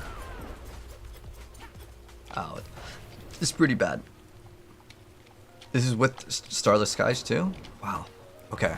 So it's a pretty big cost, even with like that cost reduction. Because I know that the cost of the skill becomes, what is it, 20% less? 35% less. So that could actually help out too. But I think that I would rather have just 40 on kill. That way it just goes right back up. And then also we get the multiplier. It's a lightning build.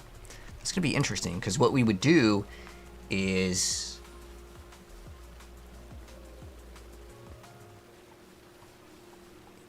Yeah, we could run... I don't know if we run... Do we run Quacks right now? Seer Quacks? I can't really just remove this, can I? Okay, I just want to see what, like, how much this costs. It's still just like too much. Like, as in, like, I can't upkeep just spamming twisting blades. Like, we would just run out of resource.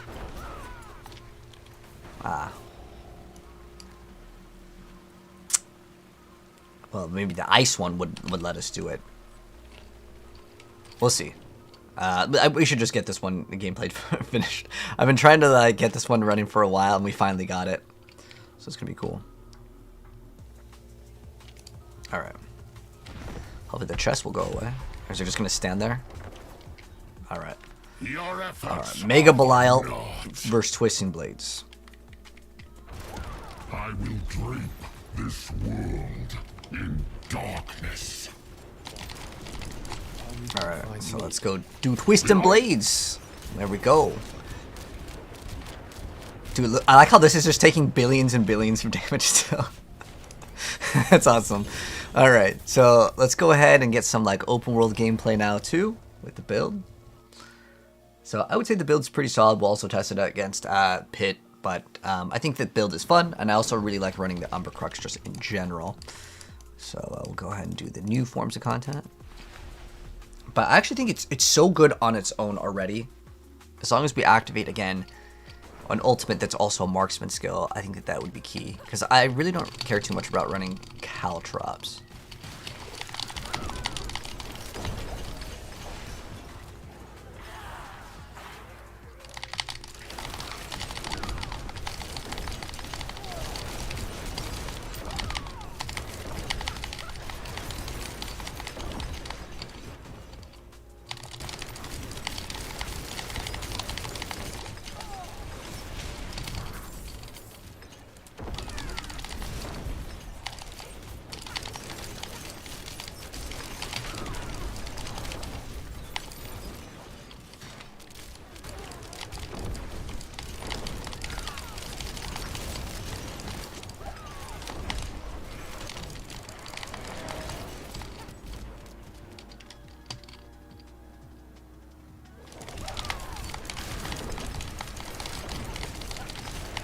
Oh, dude, it's kind of nice getting that big pull in. But I want to do a lightning, shadow lightning next. That's my actual goal. Dude, Rogue is so much more fun. Holy.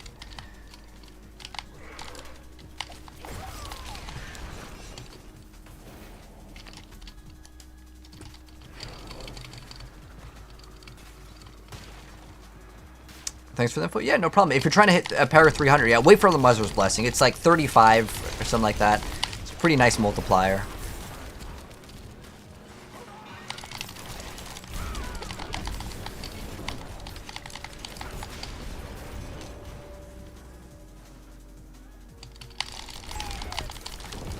And the next thing we're going to test, though, is if the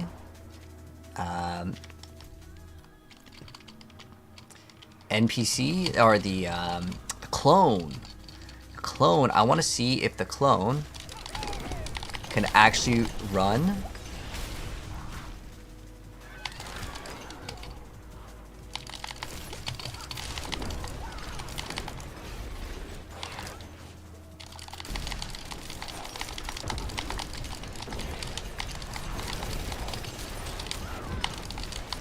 Like, can the clone actually do good damage? Because, like, this damage is actually ridiculous. I'll be surprised if the rogue still stays this powerful.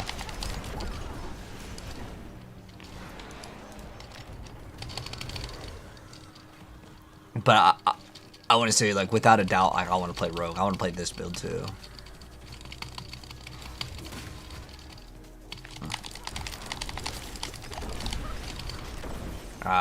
Without this, I actually want to just play like. Not mortals. This realm is mine, and I shape it as I. But I would play it a lot differently. What I would do is obviously we gotta have Shadow Step. Like that's like required for the rogue. I just wish that skill counted as a marksman skill. It should be like jump to your enemy, then throw a dagger in their face point blank. That's what it should read. Because if that existed, the rogue would be in such a better spot. Because it's so hard to activate a marksman skill. But it's easy to activate Cutthroat because the two other abilities are Dash, that you'd play. You'd play Dash, and you would play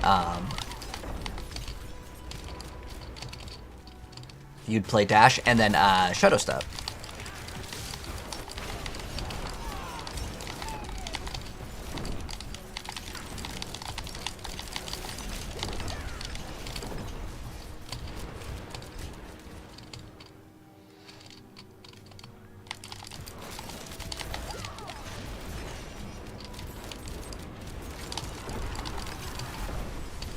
I don't know if they buffed the base of Twisting Blades. Does anyone know? Because it actually seems crazy that this is a level 1 Twisting Blade. Like, I only have 1 point into it, and it is absolutely going crazy in terms of the DPS.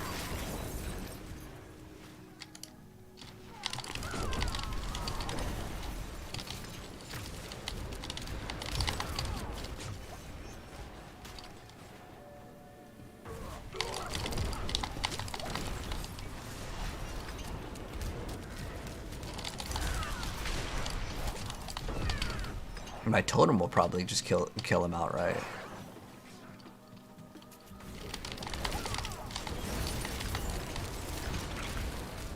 Oh, that way we don't have to waste an aspect too. That the other aspect that makes the skill what's it called? Yeah, the build definitely feels a little bit too squishy, in my personal opinion. I think if they I mean, it's not too bad if I spend resources, though. It's able to kind of keep up.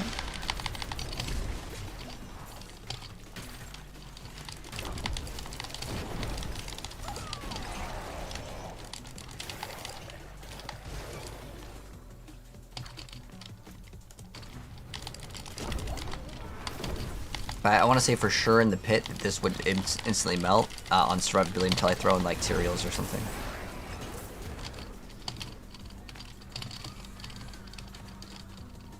I like it. What's a good rogue build for a new player? Currently, it's the best build is Rain of Arrows, but this build for Season 8 is the best build. As far as I'm aware of, I mean, just crazy amounts of damage. But I want to see, like, I know it can do Pit 100, which is the new, like, ultimate hard benchmark for a lot of classes. There's a lot of builds I've played that just, like, the Ice Shards, that won't even be close. You gotta scale all of, like, the boss powers.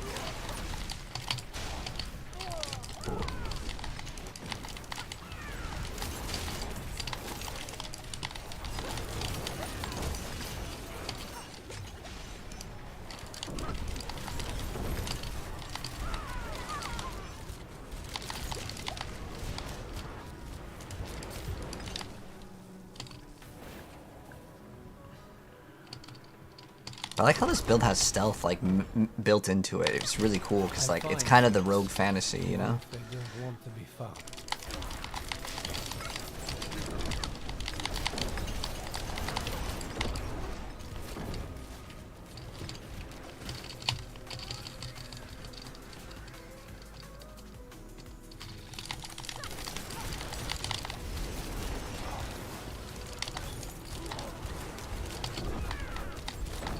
The pull is pretty nice, though. It doesn't really feel bad. You know, I just really want them to add PvP, man. Like, it'd be so fun to play Rogue in PvP. In Season 0, we played a lot of PvP, but after that, man, that was it. You're running pits. Yeah, if you want to actually get to Paragon 300, it's just non-stop pits all day. All day, just do pits again and again, man. That's all you do.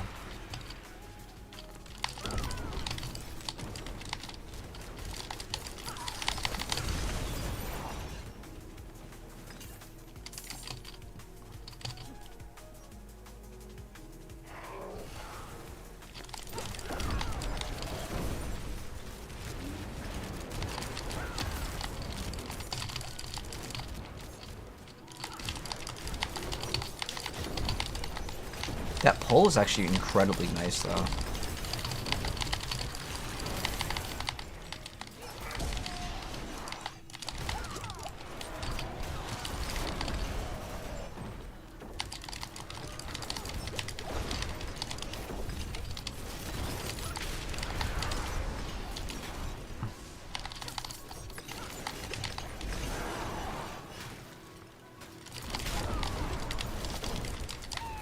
But yeah, like I said, I want to make a pure Twisting Blade build.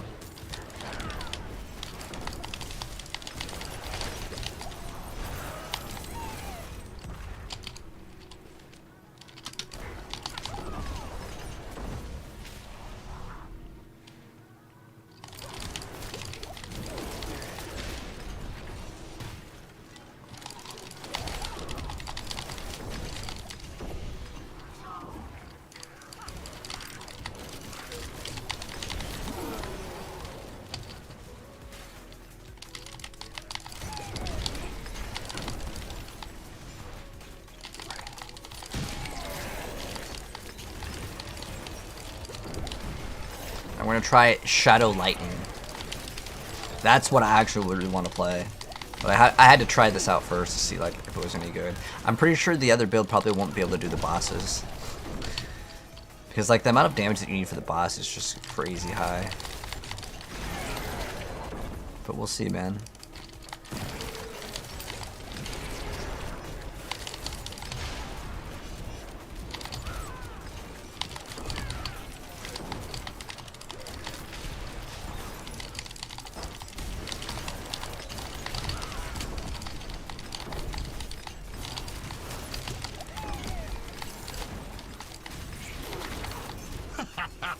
Pathetic.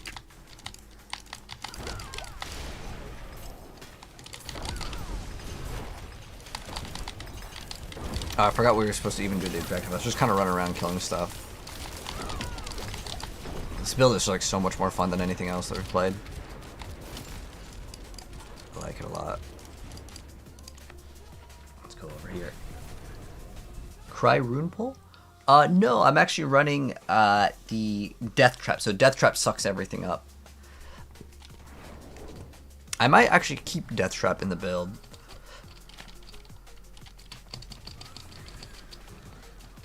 But we don't even have crit in this build. I can't wait to see if this build's actually good with crit. Because I think it has maybe some potential too. Like we got that hidden potential.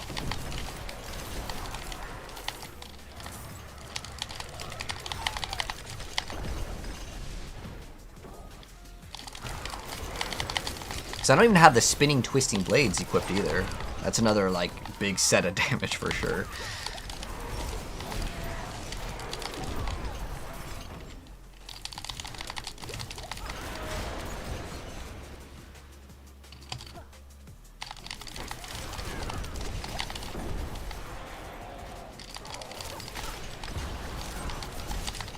What's this?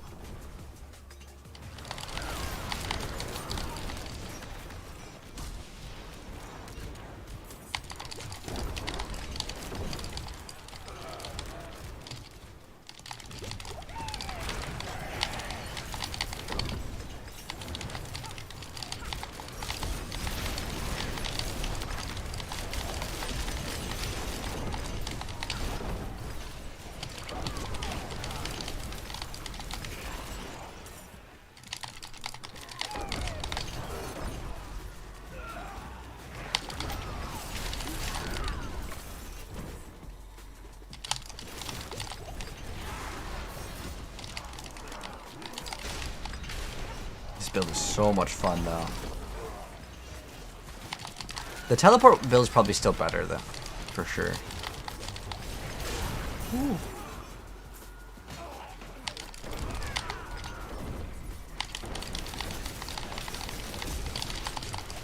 Bless you.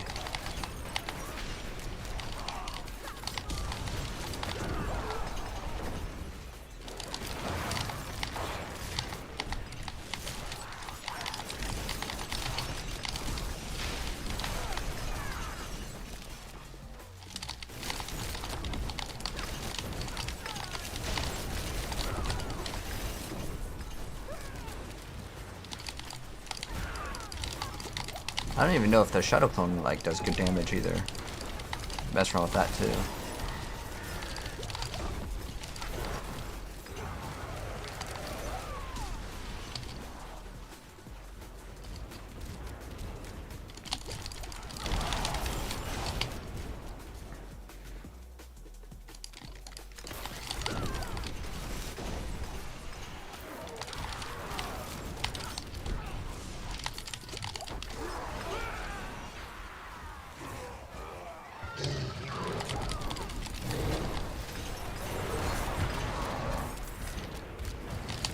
Will be tested now.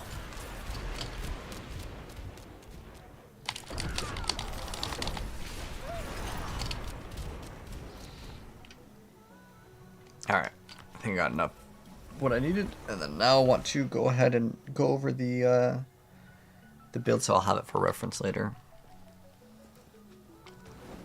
But yeah, this build is very, very fun. So we are running Preparation, Air of Perdition, Shroud, Slice and Dice. We actually need to get a bunch of new stuff though. Like, we're not going to get the damage over time on the gloves.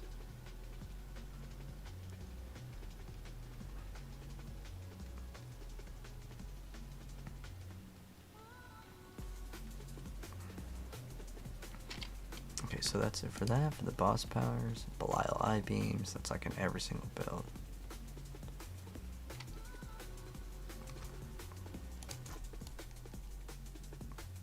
And the skill tree.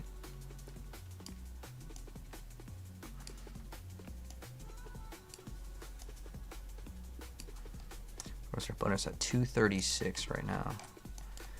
Alright, then Paragon board, we have Canny.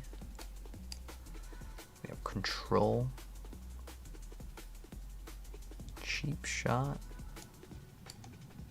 No Witness, Turf, and Exploit, Imbued Damage. Ah, okay, we got all the Imbued Damage. Eldritch Bounty, okay. Wish there was Lightning, because then like this build would be even better. Exploit Weakness. And then Devious. Okay, cool. Alright. So I have like pretty much the build, I think, right? I don't think we need to go over anything. Oh, it was Igni-Ohm, and then what was the other one? Searcax. Yeah, okay.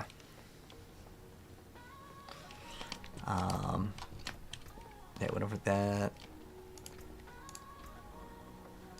The mercenary doesn't matter. Okay. So I have this build saved. Like, it's done. Now I want to do the other build that I wanted to do, which is all around. Did I get this? I forgot if I got the other ones. It was just what? I was Conceited, Umbra Crux. Okay. So now I wanted to actually play Twisting Blades. So we're gonna roll off the gloves. I need some better gloves. Ooh, yes, this is great. Actually, I don't even need to do anything here. May want crit, but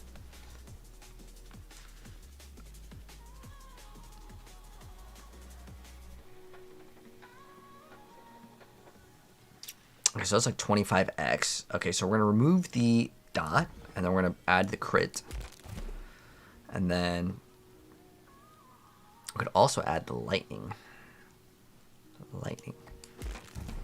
So now our crit should be 82. Is that accurate?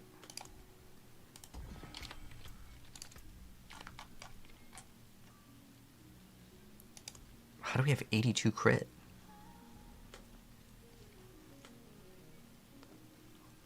I don't know, but now we have.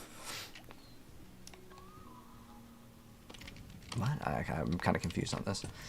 But we're gonna masterwork this bad boy, get this one up. Oh, we got a temper on damage to close. Close. Please don't brick. I actually really like these ones. Please do not brick. Oh no, come on. Yes, okay. That part didn't brick. And then we're gonna do Shadow Imbue again. No, come on, Shadow Imbue. Oh, come on, Shadow Imbue. Yes. All right, it rolled bad, but I don't care. It rolled it. All right. I don't know if I'm going to play the ultimate still. Ideally, I would drop Caltrops, but it does activate as an agility skill and a marksman skill. The marksman skill is the thing that I'm kind of like annoyed with in terms of the build.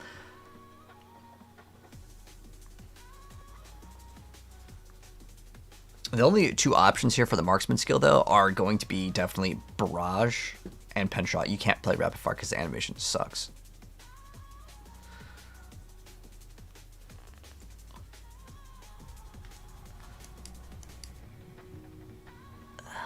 Thing is, I wish this was a subterfuge because it's so weird.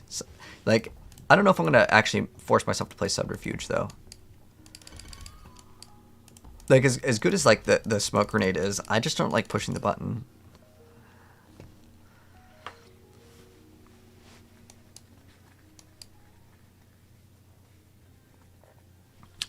But this activating as an agility and marksman might be kind of nice, but I always like playing with this.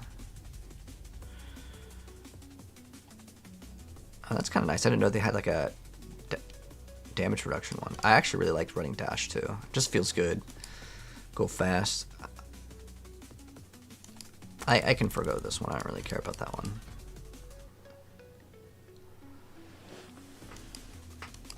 I want to go fast. But yeah, that might be the marksman skill. And then with our subterfuge skill, it'd probably just be Dark Shroud. If I was going to even play it. I might not even play it. The reason why I don't really care too much to play that,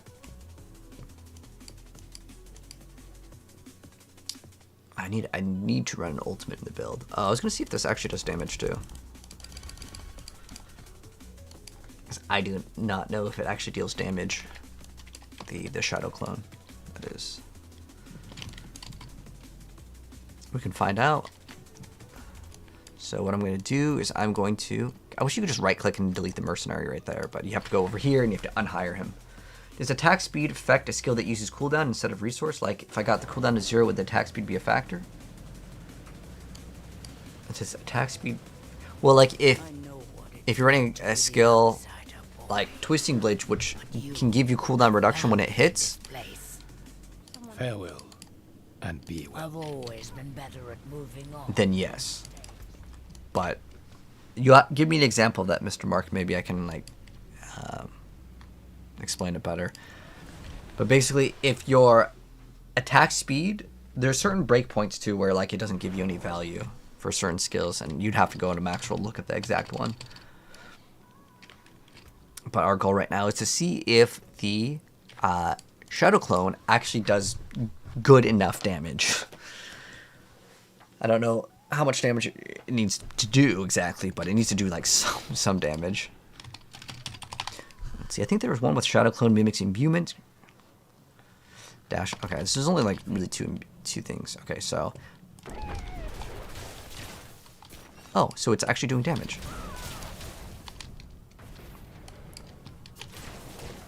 $315K. Okay.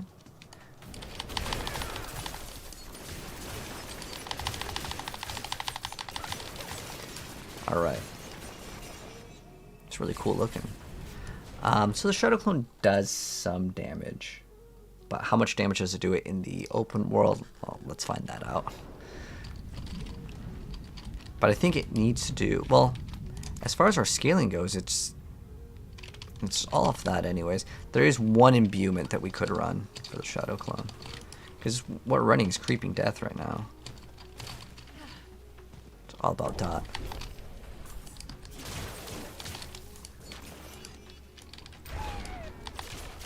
I need it to kind of attack.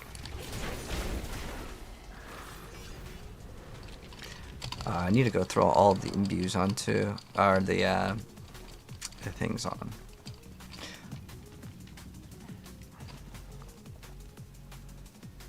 I should save this as a separate build.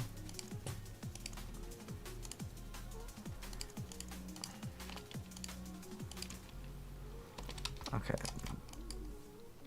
Has like the correct stuff. Okay. And then I was gonna see actually how hard this can push first.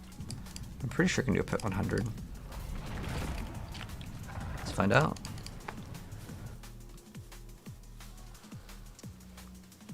Because I have no idea if it can do it. All right, let's go test it out, guys. Pit 100 as the rogue. It's a lot of numbers, but I ain't seen a lot of dying.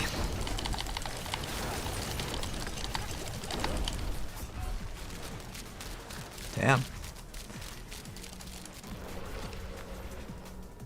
We melted pretty fast. So I guess the deeps aren't as high, unless that was just a bad monster.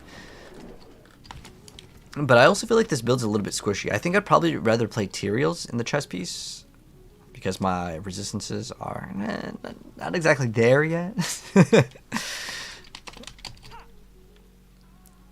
As much as I like Shroud of False Death, Tyraels is like required here. Tyraels might. Yeah, what with that damage reduction? Just damage reduction. I don't really care about the rest. Greetings. How shall I guide my solid bits here?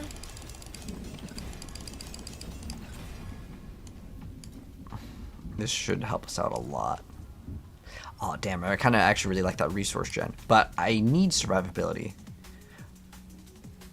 Oh wait, hold on. We're running the wrong gloves.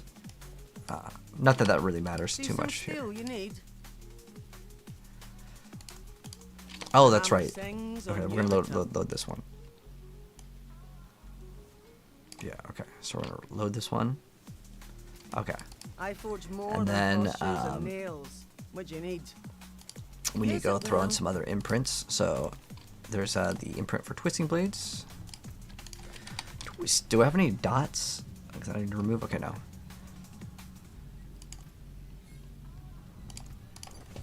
Yes, we want this. The twisting blades.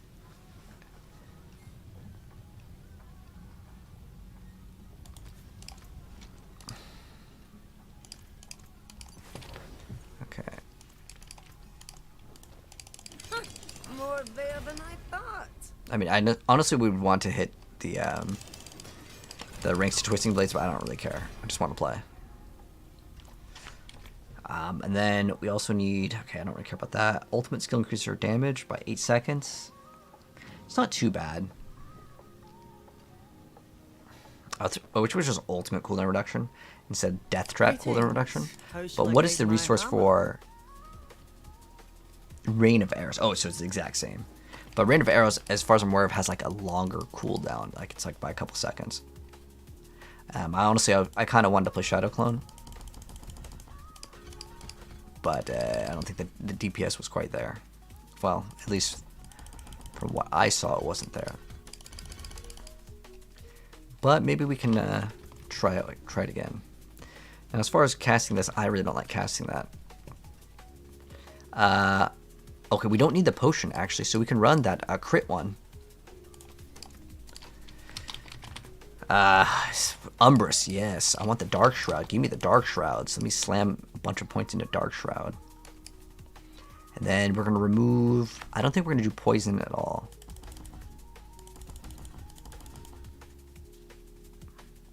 Yeah, I don't really care too much about poison. I mean, all these stats aren't really that bad, though. Because you get like a nice, what is it? 24x damage. That's quite nice.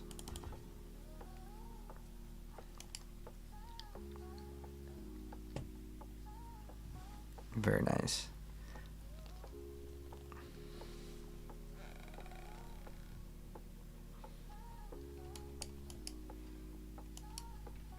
Dang, I forgot what I was going to put points into.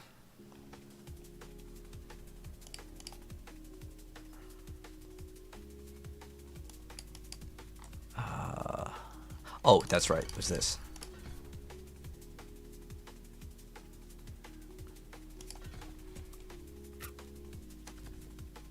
That's going to be very nice to have. I don't need to even put this on my bar. And then I also can swap out the dagger, because I don't really like casting the subterfuge skill. I don't really want to cast subterfuge or marksman. There used to be like a knockdown. Oh, we don't even put anything in weapon mastery? Really?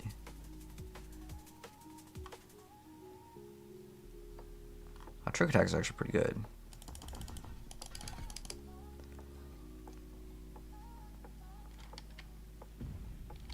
Healthy and hurt. Injured enemies. That's good actual thing to grab too, though. I don't even think I have freeze in this build, so I can't really make use out of that one. All right, so right now it counts as a marksman skill, which is okay. I was thinking about running the other ultimate, the Rain of Arrows, because it's a marksman and it's an ultimate. I have to play an ultimate in my build regardless, because otherwise we lose out on a big bonus.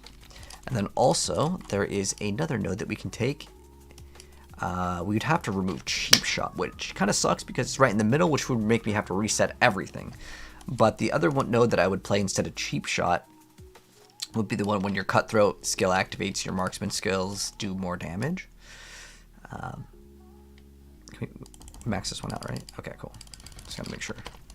So I want to try out this build, and I want to see how much damage are we getting with the Shadow Clone. Because if Shadow Clone sucks, I'm going to remove it and just play the Death Trap, because Death Trap is actually pretty good because it's group. That group ability is very, very, very, very, very, very, very, very good.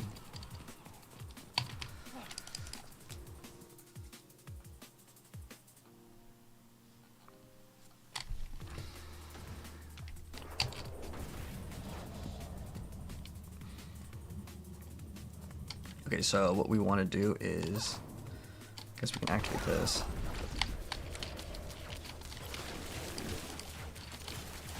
I'll wait him to attack this, okay.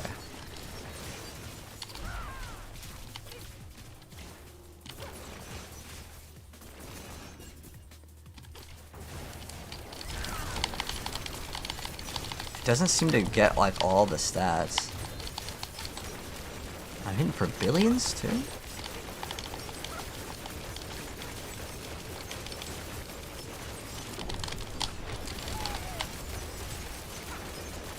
$100 billion?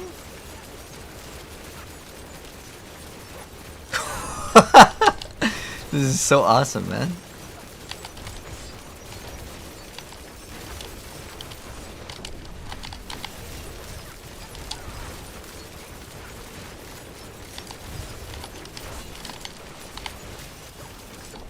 All right, we have to make this build, dude. It's too cool. All right, so a couple things that we need to swap. We need to get the cooldown reduction on our instead of Death Trap cooldown reduction, it needs to be cooldown reduction on the other skill, Shadow Clone.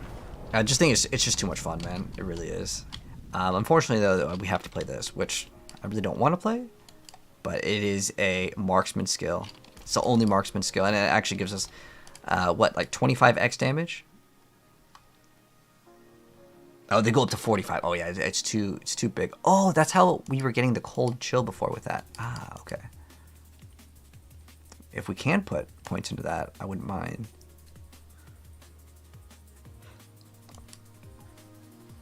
I actually don't really mind the regen. If I could put extra points into Frigid Finesse, I definitely would. It's one of the best things in the game. Oh, we have 2 points in here. We may not need to... Okay, we may not need that. I like having Shadow Step, though, because it breaks CC. So we can max this one out still. Okay, cool. Perfect. This is exactly what I kind of wanted to build. And then what I would do is... Okay, so Conceited's fine. Retribution, I probably would swap to something else. Intercom, I'd swap. I don't know if I can last... Like, I can, like, loop it.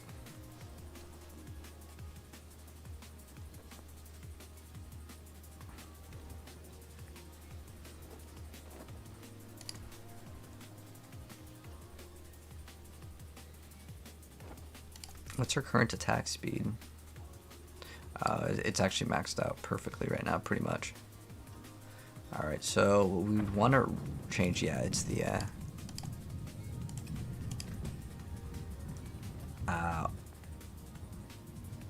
Shadow Clone. Oh, Death Trap gets more CDR, damn.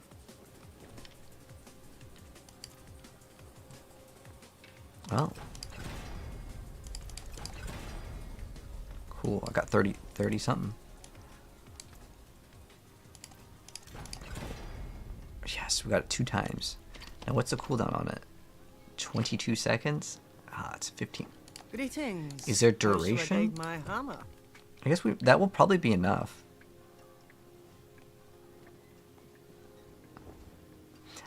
I don't know if it's on here. Alright.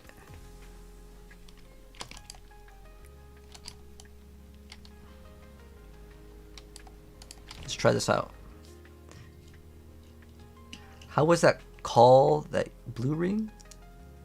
Oh, no, that ring has always sucked. They actually forgot to update that item.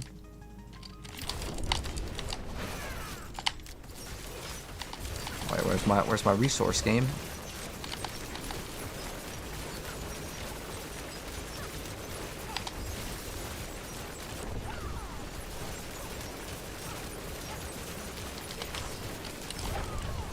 Alright.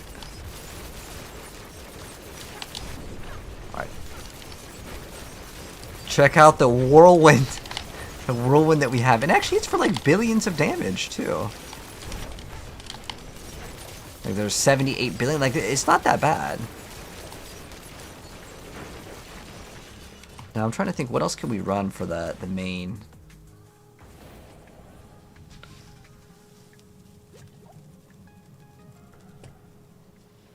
This one does how much? It's 2 million? It's a pretty good amount of damage.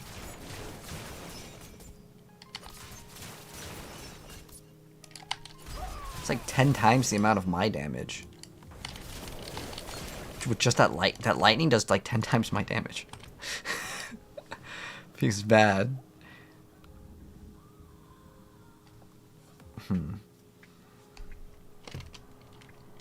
Trying to think of how else I can improve this build.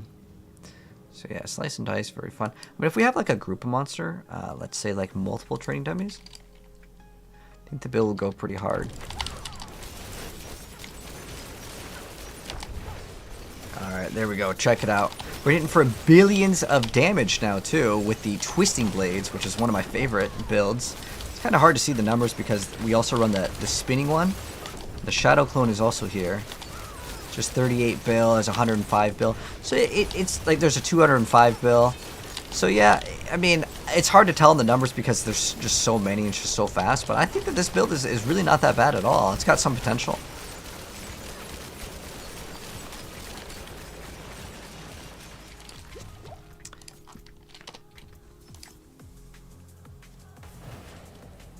Oh, it's 11 million. Wow. When everything was kind of ramped up, it was like 11 billion. But yeah, we also are missing like another 60x damage. Oh, I want to remove Retribution too, actually. Yeah, we definitely remove Retribution here. I want to run something else. I'm trying to think what else would work. I need some ideas. I'm just going to go see. I haven't played Twisting Blades in actually a while.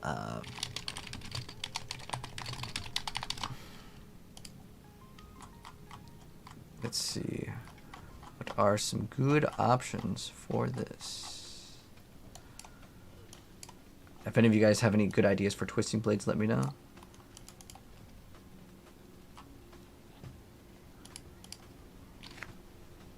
Oh, I guess we could run Fist of Fate.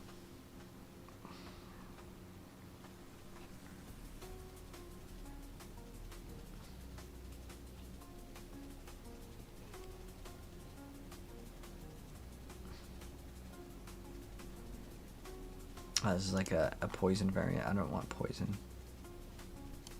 Oh, did we even get our Dark Shrouds? I have to actually double check, because I think it might be like critical strikes with marksman skills. Oh. Okay, we're like maxed out. Okay, cool. Just had to make sure. Had to make sure, man. And then every 75 energy we spend. Okay, I gotta actually check out my ultimate. So I'm pretty sure also we should have.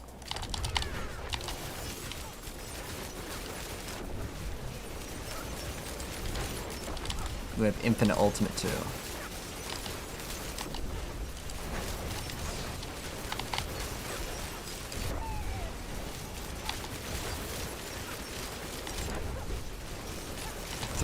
for use as a count drop too. Oh. So when it resets the cooldown of your abilities, it gives you one charge. It doesn't give you both charges. I feel like we can do without this skill too. Like I can do without dash completely.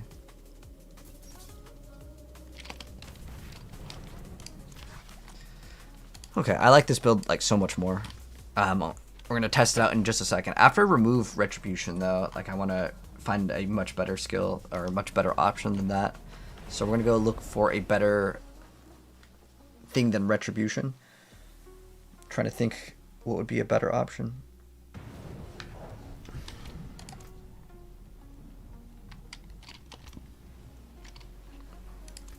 It actually does not too bad of damage.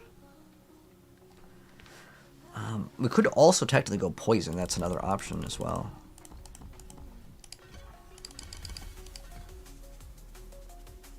Oh, we have 100% crit. Ooh.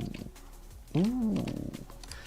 Ooh. But I don't have the plus ranks to poison imbue, so...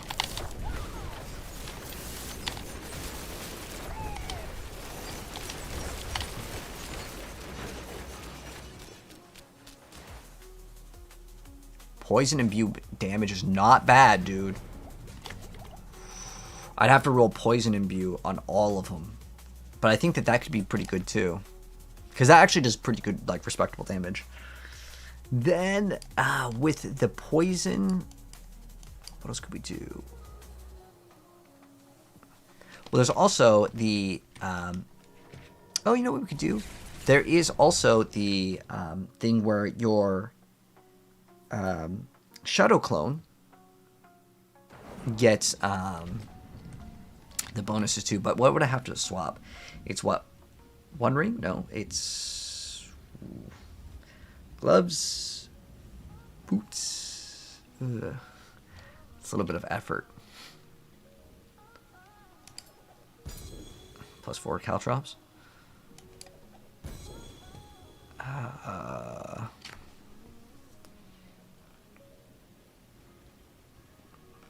think a shears wouldn't be bad, but you lose it on that damage to close, which is like a more multiplier. So it's like it's really too hard to beat. Well, I forgot about the combo points, but I don't think I'm gonna want to play that.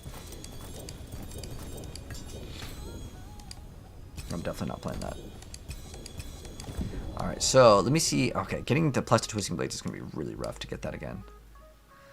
We definitely don't want that. I kind of want to just try out this build with like pants. Let me see if I can find better pants. We have to masterwork, man. It's just so much work. And max. Oh, I don't want that. Max like dex. Okay, that's fine. But gloves. Did I save any gloves? Ice shards. Oh, for my ice shard Sorc. It has no more tempers though. No more temper uses. All right, so I guess it's this then. Vulnerable. Alright. I don't even need the energy per second, but whatever. We got the temper on. Specifically, I want the poison imbuement. Poison imbue. Poison imbue. Yes. And then damage too close. Nope, damage too close. Damage too close. Ah, it bricked. Alright, well, next. Next.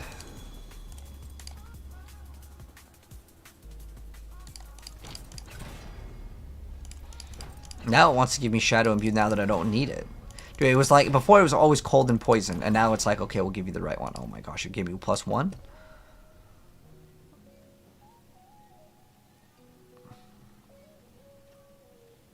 Second wind, let's go, second wind, yes. We have 2 more rerolls.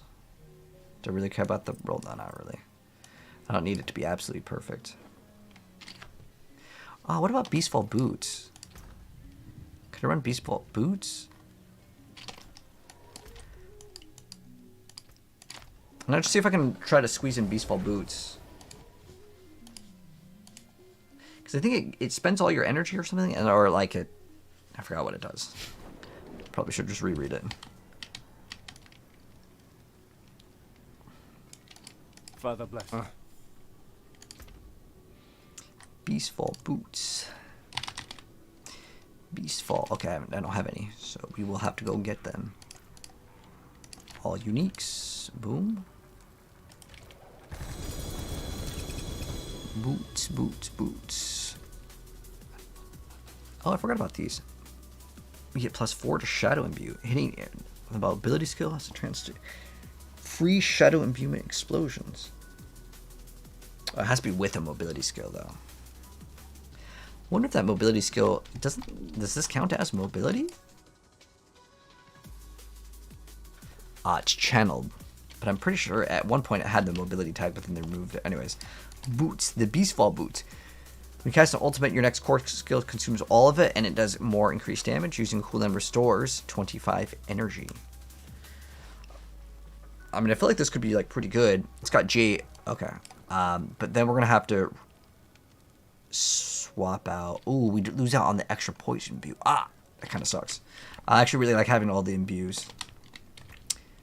This one only has 2 tempers left, so we need to get better gloves.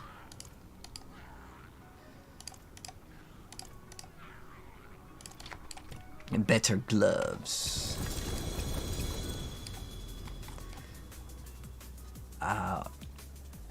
So it's useless in this build? Oh, yes. This is Twisting Blades, Cappuccino. Sorry, I was kind of like locked in for a second. We need, what, a ring? No, we already got Shut Up Duration. We're good on that. We need gloves. That's what we need. Gloves, gloves, gloves.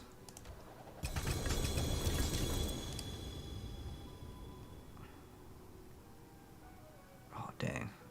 Unfortunately, it's got such good crit on it. But we can't make use out of it. Can't make use out of this, really. We need to have Twisting Blades. And it doesn't have enough like slots for it. But now we have how many? +1? Okay, we're gonna grab pants again. I'm not gonna accept that low roll. Pants. Pants and gloves.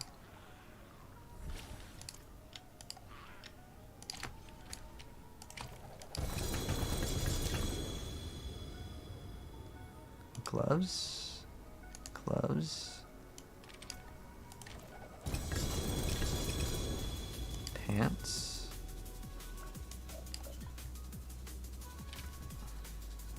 all right, that's really bad.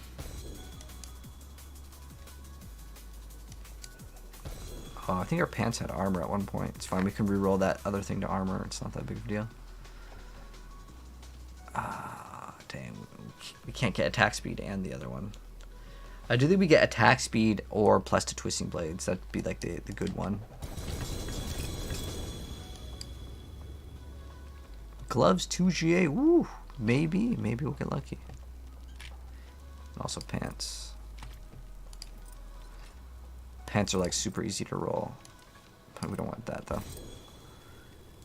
Blade shift. Fire res, no. Dang, that rolled really bad. Dang, that's all we got? Okay. I mean, this has armor on it, but we still couldn't get the other stats that we'd want. Okay, these ones are pretty mid. But let's go temper on them. Yeah, we want that +2. What will it be? So we want the +2 on... I don't really care if it has +1 or 2 on that, but like I want specifically the poison imbue on this to be +2. It's gotta be +2. No, +2, come on, there we go. Now on the defense we want second wind. I only got one more. Wait, I have 3 remaining? Is it? Let's see if we can get it.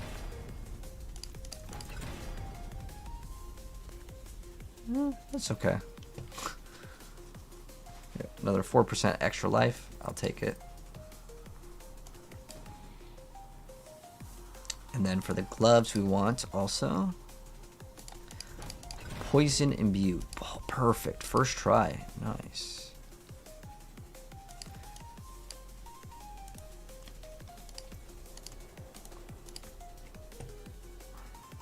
Oh, what did I just put that gave me that poison imbue?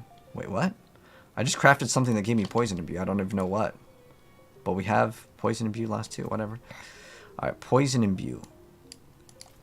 2. Poison imbue 2. Poison imbue 2. Oh my gosh, come on, game. There we go. And then this one, we also have to have it have damage to close. Oh, first try, let's go. That there is worth the coin. I don't care what it hits.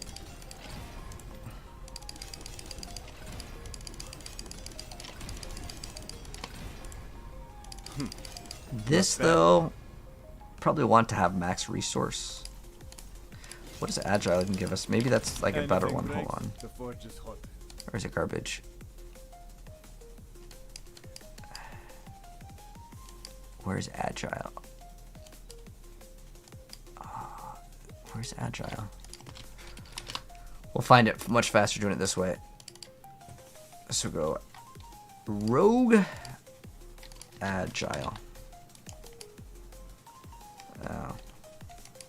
It's not really that great. I don't want it.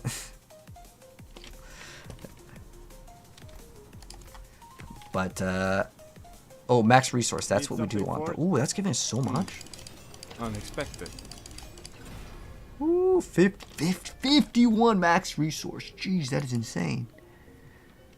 Dang, I almost want to go throw into bolts and then just, like, max that, that power. But yeah, that's a big extra source of damage.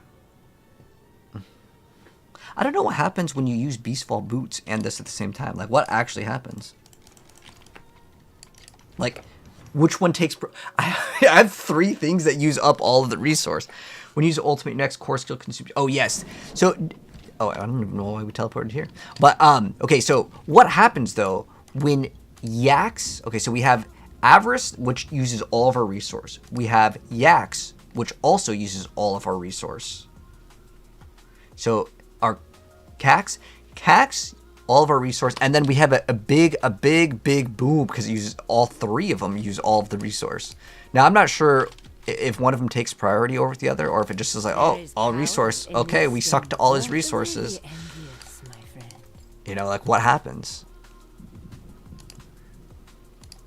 What actually happens, man? All right, so I forgot what we were running. I think we're running Umbrus, right? Greetings. How shall I guide my hammer? My hammer sings on your return.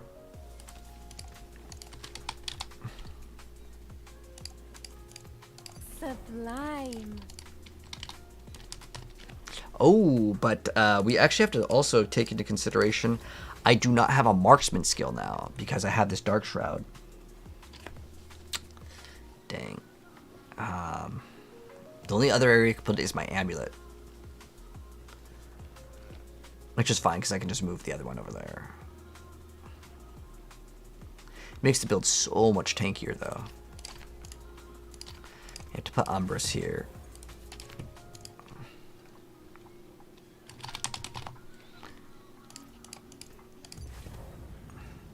Because, yeah, you can't just run the, right? Or can I put this? Wait. Oh, wait, we have Umbrus here. Oh, yes, okay. Yeah, it's considered utility. So utility, you cannot put it in... Oh, wait. What about the Twisting Blades one? Oh, that's also considered utility. Wait, well, this one over here... Oh, wait, no, I have... Okay, it's in defensive category. Okay, hold on. Well, there's no point of throwing that one over there. I would much rather have... I mean, it's already going to give me enough Dark Shrouds. It's not a problem. But what about the Twist... Oh, no, because this is in... That's on defense. I'd have to remove, like, Shroud of False Death or Air of Perdition, which, hell no, we're not removing those. It's, like, impossible.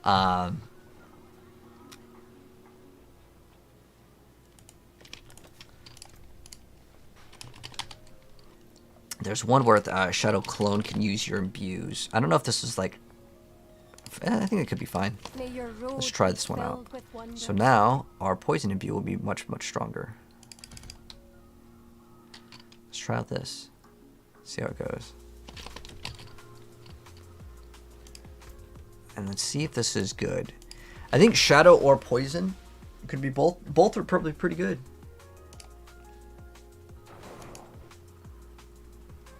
Oh, where the heck did my chat go for? Oh, there it is. Okay. Oh. That wasn't it. That was my something performance. Let's go and go test this out. See if the thing is actually taking damage. So how much more? We have 3 plus 3. Another plus 3. So we have 11. 11 should be to the point where like we have infinite poison imbues. And then we'll see like how this build is doing. And I think we can actually make this build like pretty good. But yeah. Fortunately, we have to put the Umbras here. Or, I mean, we could just forgo it completely and then just play another thing with damage.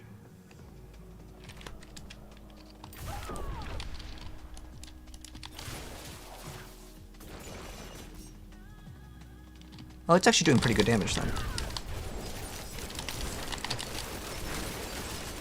Alright guys, the lightning poison. Let's see how much damage it's doing. I'm looking for those bees. Dude, it's too hard to see the numbers though, to be honest. Okay, there's a 17 bill. 53 bill.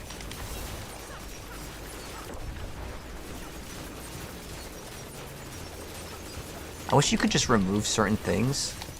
Alright, so how many poison imbues last? Okay, this is plus 3. So we need like more poison imbues. Ah, we have 75x here every single time. I guess if we really wanted to like ramp up the damage, we could like throw in like poison trap and then that's extra non-fizz. Oh, we need to make sure we activate this though. Okay, I didn't do that. All right, let's go try this out. So poison imbue, what's the damage looking like? Let's get it ramped up over here. Alright, I see 12 bill, 44 bill.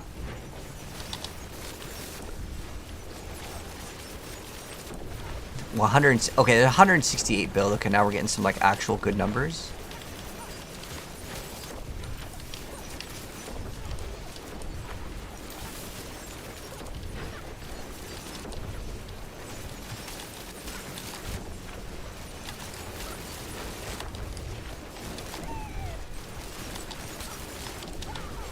$73 mil. Wait, am I actually getting the quacks? The cax rune? Yeah, it's still activating.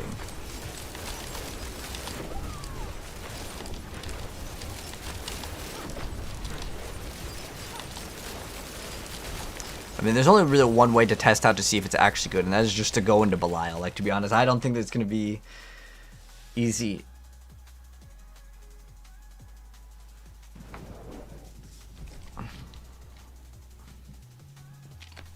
What's up, Black Sparrow? What you get?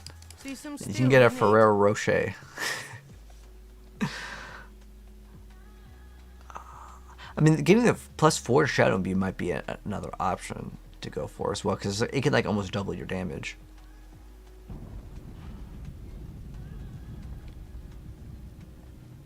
Just damaging with it has to be a mobility skill. That's the problem. If it wasn't a mobility skill, it's just damaging a boss could just activate it. I think it'd be worth it, but I don't know if it's worth playing this. Oh, it does give you ultimate CDR too. So our cooldown right now is 21. What's our cooldown without it? That's like 3 seconds. I mean, it helps.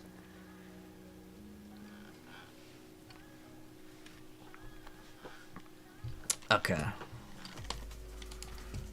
Some solid bits here.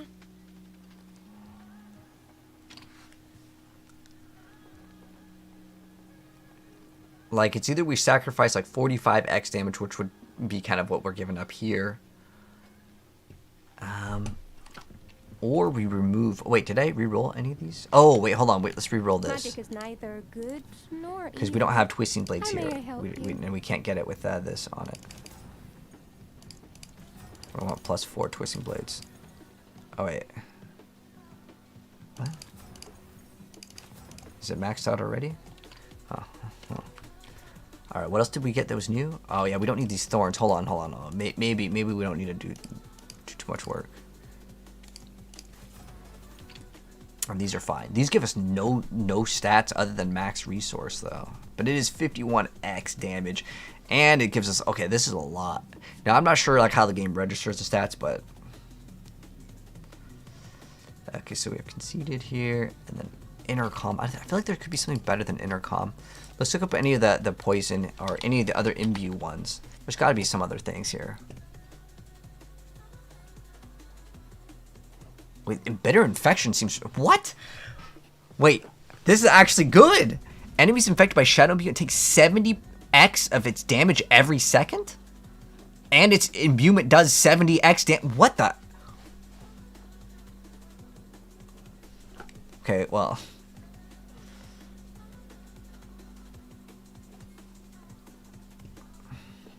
That seems really good.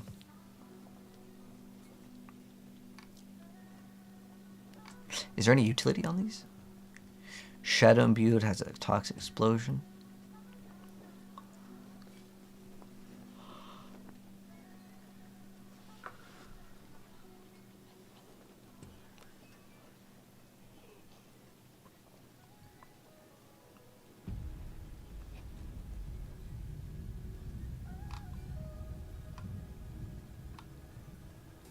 Yeah, this one seems ridiculous. Enemies infected by Shadow Imbue take 70x of its damage every second? Now it wants me to go back to Shadow Imbue. Sure, why not? I mean, I feel like I have to try this thing out. 105 damage? What? Like, what? These numbers are crazy. Slice and dice. Okay, we're going to swap back to that. And we're swapping back to Brighter soul. the Shadow. I don't know. This one actually seems like it's kind of good too. +4 to like, what's the Shadow Imbue right now?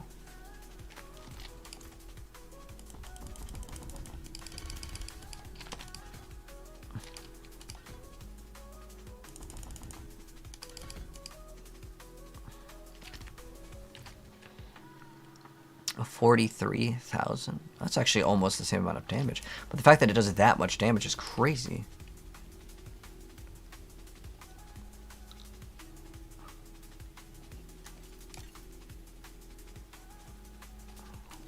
$35? No, I mean, I don't know. Something ain't mathing over here. Maybe it doesn't show until we, like... There's a lot of things in this game where it just like, doesn't work properly.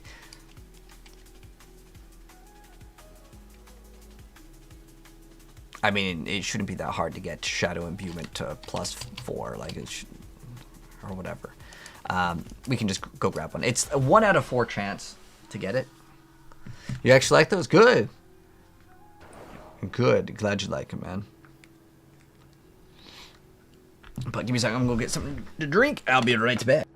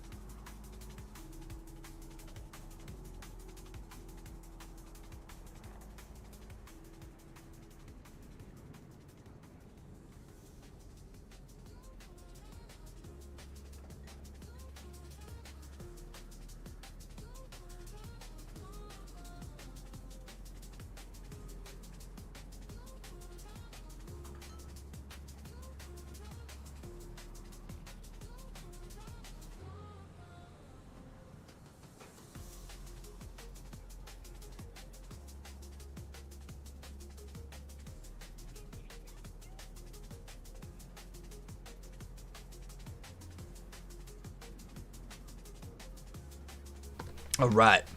So hopefully we can test this out, and it's going to be amazing.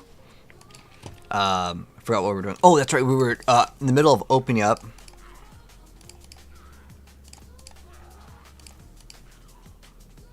All uniques. All aspects. All uniques. All aspects. All uniques. All aspects. All uniques. It should be like a 1 in 4 chance, by the way. We're looking for... should just put these back over here. I really don't want to get rid of this, but I may have to. Does this give us all stats too? Ooh, does this like... Hold on, does this scuff up our thing though? On our Paragon. Oh, okay, we're good on that one. Good on that one? Ooh, we lose out on what? Some extra... Is that 6 res? The materials will give us the res anyways. Oh, we lose out on non-phys damage. Because without that other thing, I feel like the build might be too squishy. That's why I wanted to try running materials. We can try it. But yeah, the amulet one seems crazy. What will it be?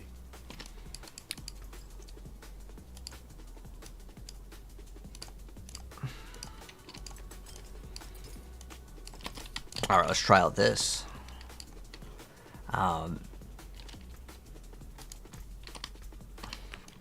Wait, hold on, we can still... Oh, that's right. We need to open up. We need to sort these. We're looking for Assassin Stride with plus to Shadow Imbue. So the class uniques. Class uniques. Boots. Give me them boots. Boots right there. There should be like 2 boots that pop. Shadow Imbuement. There we go. But I don't really need the other stat to roll good. It just needs to be Shadow Imbue. That's all I care about. So how much damage is it adding? 42,000? Oh, I was looking wrong. Wait, that doesn't even give you that much more. To go 38? But I guess we max it out. We'll try it. Why not, right? Unexpected. No, we don't want Shadow Res. We want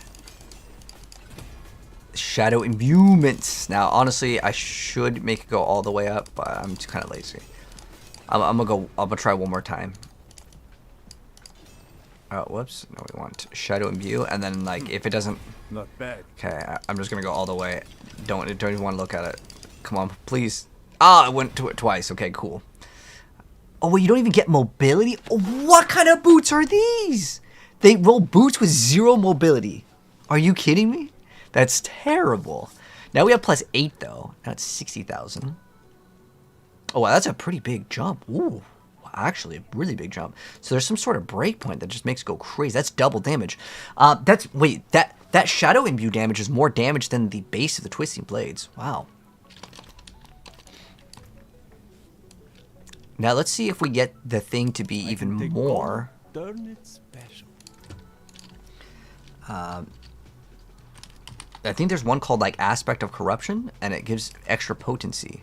So I'm gonna screenshot this, and then I'm going to try to see what the differences are. I don't know what potency means in terms of like in poison damage. I get it. That's like more poison damage, but I don't know if what this increases. So we're about to find out. All right, traveler.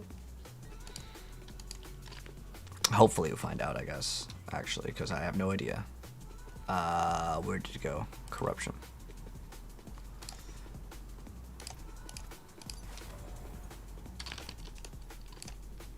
We'll see if this number or something changed.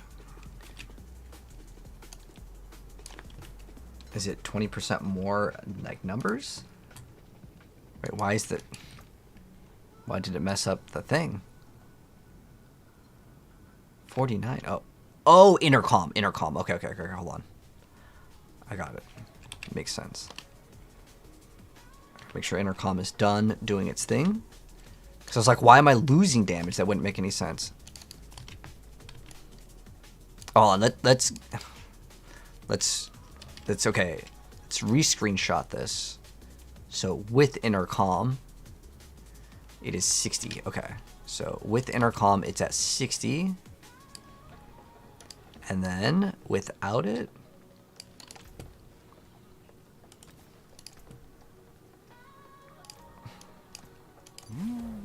That's a good omen. oh, I need to take a screenshot.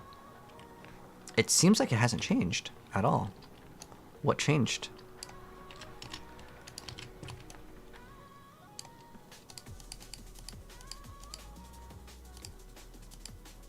What? No, that doesn't make any sense. Now it's 60,000. Okay, now I'm going to go. Here.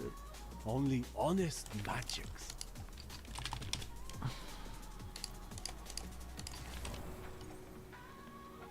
Okay, I'm gonna move so then it changes, and then see if it snaps to something different. 60 and then 91. It's the same, right? Am I crazy?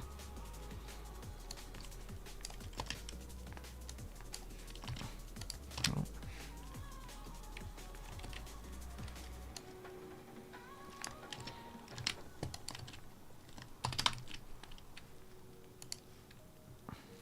This new? I'll move somewhere else so I'll know it's new.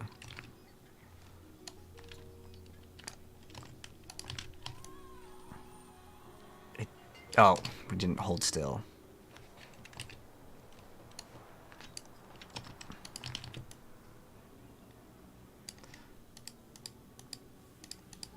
It doesn't even change.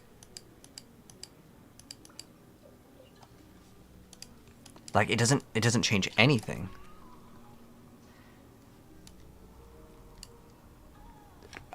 Maybe we can look this up. Imbuement potency Diablo 4. Yeah, maybe this will make more sense.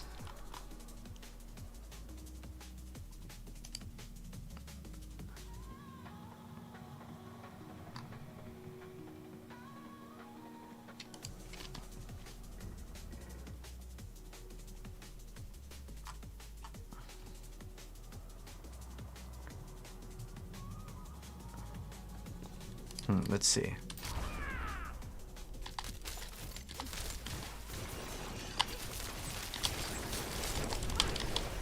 We're missing 17 bills. Okay, 17 billion. 44 bill.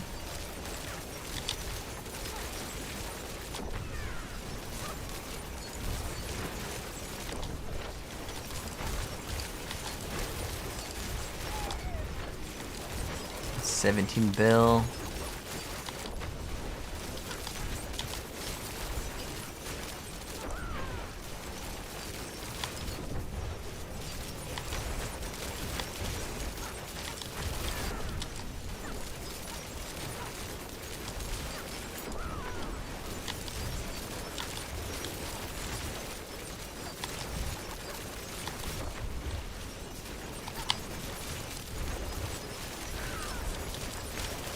Do I have like the shadow imbu? You see this is +3 shadow.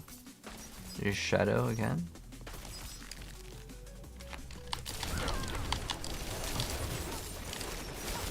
I can't decide if shadow or poison is better. I really can't. I'm gonna go back to the shadow imbue and try it one more time. Oh, not shadow, but poison. I'm not sure if the Beastfall boots actually work with this build.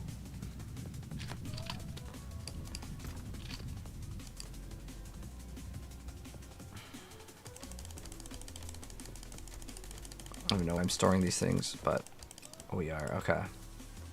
Don't need that. We can keep that here, because we might mess around with it.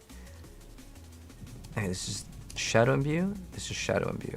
Why do I have 2 shadow imbue?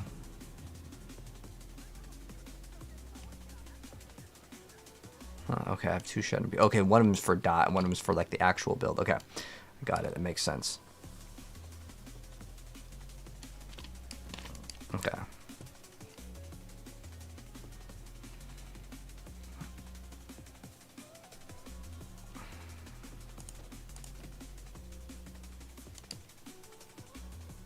Poison bee, poison imbue.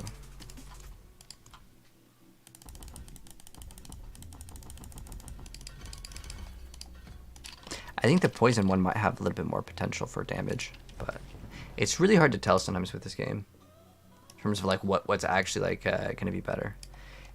Dance of Knives, as far as I'm aware of, Kevin, there really isn't anything super special. I mean, you could play it, and you would still be just using the boss powers to really gain like your big benefit.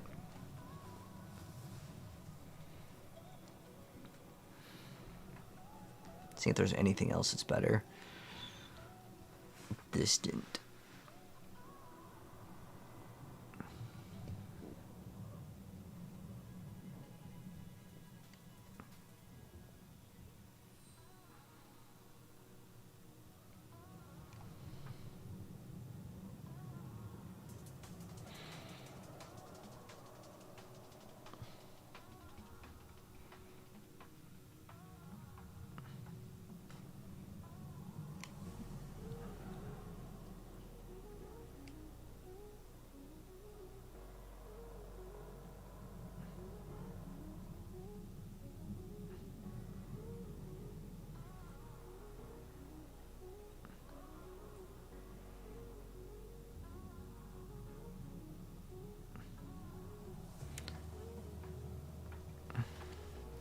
It lasts 1 point something seconds. Okay.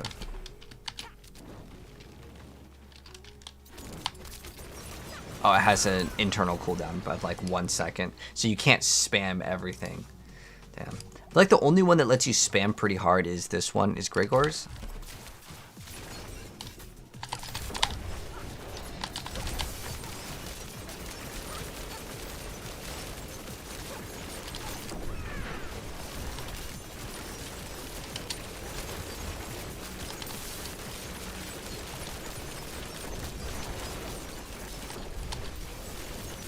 I think I just run out of poison imbues like way too fast.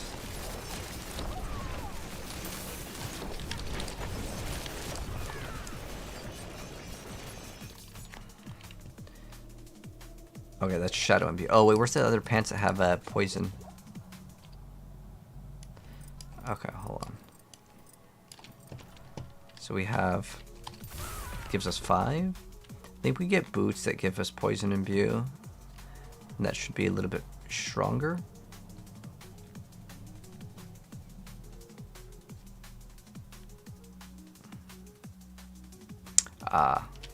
You can also run. Oh, I didn't even check. Hold on. We didn't even check how much damage that the shadow dot was doing. Oh. That was kind of our whole point. I'm wondering actually if we can actually mix that in with the other one where it's like they take 40x more. That would actually be pretty interesting. Yeah, we should try that out too. All right, so we're gonna go back to the Shadow Imbue for a second.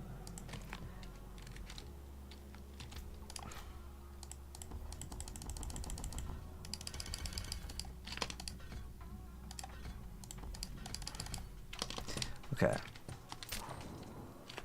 Doesn't it even give you more Shadow Imbues? This is +3. Oh, that's the Poison Imbue one. This is Shadow Imbue? Shadow Imbue, okay. What? Shadow Imbue is +3. Shadow Imbue is +3. Maybe we have to use the charges first or something.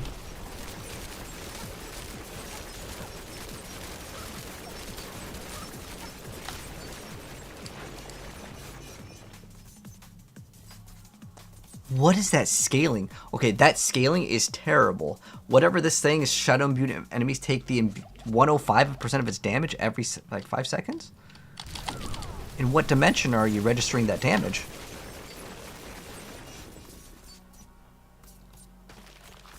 It's like not even a million. Yeah, if we're not even in like the M's for damage, yeah, we need to be looking for like the B's. The B's, we look for the billions. So yeah, I don't think that like the tick thing is even good.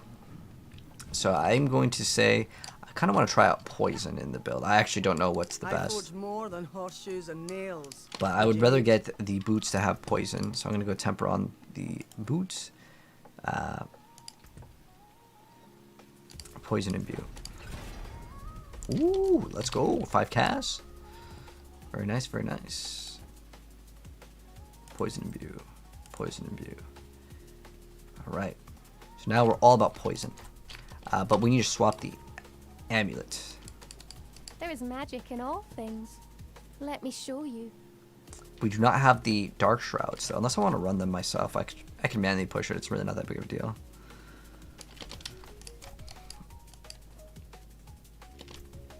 I can remove the point out of dash or something.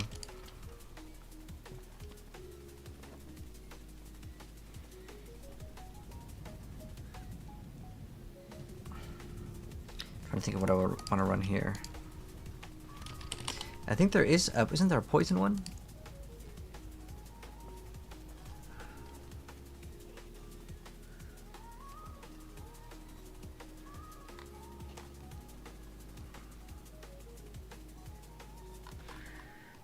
Let's see what other like damage ones we can throw on. Accelerating is actually pretty good as well. Masterful. Then we can attack super fast. Because that one works in category 2, so it will boost it up. So we'll have crazy attacks per second. Oh, since I'm running this, I don't need to run. Caltrops is a whatever. I can play the... okay, hold on. Forgot about that.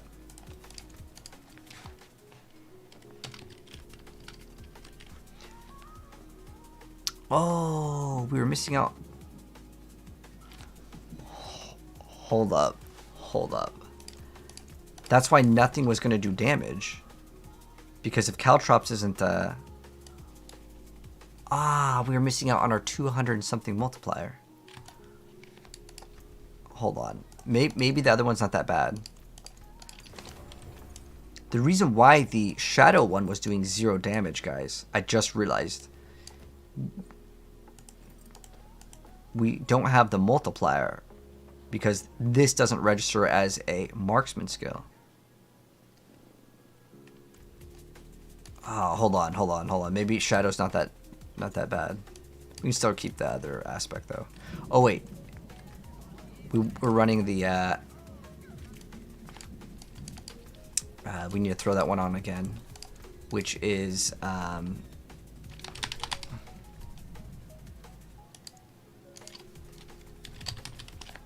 the Shadow Imbue one. This one, okay. Sublime. Yeah, because if that 200x multiplier is not working, then it doesn't matter. Which Druid, I didn't get to test out Druid, Kevin. I'm probably gonna test this one, and then this is the last one that I'm testing, and I like this one a lot, so I've been spending way more time on this one. I was gonna try Barb and the Druid last. I don't think that there's any, as far as I'm aware of, I don't see there being any really crazy Druid build. I think they were able to do a pit 80 with the there's a Shred build with mobility skill, so you can just hold down Shred. But I don't think it's like anywhere near like really good. 156 bill. Okay, now what is it ticking for?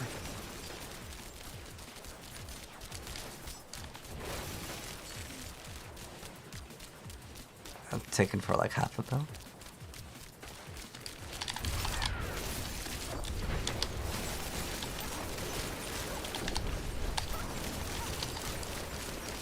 $57M. It's like 1 mil. Okay, so now that I know what these numbers are looking like. Wait, did I actually put in Shadow Imbue? Hold on. Okay, I did have to, okay, I had 13 points into it. So.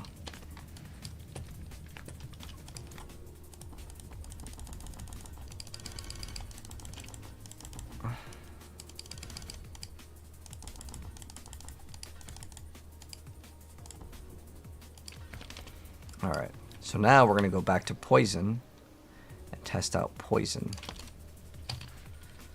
to see which one is actually better. It's Poison. So now... There is magic in all things. Let me show you. Alright. we can run something else here. I just want damage. Damage. So let's see what else. If you guys have suggestions, so let me know. So we can run what? The Behemoths. Oh, we're gonna run Umbris in this.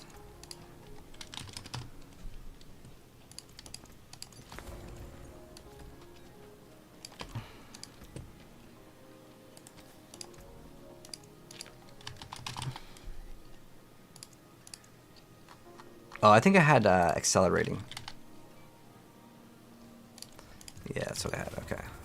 But the thing is that I'll burn through all my imbues too fast, I think. But we'll see. Because I think our attack speed will be too high. But what we're going to do now is we have all of our shadow imbue points. Okay, cool. Or whatever imbue points. Perfect. So now what we're going to do is we're going to go to...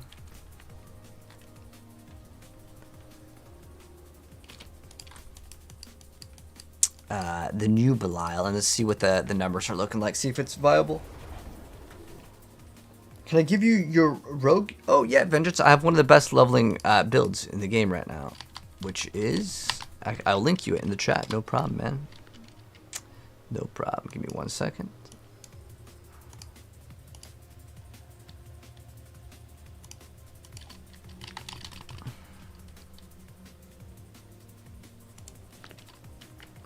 This is definitely the one that you want, man.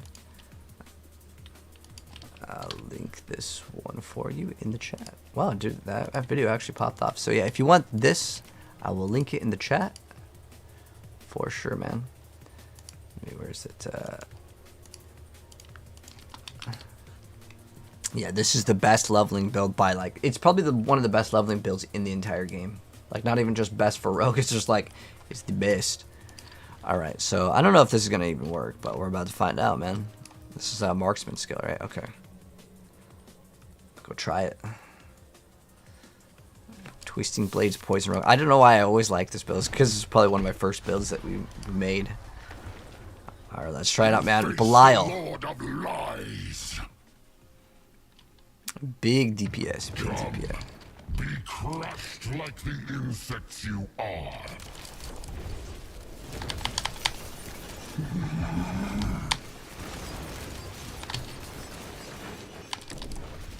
I can't hit him. He's too far away. Truth is what I say it is.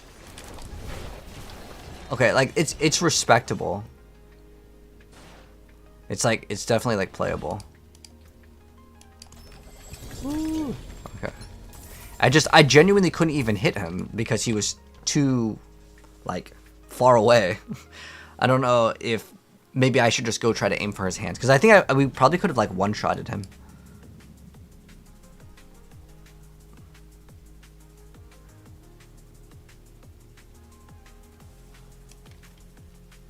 But I also like definitely like ran out of resources. So maybe like okay, maybe playing this is like just burning my resources too fast, but I don't know if there's anything else we can play.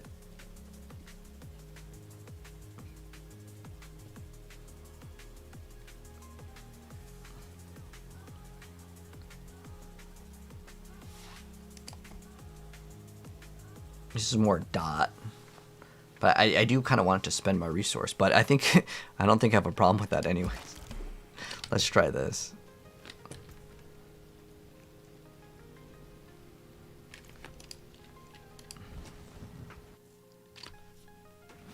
I haven't tried it, Shroons.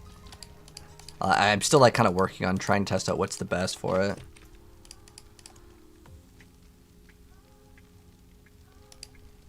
Let's try out this. Let's see if this is better with Andariel's. This stops nothing. I will drape this world in darkness.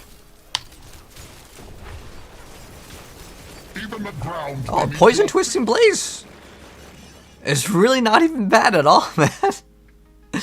Okay, because like I was thinking that. You know, we had to rely on the powers for the damage, and like, well, the powers do add a little bit more to the build. It's still like cookable without like just using the the potion, which is good because I don't know if that potion build will get nerfed, but we can definitely cook up something pretty cool. I think that this is very cool. Yeah, I did try out that one, Kevin. We built it maybe like an hour ago, but it's not bad. I like OG like just pure twisting blades for the most part.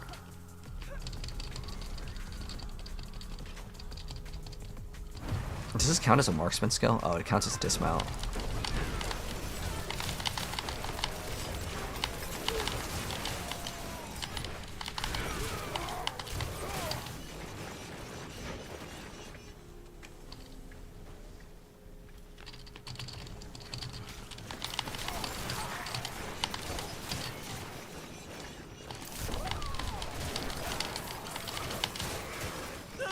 It plays like I would want it to play.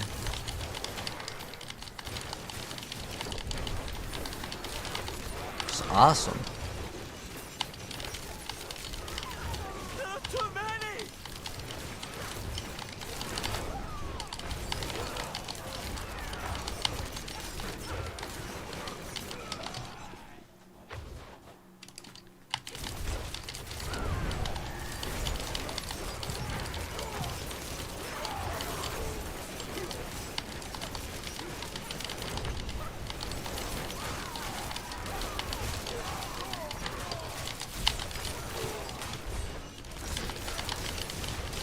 This is pretty satisfying. I like this a lot.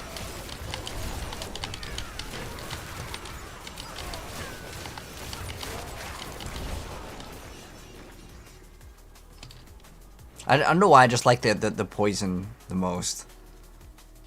It's because the reason why is in the very beginning it was like actually pretty broken. The reason why it was really broken is because Do not count them without. while it was spinning, it would re-tick for like the full amount, and it was never really supposed to do that.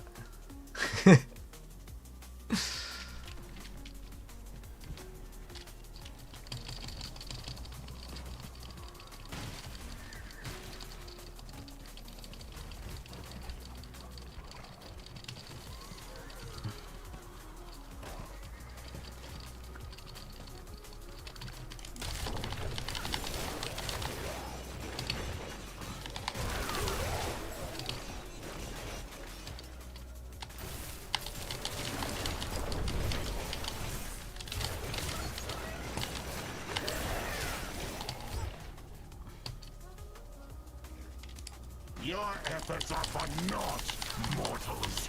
This realm is But after we farm some of this gameplay, I'll try the pit. We'll see how I can push.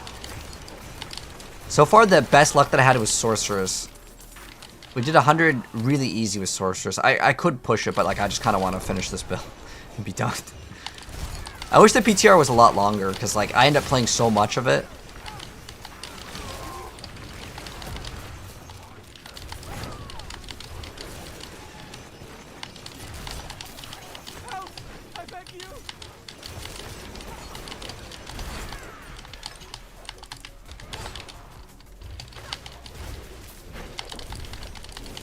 I could probably get away without playing Tyrael's now.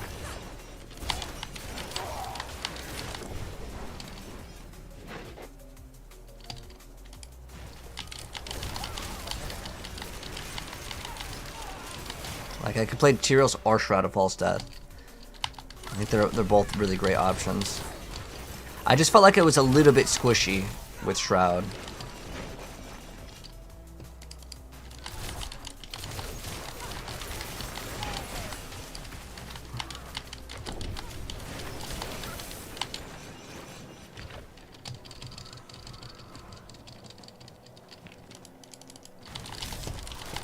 Gotta clip pit 100.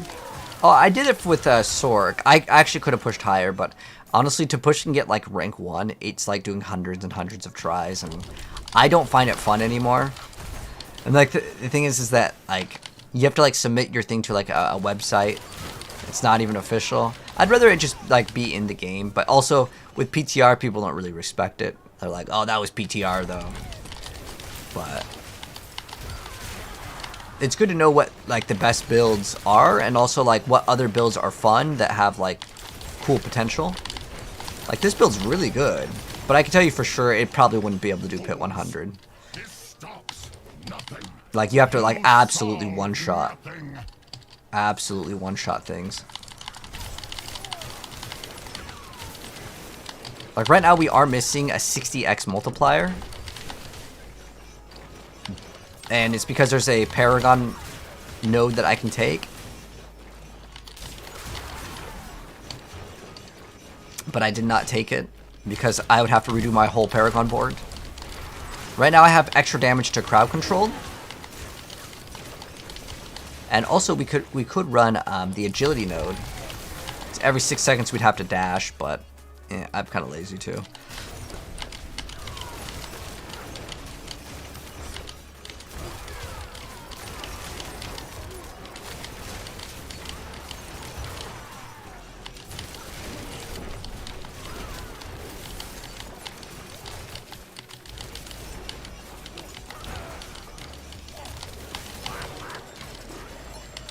Because there's no getting away without playing caltrops in the rogue, which is kind of unfortunate. It's always been like this too.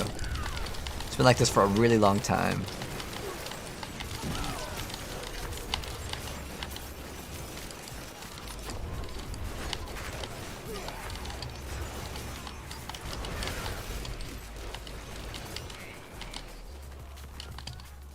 But my guess is like you could probably do like pit 60. We'll see though right after. Oh, you're saying on this build the clear pit 100? I know the other rogue build that we played could, because there was like someone else that like did it with the build.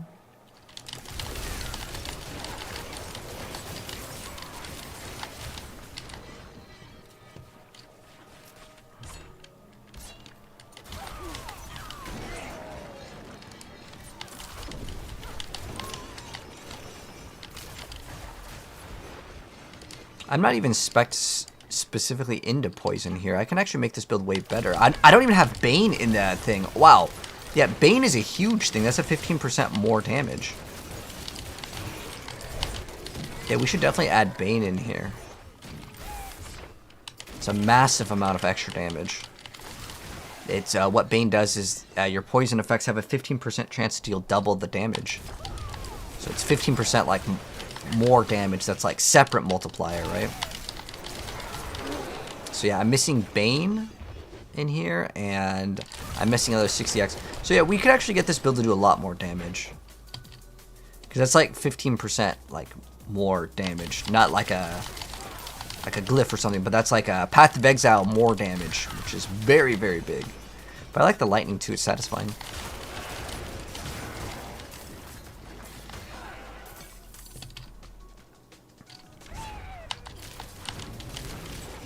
Because the one like damage versus crowd control, it's okay. It just sucks versus bosses.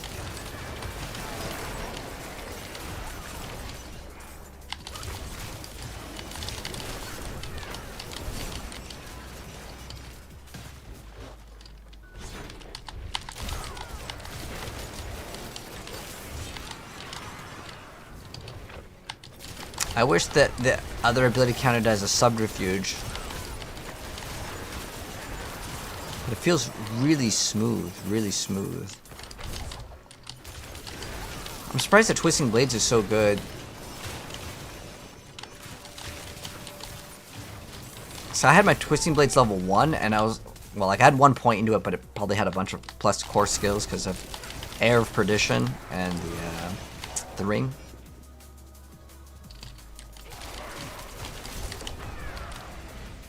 We could also probably throw in a Vex Rune in the build.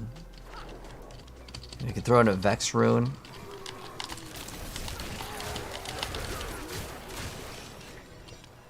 Instead of like the 100x damage for like 1 second, we just have permanent like plus 15% like base damage.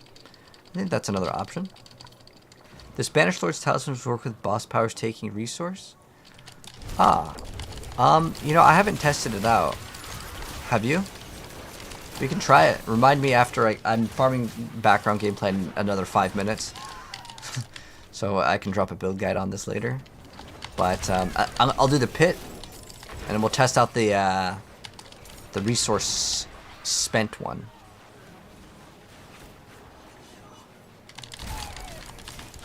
Your insolence is at an end. I mean, that's not bad. This is like what I consider like very, very OP, and I don't know, maybe they'll have to nerf this too.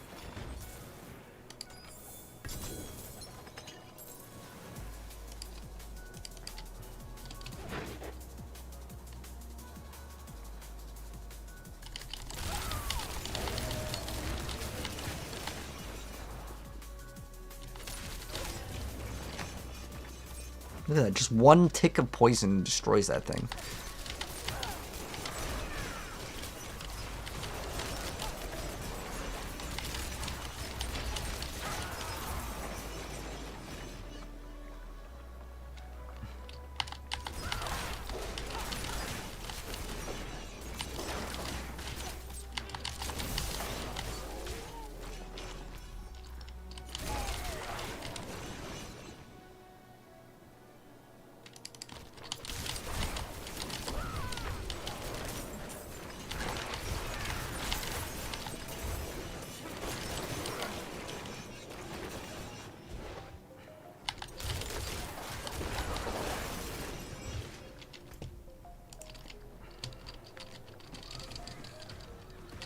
We're just killing stuff at the moment. I didn't really have the Belial thing kind of ended a while ago. I should just go back.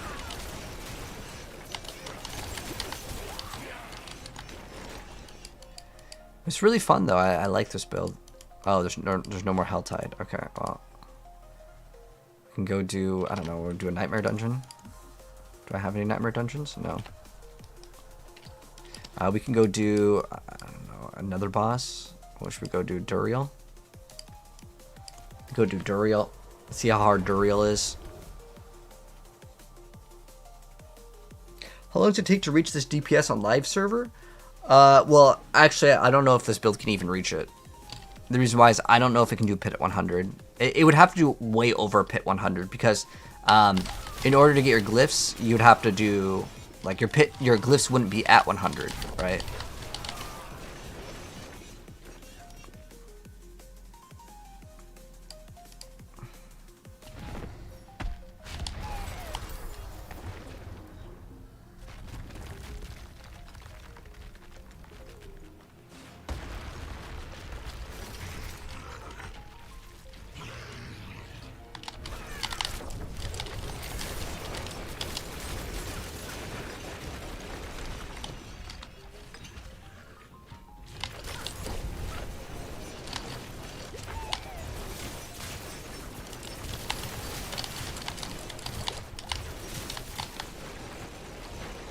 Well, this is cool. They reworked Duriel. I don't know if you guys saw it, but he, like, unburrows out of the ground. Oh, what? A lot of the bosses, it seems like you can't really one-phase them. Ooh, that's actually a lot of damage.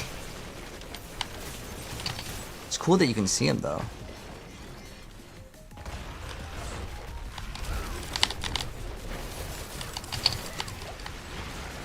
Still killed him.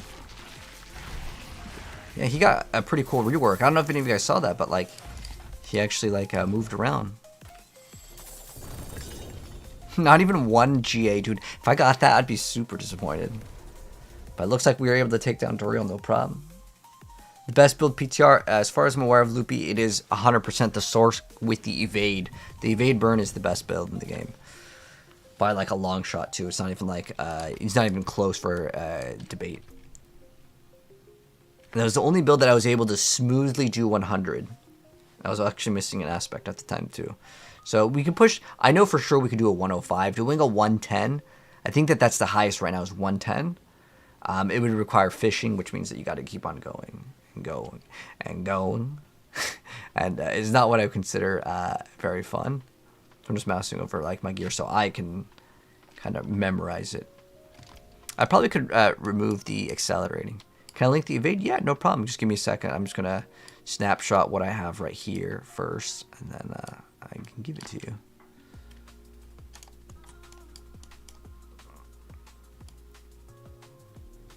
We have 2 extra points down there too. That we need to fill out. Okay, so cheap shot, control, the witness, turf, Eldritch bounty, exploit. We have exploit weakness with devious. So I may swap that one. In fact, yeah, I'm just gonna swap out devious with Bane 100%. I would definitely swap that out. Like, yeah, I would put Bane here for sure. Obviously, we have to change to like strength or whatever, but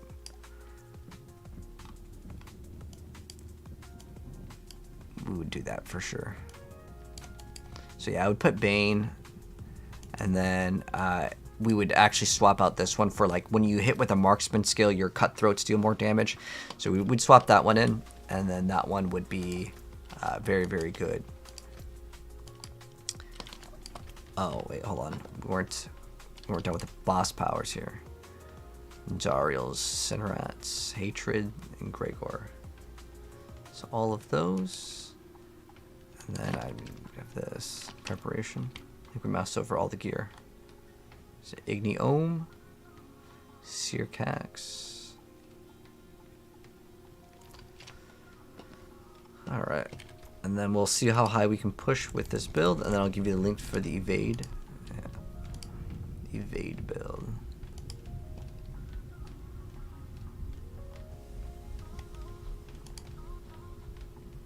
There's like 2 versions that you can play. One's ball lightning. I tried out the ball lightning one. I hated it. It like is like constantly out of mana, and it's I wouldn't recommend it. But there is 2 versions. I will give you the eventually I will link the I'll make a build guide for the ball lightning one. Makuna thinks it does more damage, and I trust his judgment, but I think most people won't want to play it. The fire bolt version is much smoother, way more beginner friendly. All right, let's try this. I actually probably don't even need to do this. I'm like fairly certain that this build isn't going to be able to do it. The reason why is the difference between being able to do a pit 100 and like a pit 80 is like, it's such a huge difference. We'll see if we even do enough damage to make a dent. But it's also because survivability is so hard in here.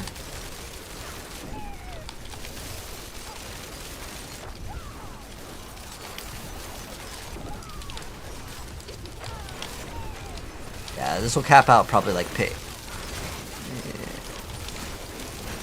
Maybe 90. Let's see. Let's see if we can do a 90 with it. I'm missing Subo too. He gives us a good little multiplier, but I don't know if we'll get away in time.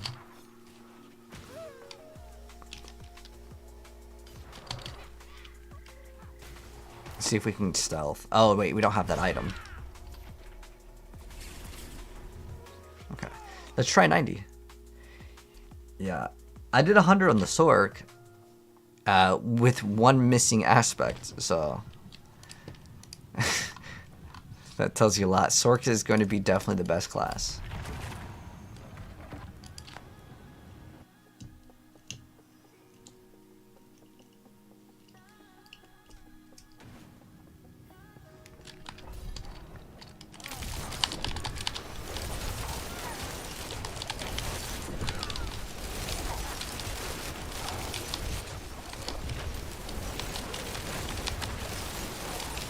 Is it halfway done? Or is there a damage reduction guy? I really hate those things because like they make a huge difference and you like very rarely can see them at all. Oh wait, I'm missing a glyph right now. I forgot. We took out that other glyph, remember? Okay, so we can easily do 90. Easily. I just need a... I'm missing that one glyph. That one glyph is going to make a huge difference. Oh, we'll do it right now with it.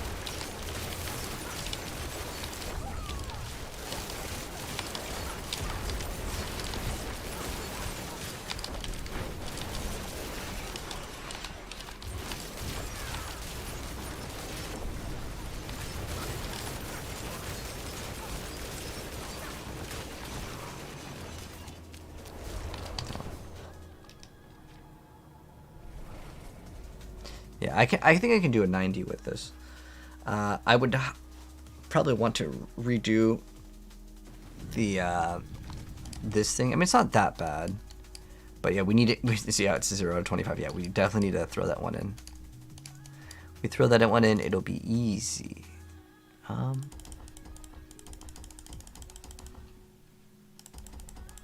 We have Tyraels right now, so we'll have the resistances.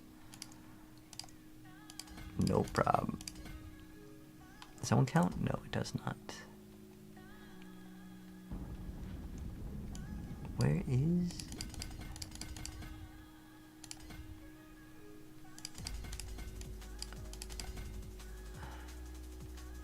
Alright, we have 1 extra point. We'll get that extra 2% HP. Nice. Okay. But now with Bane will make a pretty big difference. We could also, in theory, instead of running Gregars, we could run the Poison. That one could be another option since we're kind of scaling Poison anyways, right?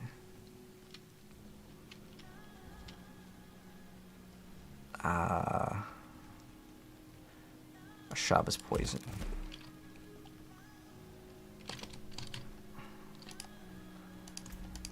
Alright, let's see. I'm not sure what you mean by that. Jahe? But Rhoda bosses. I mean, you could just find it in game. That's another option. So I think we can do 90. Let's see. Where's the damage reduction guy? I hate those guys so much though. Oh, here he is. Ruining our fun.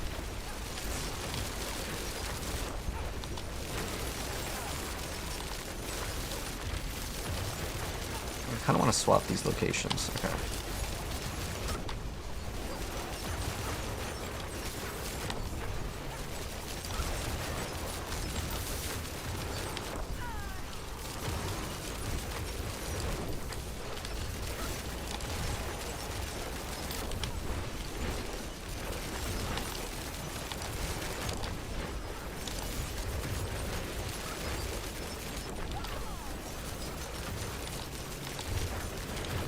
Look at that, 60, 70, 100 billion ticks.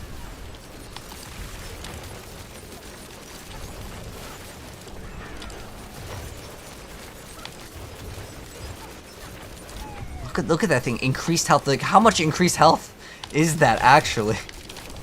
It's gotta be some crazy amount.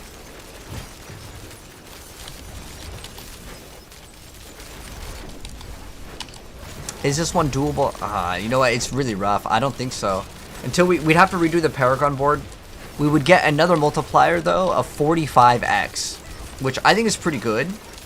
45x would probably solve this. So I would say this is definitely Pit 90 viable.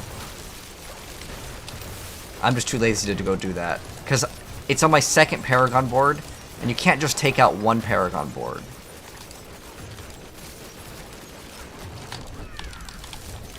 If you could, I would go do it, but it doesn't really matter. It's not like... The difference between being able to do Pit 90 and 100 is pretty big, but if it can't do with Glyphs 100, then there's no way you'd be able to, like, actually get this one up for the most part. So only Sorc? Technically, the other version of the Rogue build, the one that we played earlier, it can do it. But... it doesn't do it as smooth. I'd say that the Sorc is number 1. Number 2, I don't know if the Spiritborn did Pit 100. I was unable to do Spiritborn Pit 100, but it might be possible. Yeah, the best rogue build so far is the potion one where you drink the potion and it shoots out the lasers. It's the same thing as the Necromancer, basically. It's just that you scale a bunch of shadow damage. But the Necromancer one, I don't remember what the number that you can scale it to is. I think the Necromancer is actually probably better.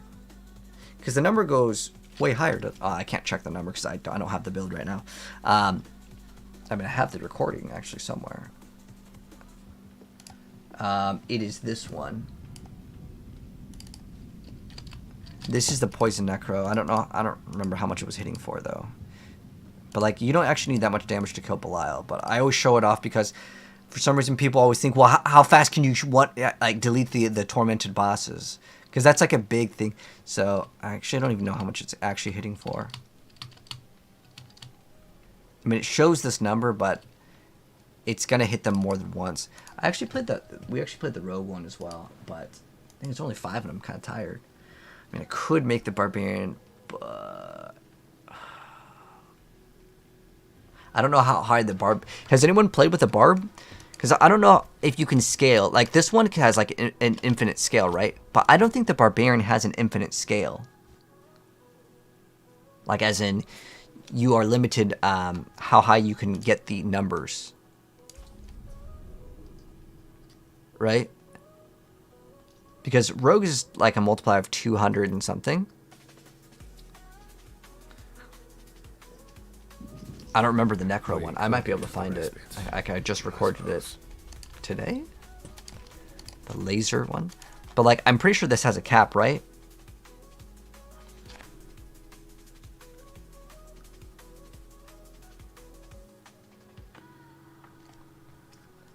You have a chance equal to your critical strike to increase.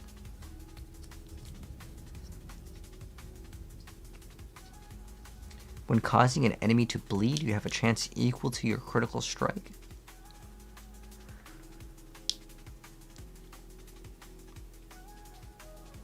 A plus 100. Okay, so you don't have infinite scaling. So I don't think Barb is going to be very good. I think the only classes that will be good are the ones that have infinite. You've done 110 on Barb. Ooh, so it's really good. So I think it's all about just basically the powers the next season. I just haven't seen anything really big with Druid then. Because I know Rogue can hit 100. I guess you said Barb can hit 100. I'll have to look all these up. But I would say the only class I haven't seen do 100 is Druid. So Druid might be the class that they may get some extra buffs to. But I'm going to go ahead and call it a night, guys. Thank you so much, guys, for coming by. Appreciate it. If you guys are new here and you guys want to catch me again, my YouTube, TikTok, and Twitch are all the same. So if you guys want to follow me over there for more build guides and all that stuff, feel free to go ahead and do so. But if not, good night. Thank you so much for coming by. We'll be back tomorrow with more. What are we playing? This week, we'll probably play the new Assassin's Creed game. And then more Diablo, obviously. But this is like the end of the PTR, so we'll just be on like regular season. I'm not even sure what we'll do on regular season though. Because I actually like PTR more than the actual game. I think if we could play PTR forever, I would 100% do that. But if you guys want to stick around for more Diablo, feel free to go and do so. I'm going to host another Diablo partner. But GG's, guys. It was fun. Good nights.